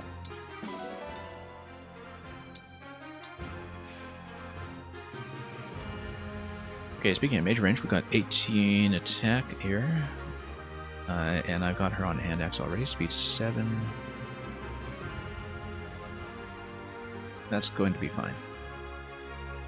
18 attack, she's going to take 10 damage. This guy's got 4 going on. Yeah, and then I can just kill it next turn.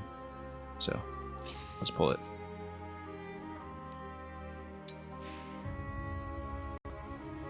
And we've got extra characters not doing much.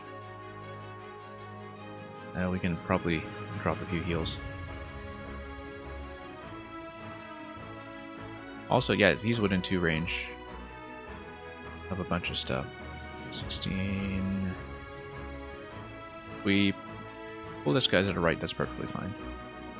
I'll be careful.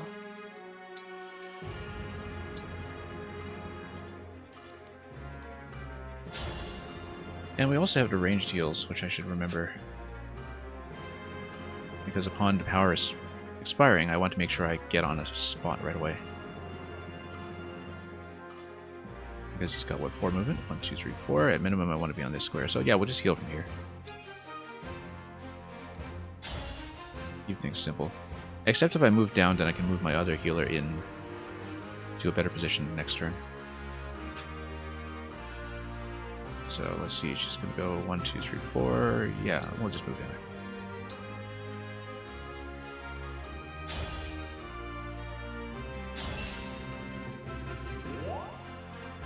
And it heals myself too, which is terrific.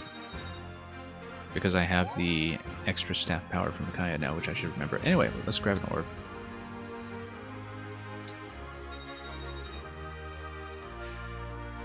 And let's just stand out of the way, probably. Or move down here, so we have an extra attacker coming in on this side if needed.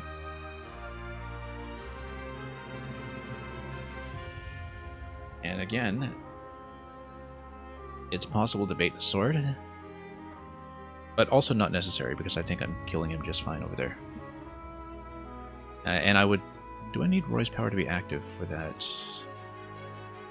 No. Holdout is just there. Always survives combat with at least 37, and I don't think the crit is too big a problem here anyway, because he's got 8 attack. It'd be 8 by 3, it would do 24. Unless he gets doubled. Oh, he would get doubled. Okay, never mind. So yeah, let's not mess around. Let's just put him over here.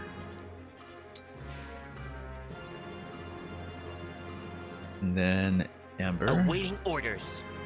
And get into a better position over here to actually fight.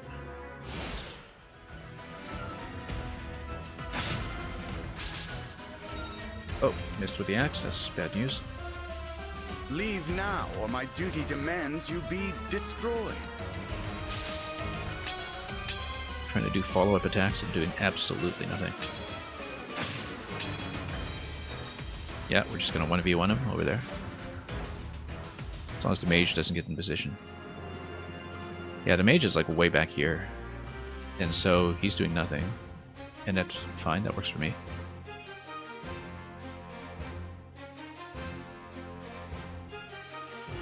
Okay.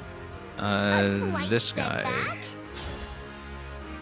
I might actually engage on this turn.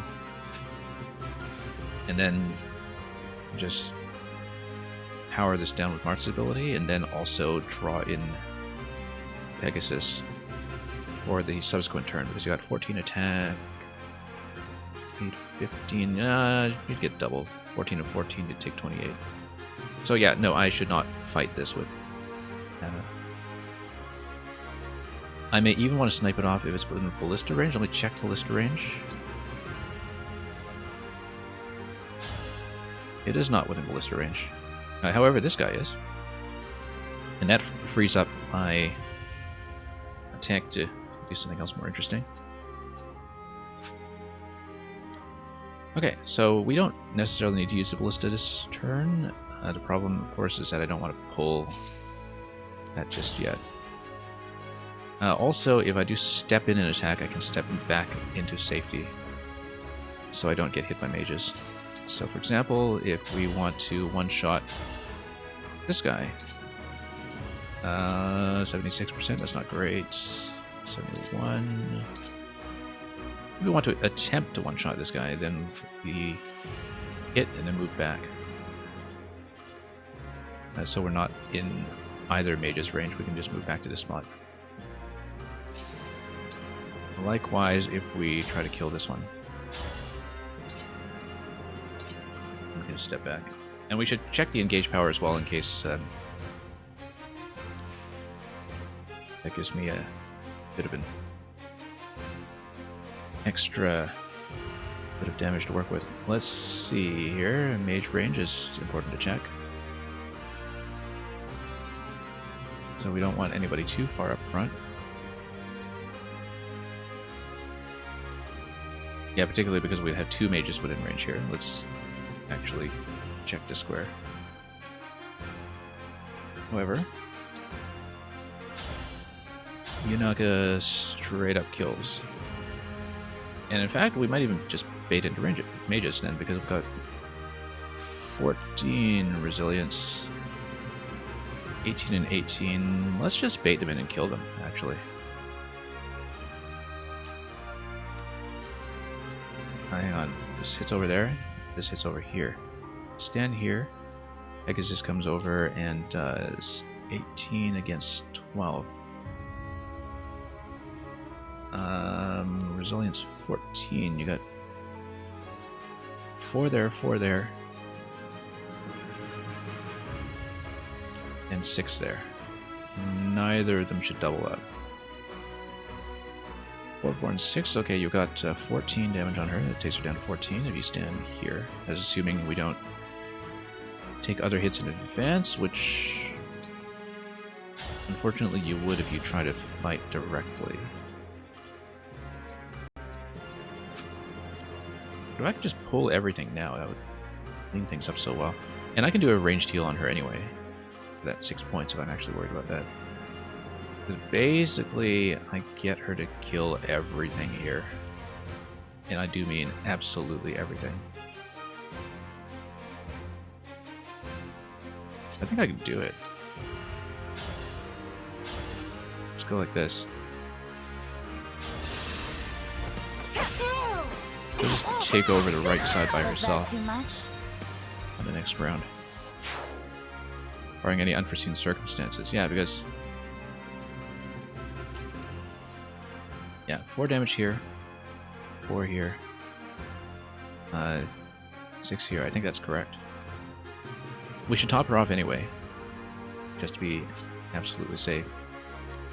I don't know if I'm within healing range. Or that. No, this is Fram. Wrong character. Let's hear it. Gina McHale, 1, 2, 3, 4, 5. Yeah, I am a little out of position with them.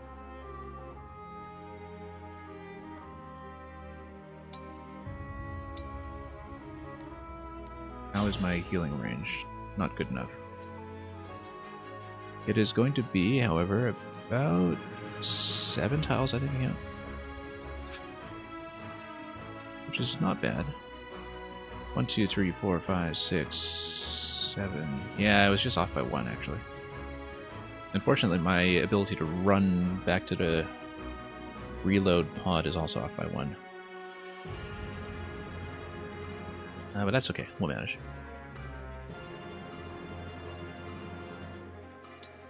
Because basically... we don't even need to mend her, actually. I mean, 22, as long as we don't have a crit to worry about. Crit 7%. Crit 5%. Crit 5%. Well, that's a bit of a prayer, but any one of those crits would cause trouble, so... anyway. Yeah, over here it looks like Sigurd will try to go for the kill. Then Ballista takes out Kagetsu. Sigurd walks back over here. That's the way to do it. Oh, except we want to check out the damage output on Engage as well, just to see if that makes any significant difference with any of our weapon selection. Not with this guy, it doesn't.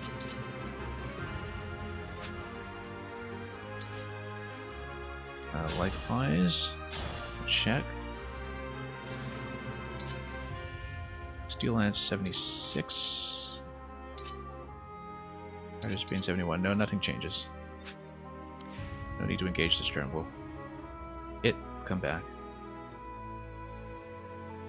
And then we'll go Ballista here. Let me make sure Ballista is 100% first. And is 89%. I actually want to make sure we get this hit first. Otherwise we'll be in trouble. And it's the only thing I can fire at, so we'll take it. Miss. Okay. That was important to know. In that case, we need to take him out. And Pegasus will have to wait. Yeah, we'll take him out and we'll move back in case the Pegasus tries to outrun, and then we'll try to catch it next turn. 76. Yeah, actually the hit chances here are not great all around. Miss. Okay. That's okay. He'll be baited in and he'll try to hit me again next turn, and the counterattack should kill. I don't want to stand here unless I can take out the mage. Let's stand here either unless I can take out the mage. Okay, we'll pull everything back. by 1 spot. And this needs to die, but if it doesn't, then we'll deal with it.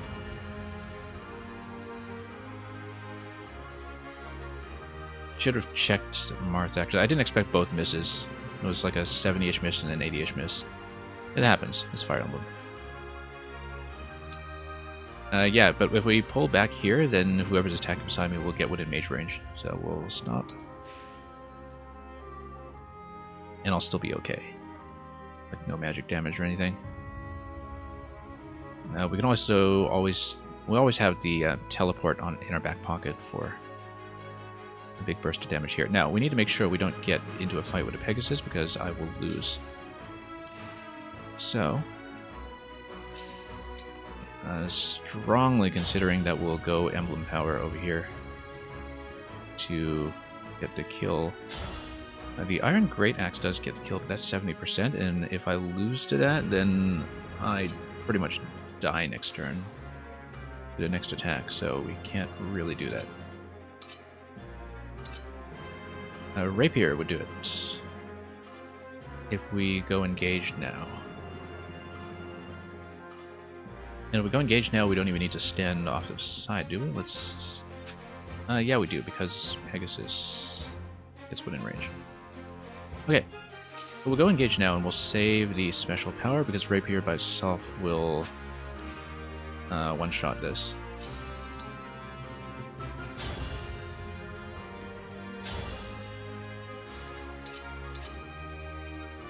Does everything check out here? I am going to take 10 damage in response, but that's from a 54% rate, so if I rush it down with the ability, then the advantage to that is that I don't take incoming damage in return. I can just slap it down without taking anything incoming. So if I go Lodestar Rush, that's 100%, that does 44. That might be maybe a little excessive, but she's so far out in the open, I should probably not take too much damage.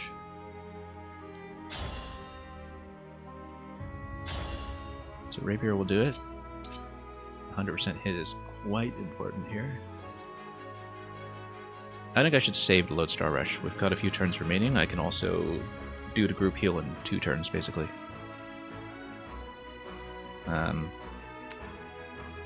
So let's do it.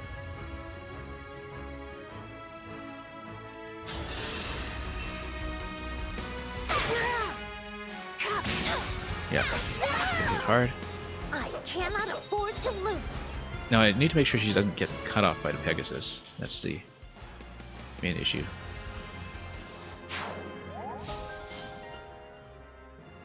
But holding a sword takes her up to speed 13, so the Pegasus is actually much less of an issue because the sword is such a speedier weapon. What do we got now? Okay, Fram is up there. Is there anybody for her to heal? Not really. But she did level up. So this is the annoying thing about the martial monks or key adepts, is that they have this chain guard ability that requires them to be at full HP, but every time they level up, they're suddenly down by 1 HP, and you need to heal 1 point after they level up in order to use their abilities again. So you can play perfectly, and you still have this little edge case where they just don't do their job. Okay, let's figure out. Speaking of which, then, 1, 2, 3, 4. Let's over here and just heal whoever's available, who is my companion next to me here.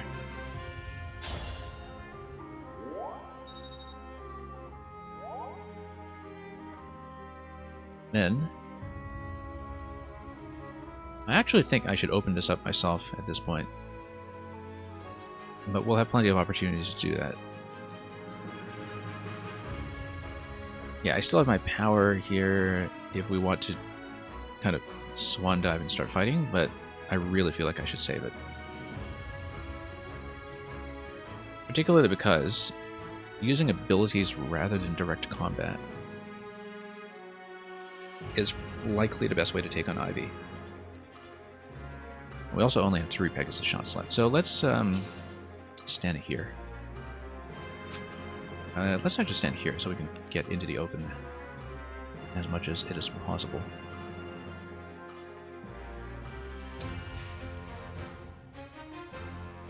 And move Chloe down here for any mop-up. Or maybe even...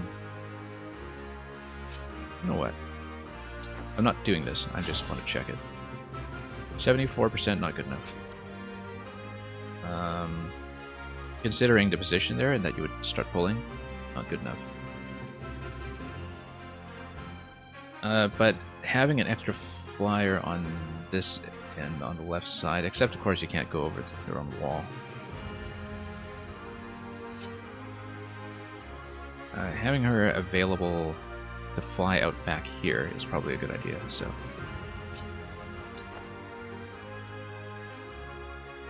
We'll park her here.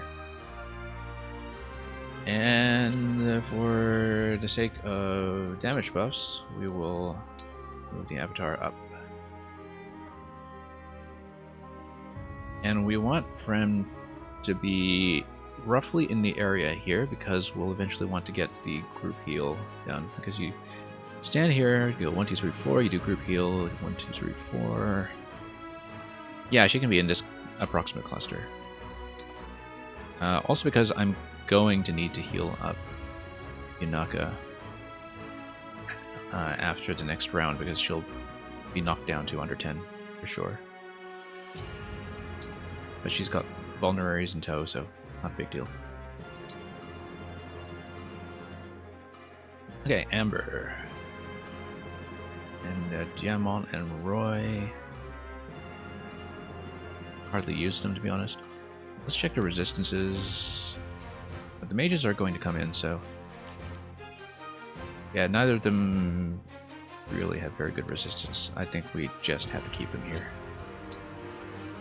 And just wait.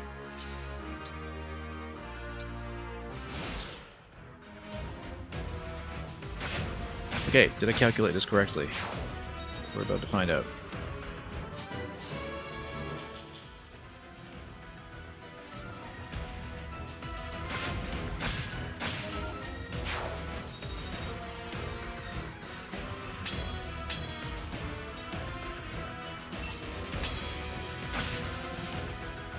I am defeated. Yes, you are. So I remember doing this kind of strategy. Okay, so the AI is going to try to rush the exit, which we should have seen coming, but we can deal with it. First of all, Ballista has 3 shots. I'm able to shoot down 1. I can also pull back to try to get the kill, but the only real advantage of that is saving the Ballista shot, and we would still need to deal with the next Pegasus on the next turn, which is fun. But yeah, if I clear this out of the way, I have some more room to run Anna away. Particularly because she's a little too low to be useful right now. Also because I don't have a healing item on her, since I'm loading her up with axes. This guy with the dagger, we have to deal with him at some point. Okay, the only thing within range right now is that Pegasus, so that will likely be the shot, but we do want to save Ballista shots for the boss.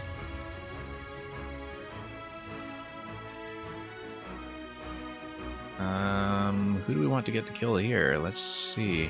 I'm still at level 9 down here on my avatar. Let's actually do something useful. I'll also notice this guy's range. We don't want to mess around with that. Whoops. Yeah.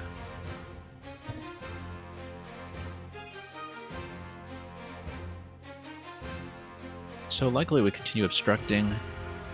We snipe.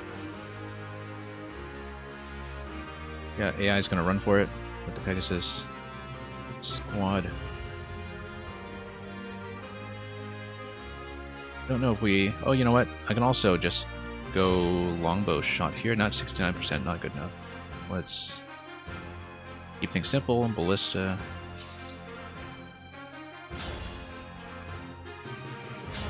We can try this 76% hit again on these guys.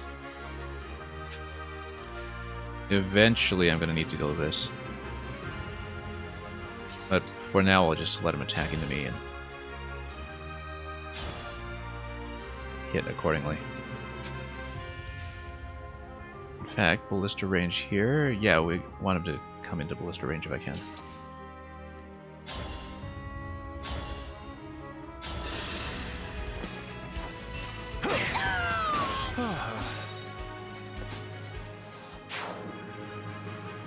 So we can just run back a spot. Wait. Oh yeah, it's the mage down here, that's annoying. 8 damage though. If I had a javelin up, I would have countered it. 18, no, that's going to do quite a bit. That's going to do 14. I'd rather not pull it yet until I'm ready. But nothing else is hitting me, so maybe I should just kill it. But defense 4, I will just kill it outright if I attack into it. And I will have group heal up next turn, so... You know what, let's just park here, let's just bait it in.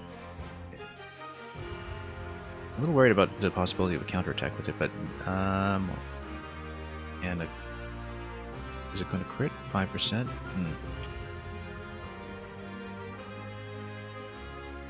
You know what? Let's pull it. Let's pull it. I think we can afford it. Also, I totally failed my range check on this now. Yeah.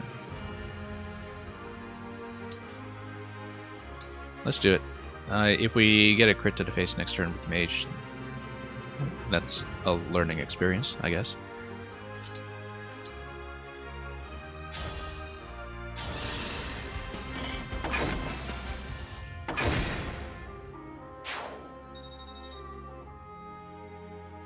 Okay. And if the mage does come up, it's going to have to come up from a lower position, which means that we could potentially do some kind of hand-axe snipe or something. Or even come up here and then go 2, 3, 4, 5. Yeah, there's no real good way to position that.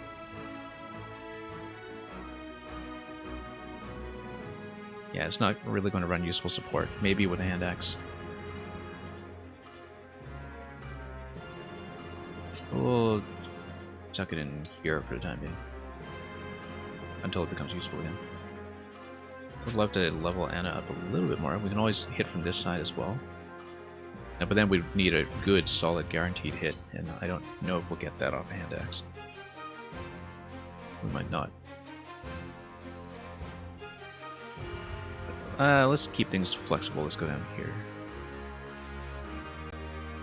Hand axe, yeah, no, the thing is, like, these are both enemies with 2 range. I think we need to retreat. Maybe. No, we'll keep her here and hopefully she doesn't get boxed in. Okay, next. How well do you do here? Not too badly. 8 damage. Let's see. No real surprises here.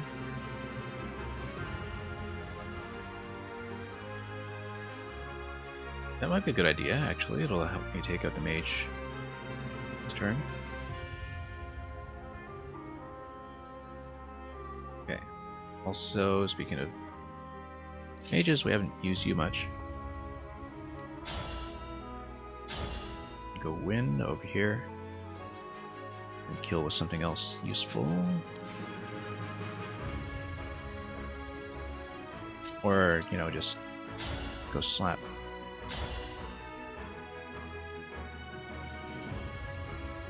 I like this idea, actually. Let's do it.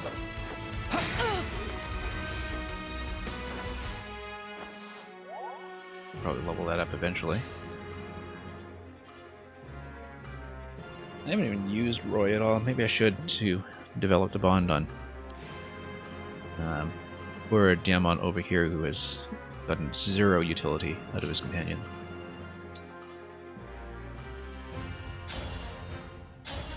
Alright, we're gonna go wind over here and just stay out of range of everything. Sort of like that, maybe? And then, what's next? Yeah, Louis and Sigurd over here. So, yeah, he's already moved. He's going to bait this in. We can pick a fight over here. Let me turn off his range check now so you can see the overlap. Yeah, we'll basically eliminate everybody, and maybe there's going to be some massive Pegasus respawn at the end, but if there isn't, then we can start ganging up on the boss. And we'll figure out how to pull the boss in a way that would make sense. Probably with Louis, but we'll see about that. And my healers are way out of position right now too, so let's go.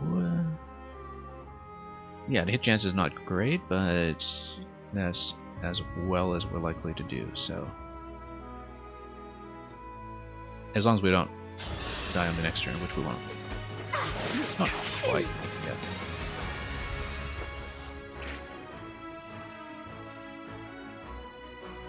And yeah, we don't want to stuff in there yet.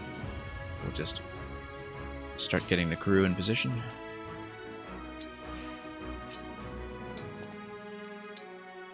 Give me an order. And she can also pop a heal, but I think we'll do the group heal just to make this extra spectacular. So we camp out here. That's the idea, and then we wait. And then you refresh. Look at that. We only needed to use one pod too, and we're just leaning up here. Then we do have a ballista shot remaining, so ideally we pull this all the way up here around this position. Then we use a ballista to start to take it down. Might need more than one turn to do that, but yeah, because it has movement range 5, weapon range 2, so.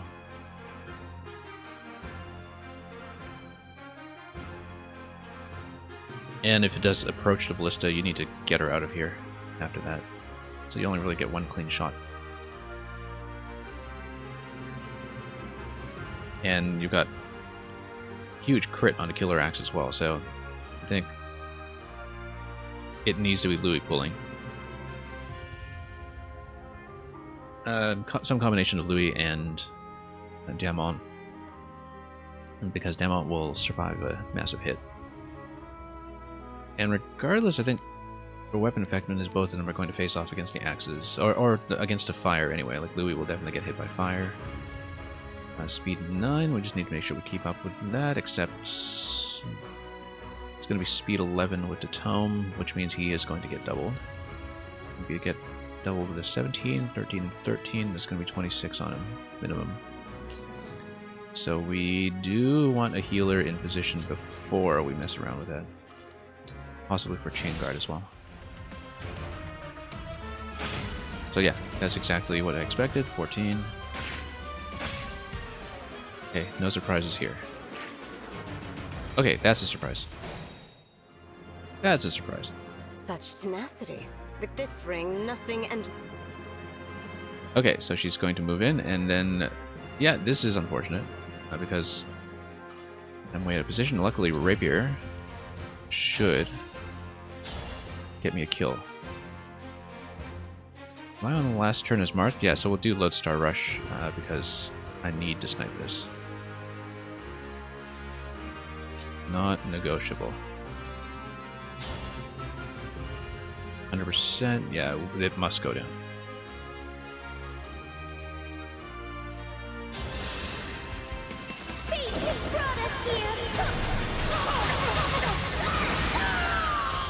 I won't let you do what you want. Yeah, I wasn't expecting that side position. But that's okay. We'll still have 2 ballista shots left, and we just need to make it over. Also, that's what the Ragnarok Warp thing is for. Speaking of which, we should see how much damage this actually does. This is just a test. Emblem engage! we're not actually standing here. I'm just going to test. Because Warp Ragnarok will do how much? It's going to do 14 and it'll be guaranteed. So that's not bad. And what about over here?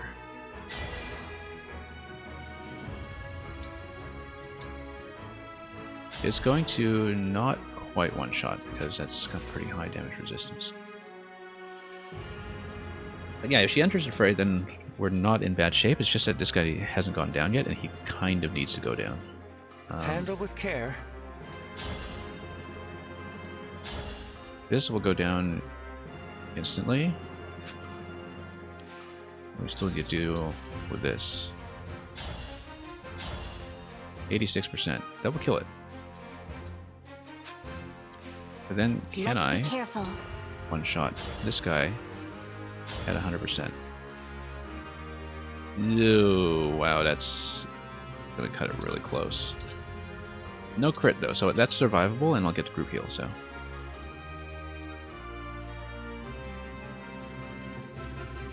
I think it can be done. I want to consider doing Javelin just for the sake of a slightly better placement at the end of the turn, so we can kind of move into the center. No, I think this is what's going to happen. We'll go 86%. Not great. It could be troublesome if I don't land a hit, but we're going to do it.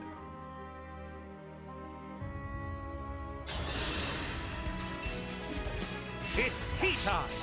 Oblivion is near. Oblivion is near tea time, which is perfect. Okay, he's down. And I can move up, because the dialogue said that she's entering a fray. I assume she's going to start moving in. So I don't need to bait her explicitly. And I shouldn't.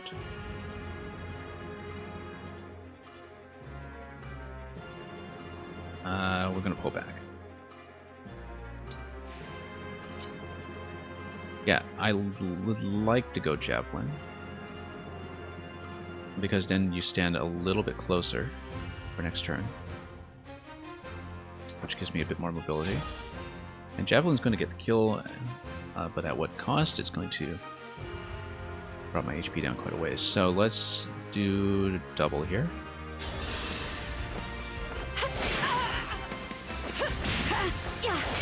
Cutting it real close.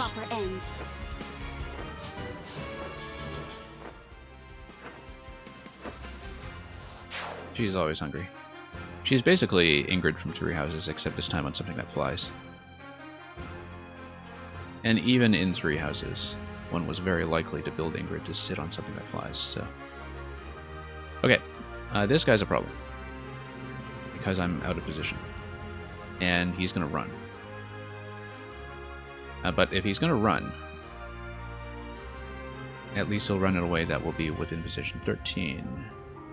14. Where's my Cavalier thing? Pulling Yunaka back is not a bad idea either.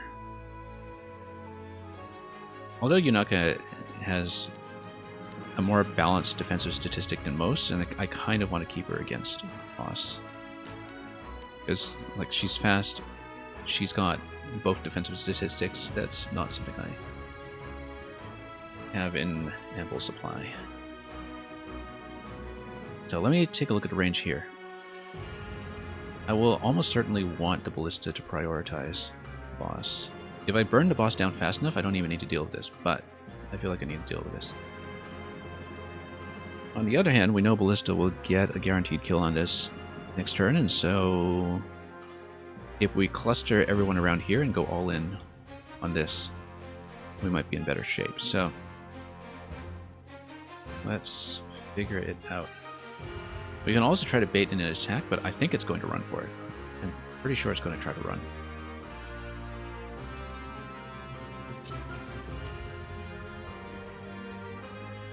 So the question is, do we want to do group heal this turn or next turn? Possibly next turn, because then we'll find out where the counterattacks are going to happen. But we'll want to burn down the boss in one go anyway, so...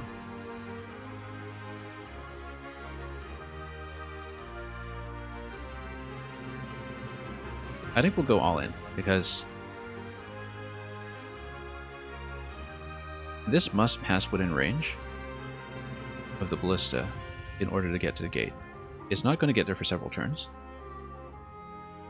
I think we can afford to just let it go, and we'll just group up.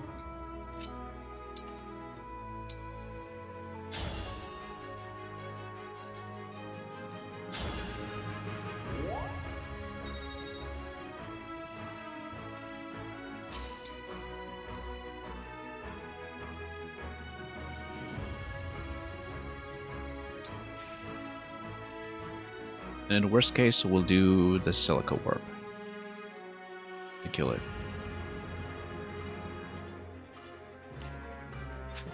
Yeah, we're gonna move everything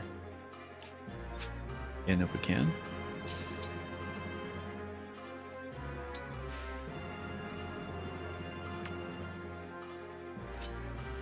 And we're just gonna bunch up. Oh, we should have bunched up ahead of the mage. That's okay. And then we got 3 attackers over here. Yep. And we'll just mob her. We'll go down here. And one important thing is that if we go 1, 2, 3, 4, 5 here, 1, 2, 3, 4. Yeah, that's not within range anyway, so let's not worry about saving an attack. Let's save the engage for next turn.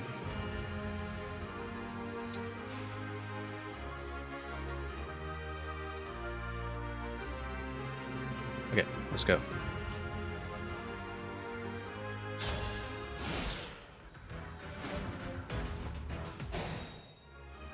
Yeah, that's exactly as expected. Does it show me in the preview what her counterattack weapon is going to be? That's not going to be the counterattack weapon. She's going to counter with fire, so I don't know why it's giving me that.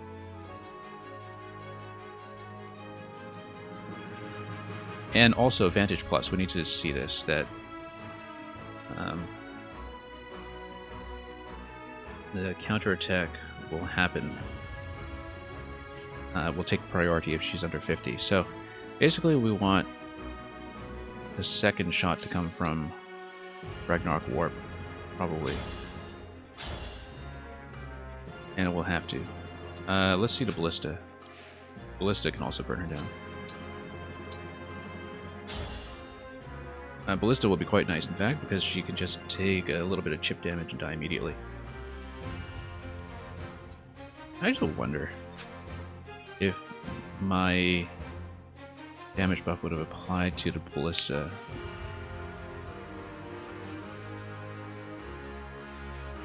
Yanaka here. Let's see how Yanaka does. 5 and 5. We don't expect that it's actually going to be 2 damage in return, but the important thing is that Yanaka plus Ballista gets a kill.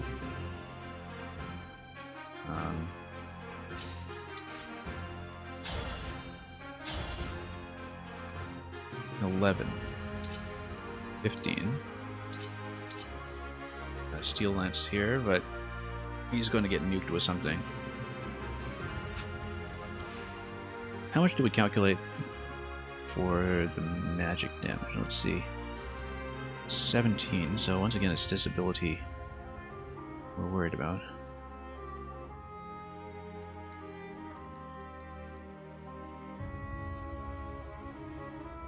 That's going to be 13 and 13. It's going to knock him down to 26.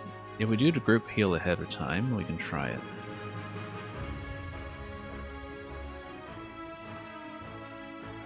Demon and Roy.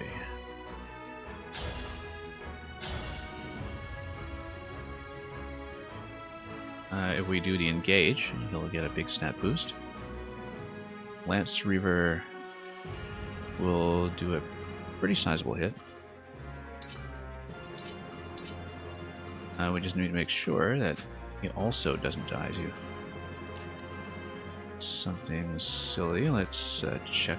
Lance Reaver is going to be speed 16. Okay, the speed is good at least. So likely it's going to be, so one round is going to be engaged with Roy plus another killing move like Celica. One round is going to be Yunaka plus Ballista. And Ballista is going to be 100%, right? So let's...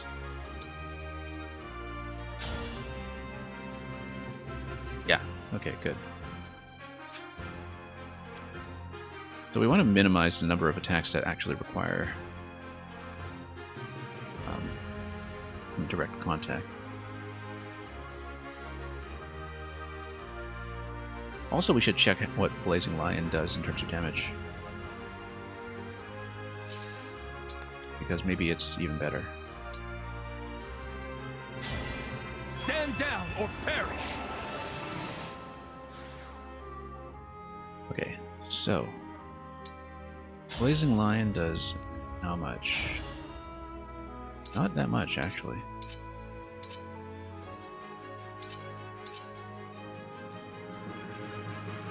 It's not worth it.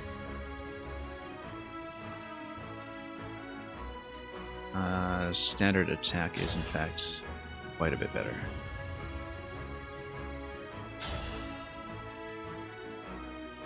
And I should remember that I can always get the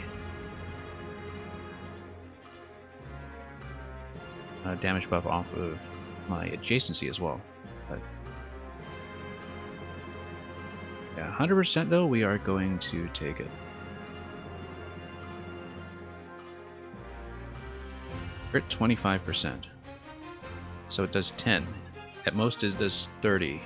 25% is going to crit. Like that's... If it is the killer axe, that's the counter weapon.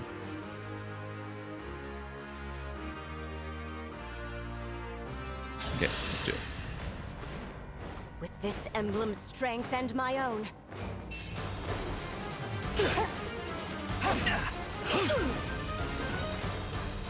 Okay.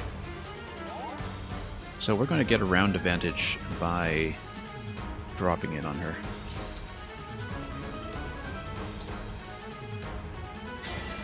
Here I go!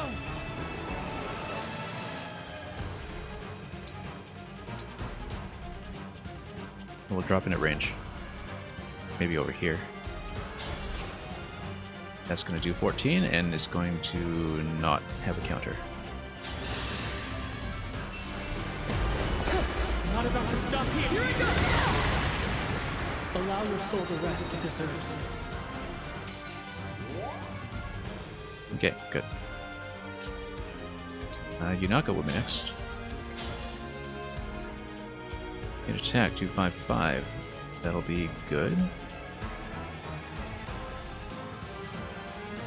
And then let's see what the likely counter is going to be. It's going to be one of the two ranged weapons, so not the axe.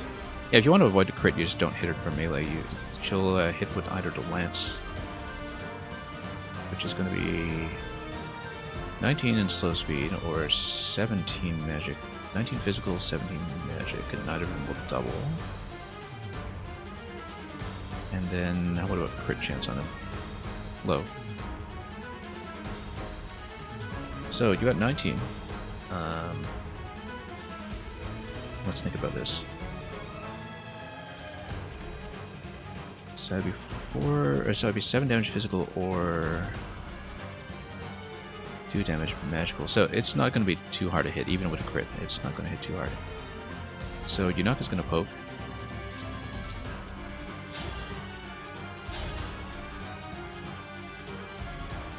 Better with...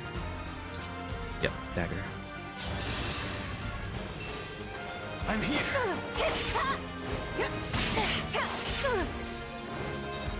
Great. And she will just die to the ballista. Which means, let's do group heal. And this guy's not going to be able to hit, so we'll...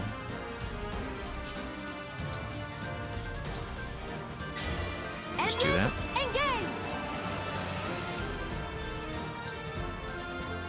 And then we'll go Great Sacrifice again. If this means Savada.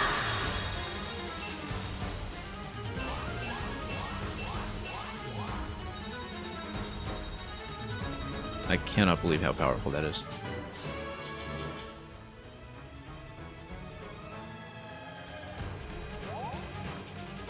And yeah, that maxes up the bond as well, which is great. Now we can probably just go with the ballista at this point, but we can also look around to see if we can do anything fancy, because that's just how I play. I'm listening. No, just in case.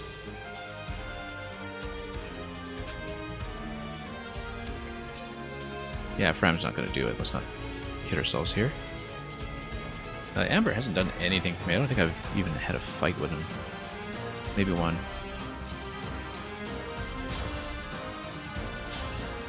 Also notice that she's... Is she over 50%?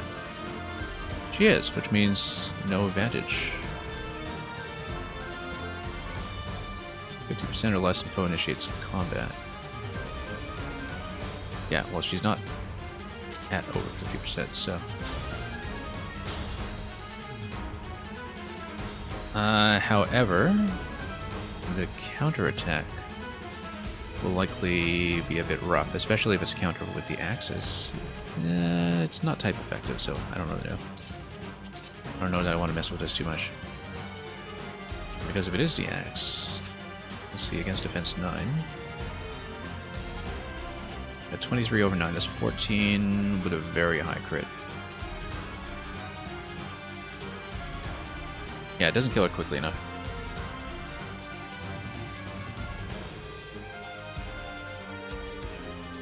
Which is too bad because I've got my dragon child here stuck at level 9. We'll probably just go ballista and make it clean. Unless there's something really fancy I can do.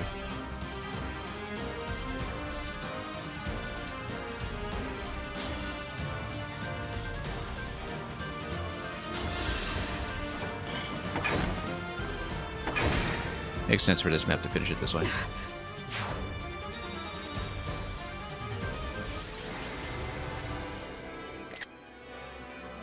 And yeah, Louis and Sigurd really cleaning up the map for me here.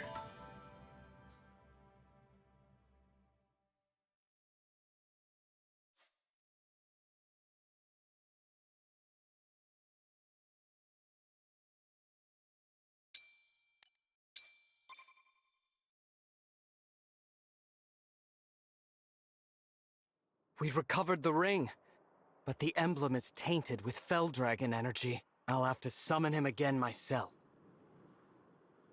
Free us, Emblem of Genealogy!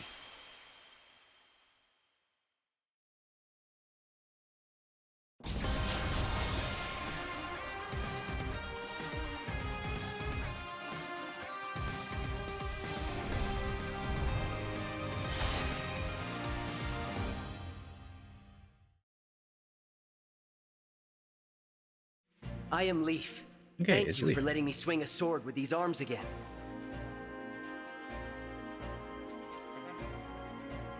I will do what I can to retrieve that which has been stolen. Thank you, Leaf.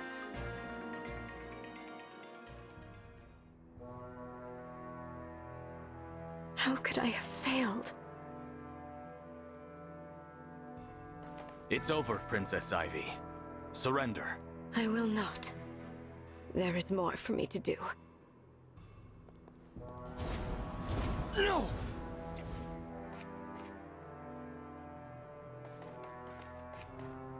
She's gone. Your Highness, urgent news from the border. What is it? An Aleutian battalion stands at the ready. King Hyacinth is acting as general. He's leading their army himself.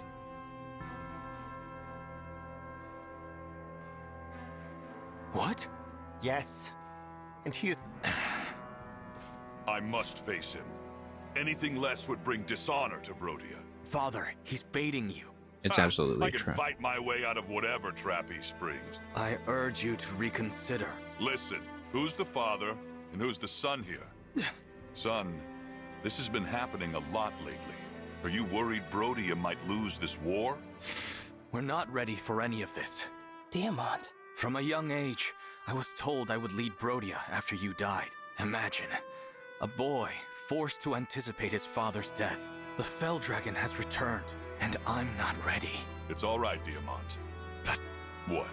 You don't believe me? Though, I'm offended you expect that day to come so soon. You think I'm gonna lose, huh? Oh. That's not what I'm... King Hyacinth awaits me on the field of war. After years locked in battle with Illusion. Listen to me, Diamant. I will fight bravely for Brodia. Being known as a king who runs from battle? What do you think about this, Alchrist? Me?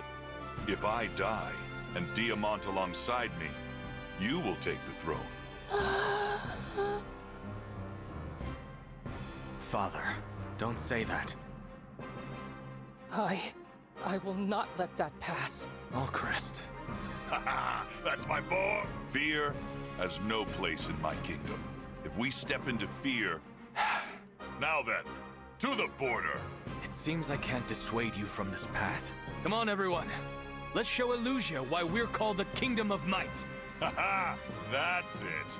And when I'm back, a tournament with our strongest warriors. Me? Hence the arena that's a little bit out of the way. On the side of the map, yeah. I want to see you transform into a mighty dragon. Oh, maybe if he lives, we'll get him in a power lock. What's the matter?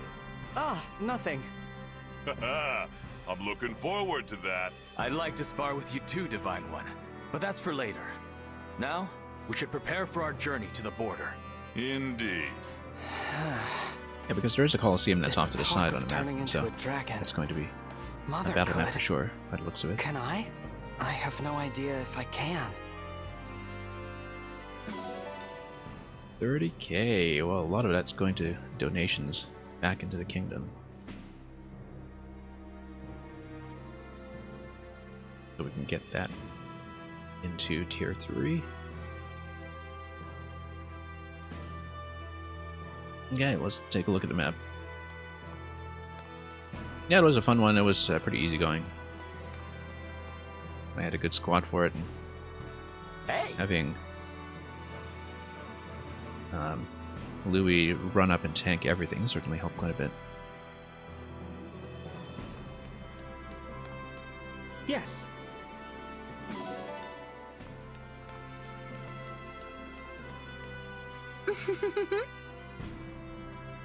Yeah, Celine is here, even though she That's right. wasn't part of the fighting party.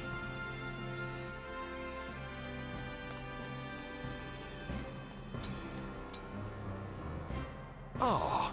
Haven't used Vander in quite some time, in fact.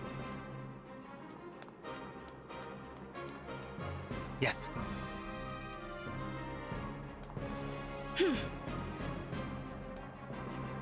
Ah.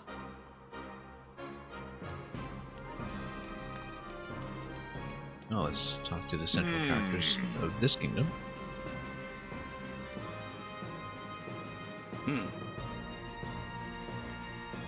Divine One. It's well enough for me. Wonderful. Yes.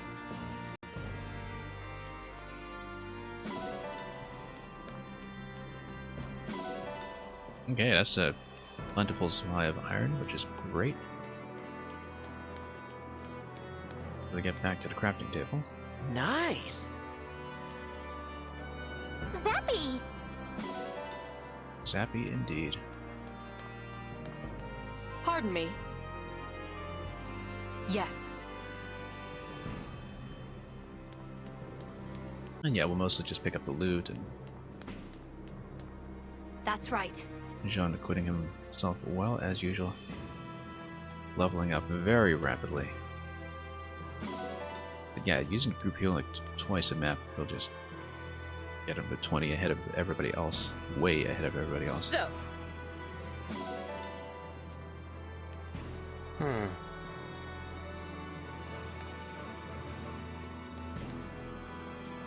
Listen to this!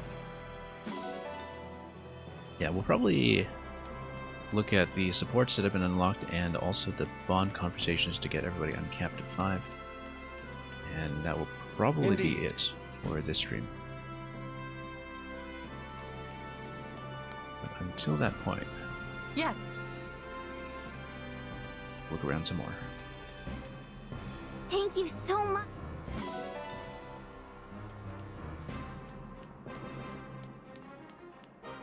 Of course.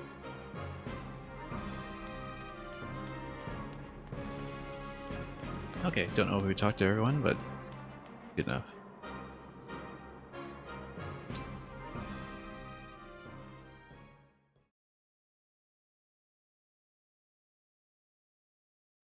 We'll return soon. I leave Brodia Castle in the Royal Guard's capable hands. Yes, Your Majesty. You can count on us. Done a fine job protecting it all these years, haven't we? We won't start slacking off just because you're not around. Excellent. And when? Looking forward to it. Strong. All right. Here we go. They're wrapping up their goodbyes. Yes.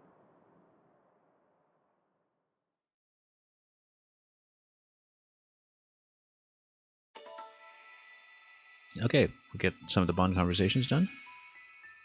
And we'll see what maps have been unlocked. No paralogs by the looks of it. It's just down this very lengthy path over to Chapter 9 on the border. So what we will do is, first of all, look at some supports. Okay.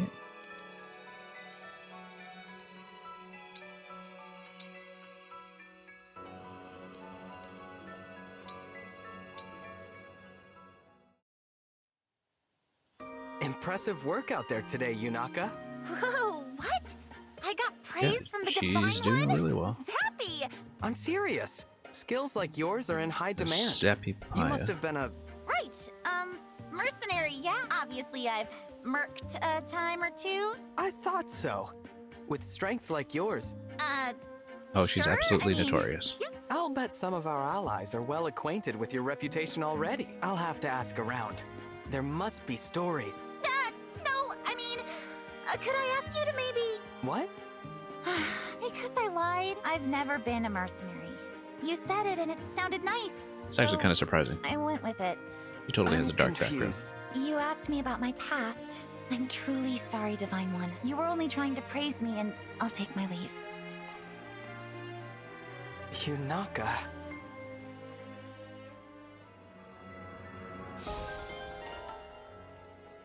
Okay, great. Now let's see what they have together. Hey, Yunaka. Mind doing me a favor? What you need, Pumpkin Seed? Stay real still. Wait, what? Why? So many questions. Here, this'll only take a second. Hey, I didn't consent to a shakedown. Good guess. How did you figure it out? Seriously? That was a joke! I happen to know that you did. Yeah? You think your touchy-feely hands are any kind of evidence? They're Calm definitely down. evidence. Nobody's in trouble. Oh, nobody's in trouble? Great, then I'm out. Hey, wait! Yunaka!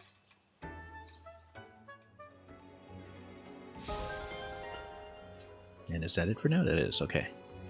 Bond conversation, let's see all three. They're quick, it's like one line of dialogue usually. Clan? Why are you so far away? Me? Talk to Lady Celica? Well, he's got a couple more bond levels to work on that, so. Anyway, skill inheritance is great. Let's take a look at Louis and Sigurd. I quite like this combo so far, just You're getting a Louis natural way people into pleaser, position. are you not? I could stand to Nice and learn that quickly. kind. I simply enjoy being of service.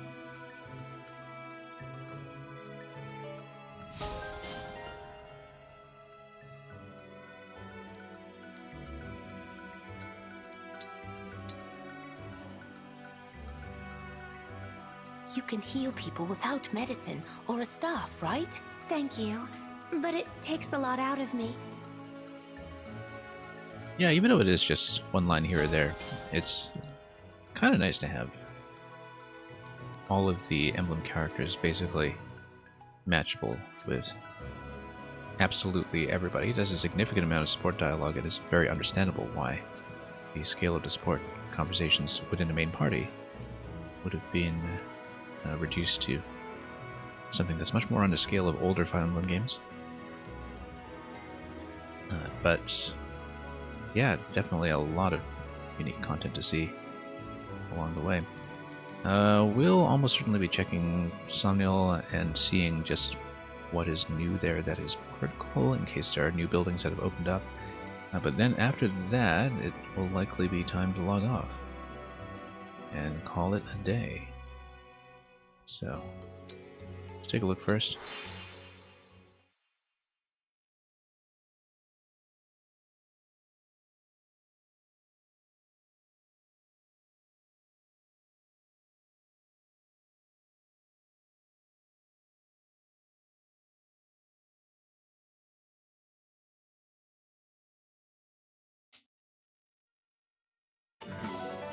Okay, able to go fishing.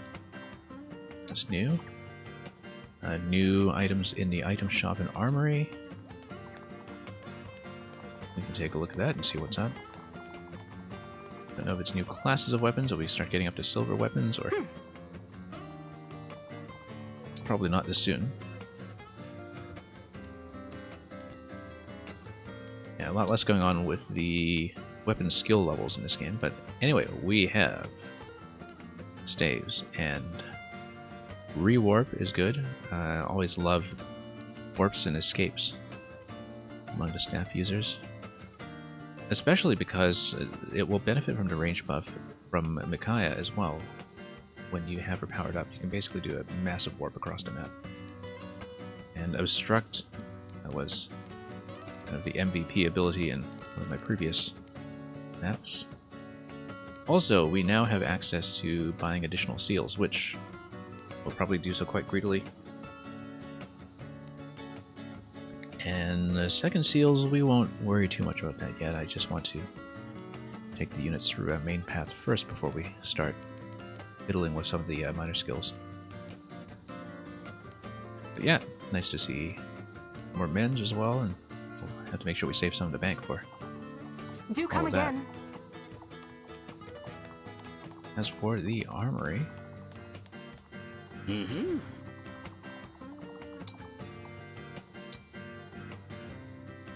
And yeah, we've got blades there. I haven't really used a knockback much yet, but the Great Lance, Great Axe, etc.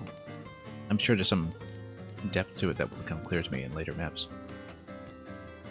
And we got a much more powerful dagger here, which we'll definitely send over to Yunaka right away. Oh, shielding art, that's new. Defensive martial skill. Oh, interesting. So if you just equip it, then you get +5. Very much like the Fates style of design for weapons. Not just from the lack of durability, but from the stat manipulation, which was all over the weapon set in Fates. But many things about this game mechanically feel basically like Birthright 2. Just borrowing tons of stuff from Fates generally, but tuned much closer to the Birthright campaign, at least on this difficulty. So we'll probably have that available just in case we need to change stance on one of our units, especially because Jean has actually been doing pretty well as a frontliner, given that his defense has leveled up quite a bit at this rate. And having Thunder and Wind available here as alternate tomes will be great as well. We'll likely be purchasing a bit of everything, depending on how much cash we have left over after donations. As for the fishing hole, we'll just take a look at that pretty quickly. I suppose that's what the rare fish item is all about.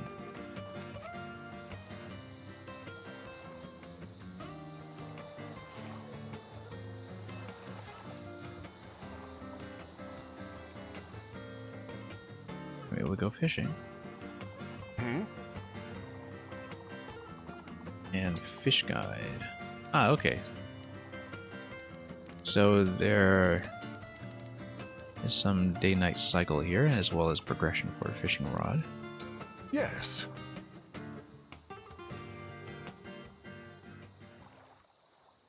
now commissioned upon. Press A to cast your line. It's basically like Animal Crossing, except with some directional control.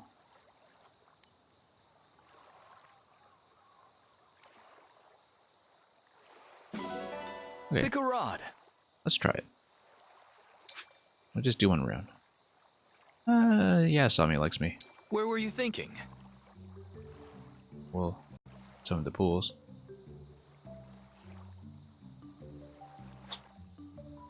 You do need to aim.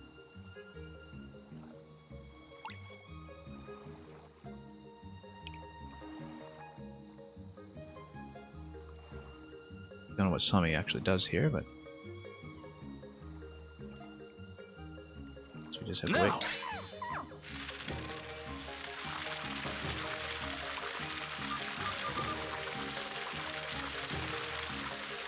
Pulling back as much as we can. Pure directional control. Then, yeah, we just need to tire it out by tapping the button whenever we pull it in. And we just weather down his stamina. Okay, it's actually a nice change of pace as far as fishing games go. Mechanically different from Nicely done. a lot of other implementations. Anyway, on fragments, sardines, yeah, we'll eventually have recipes involving them, but do you want to keep going? Probably not going to spend too much time with it. And I guess it's 2 times per cycle between maps, like many other things that are kind of capped when it comes to the activities on base. Anyway, with that said, that is all we're going to get done today, and I think we'll log off from here. Likely continuing on stream in a day or two, depending on how things go with the mid-map activities. Because sometimes I do like to spend a bit of time just tweaking things and getting a day to just play off stream instead. Regardless, though, that's going to be a good night to the cathedral. Oh, I guess I'll show off one more thing, because I did put this together yesterday, I believe. Which is that I did make a profile card in the records hall.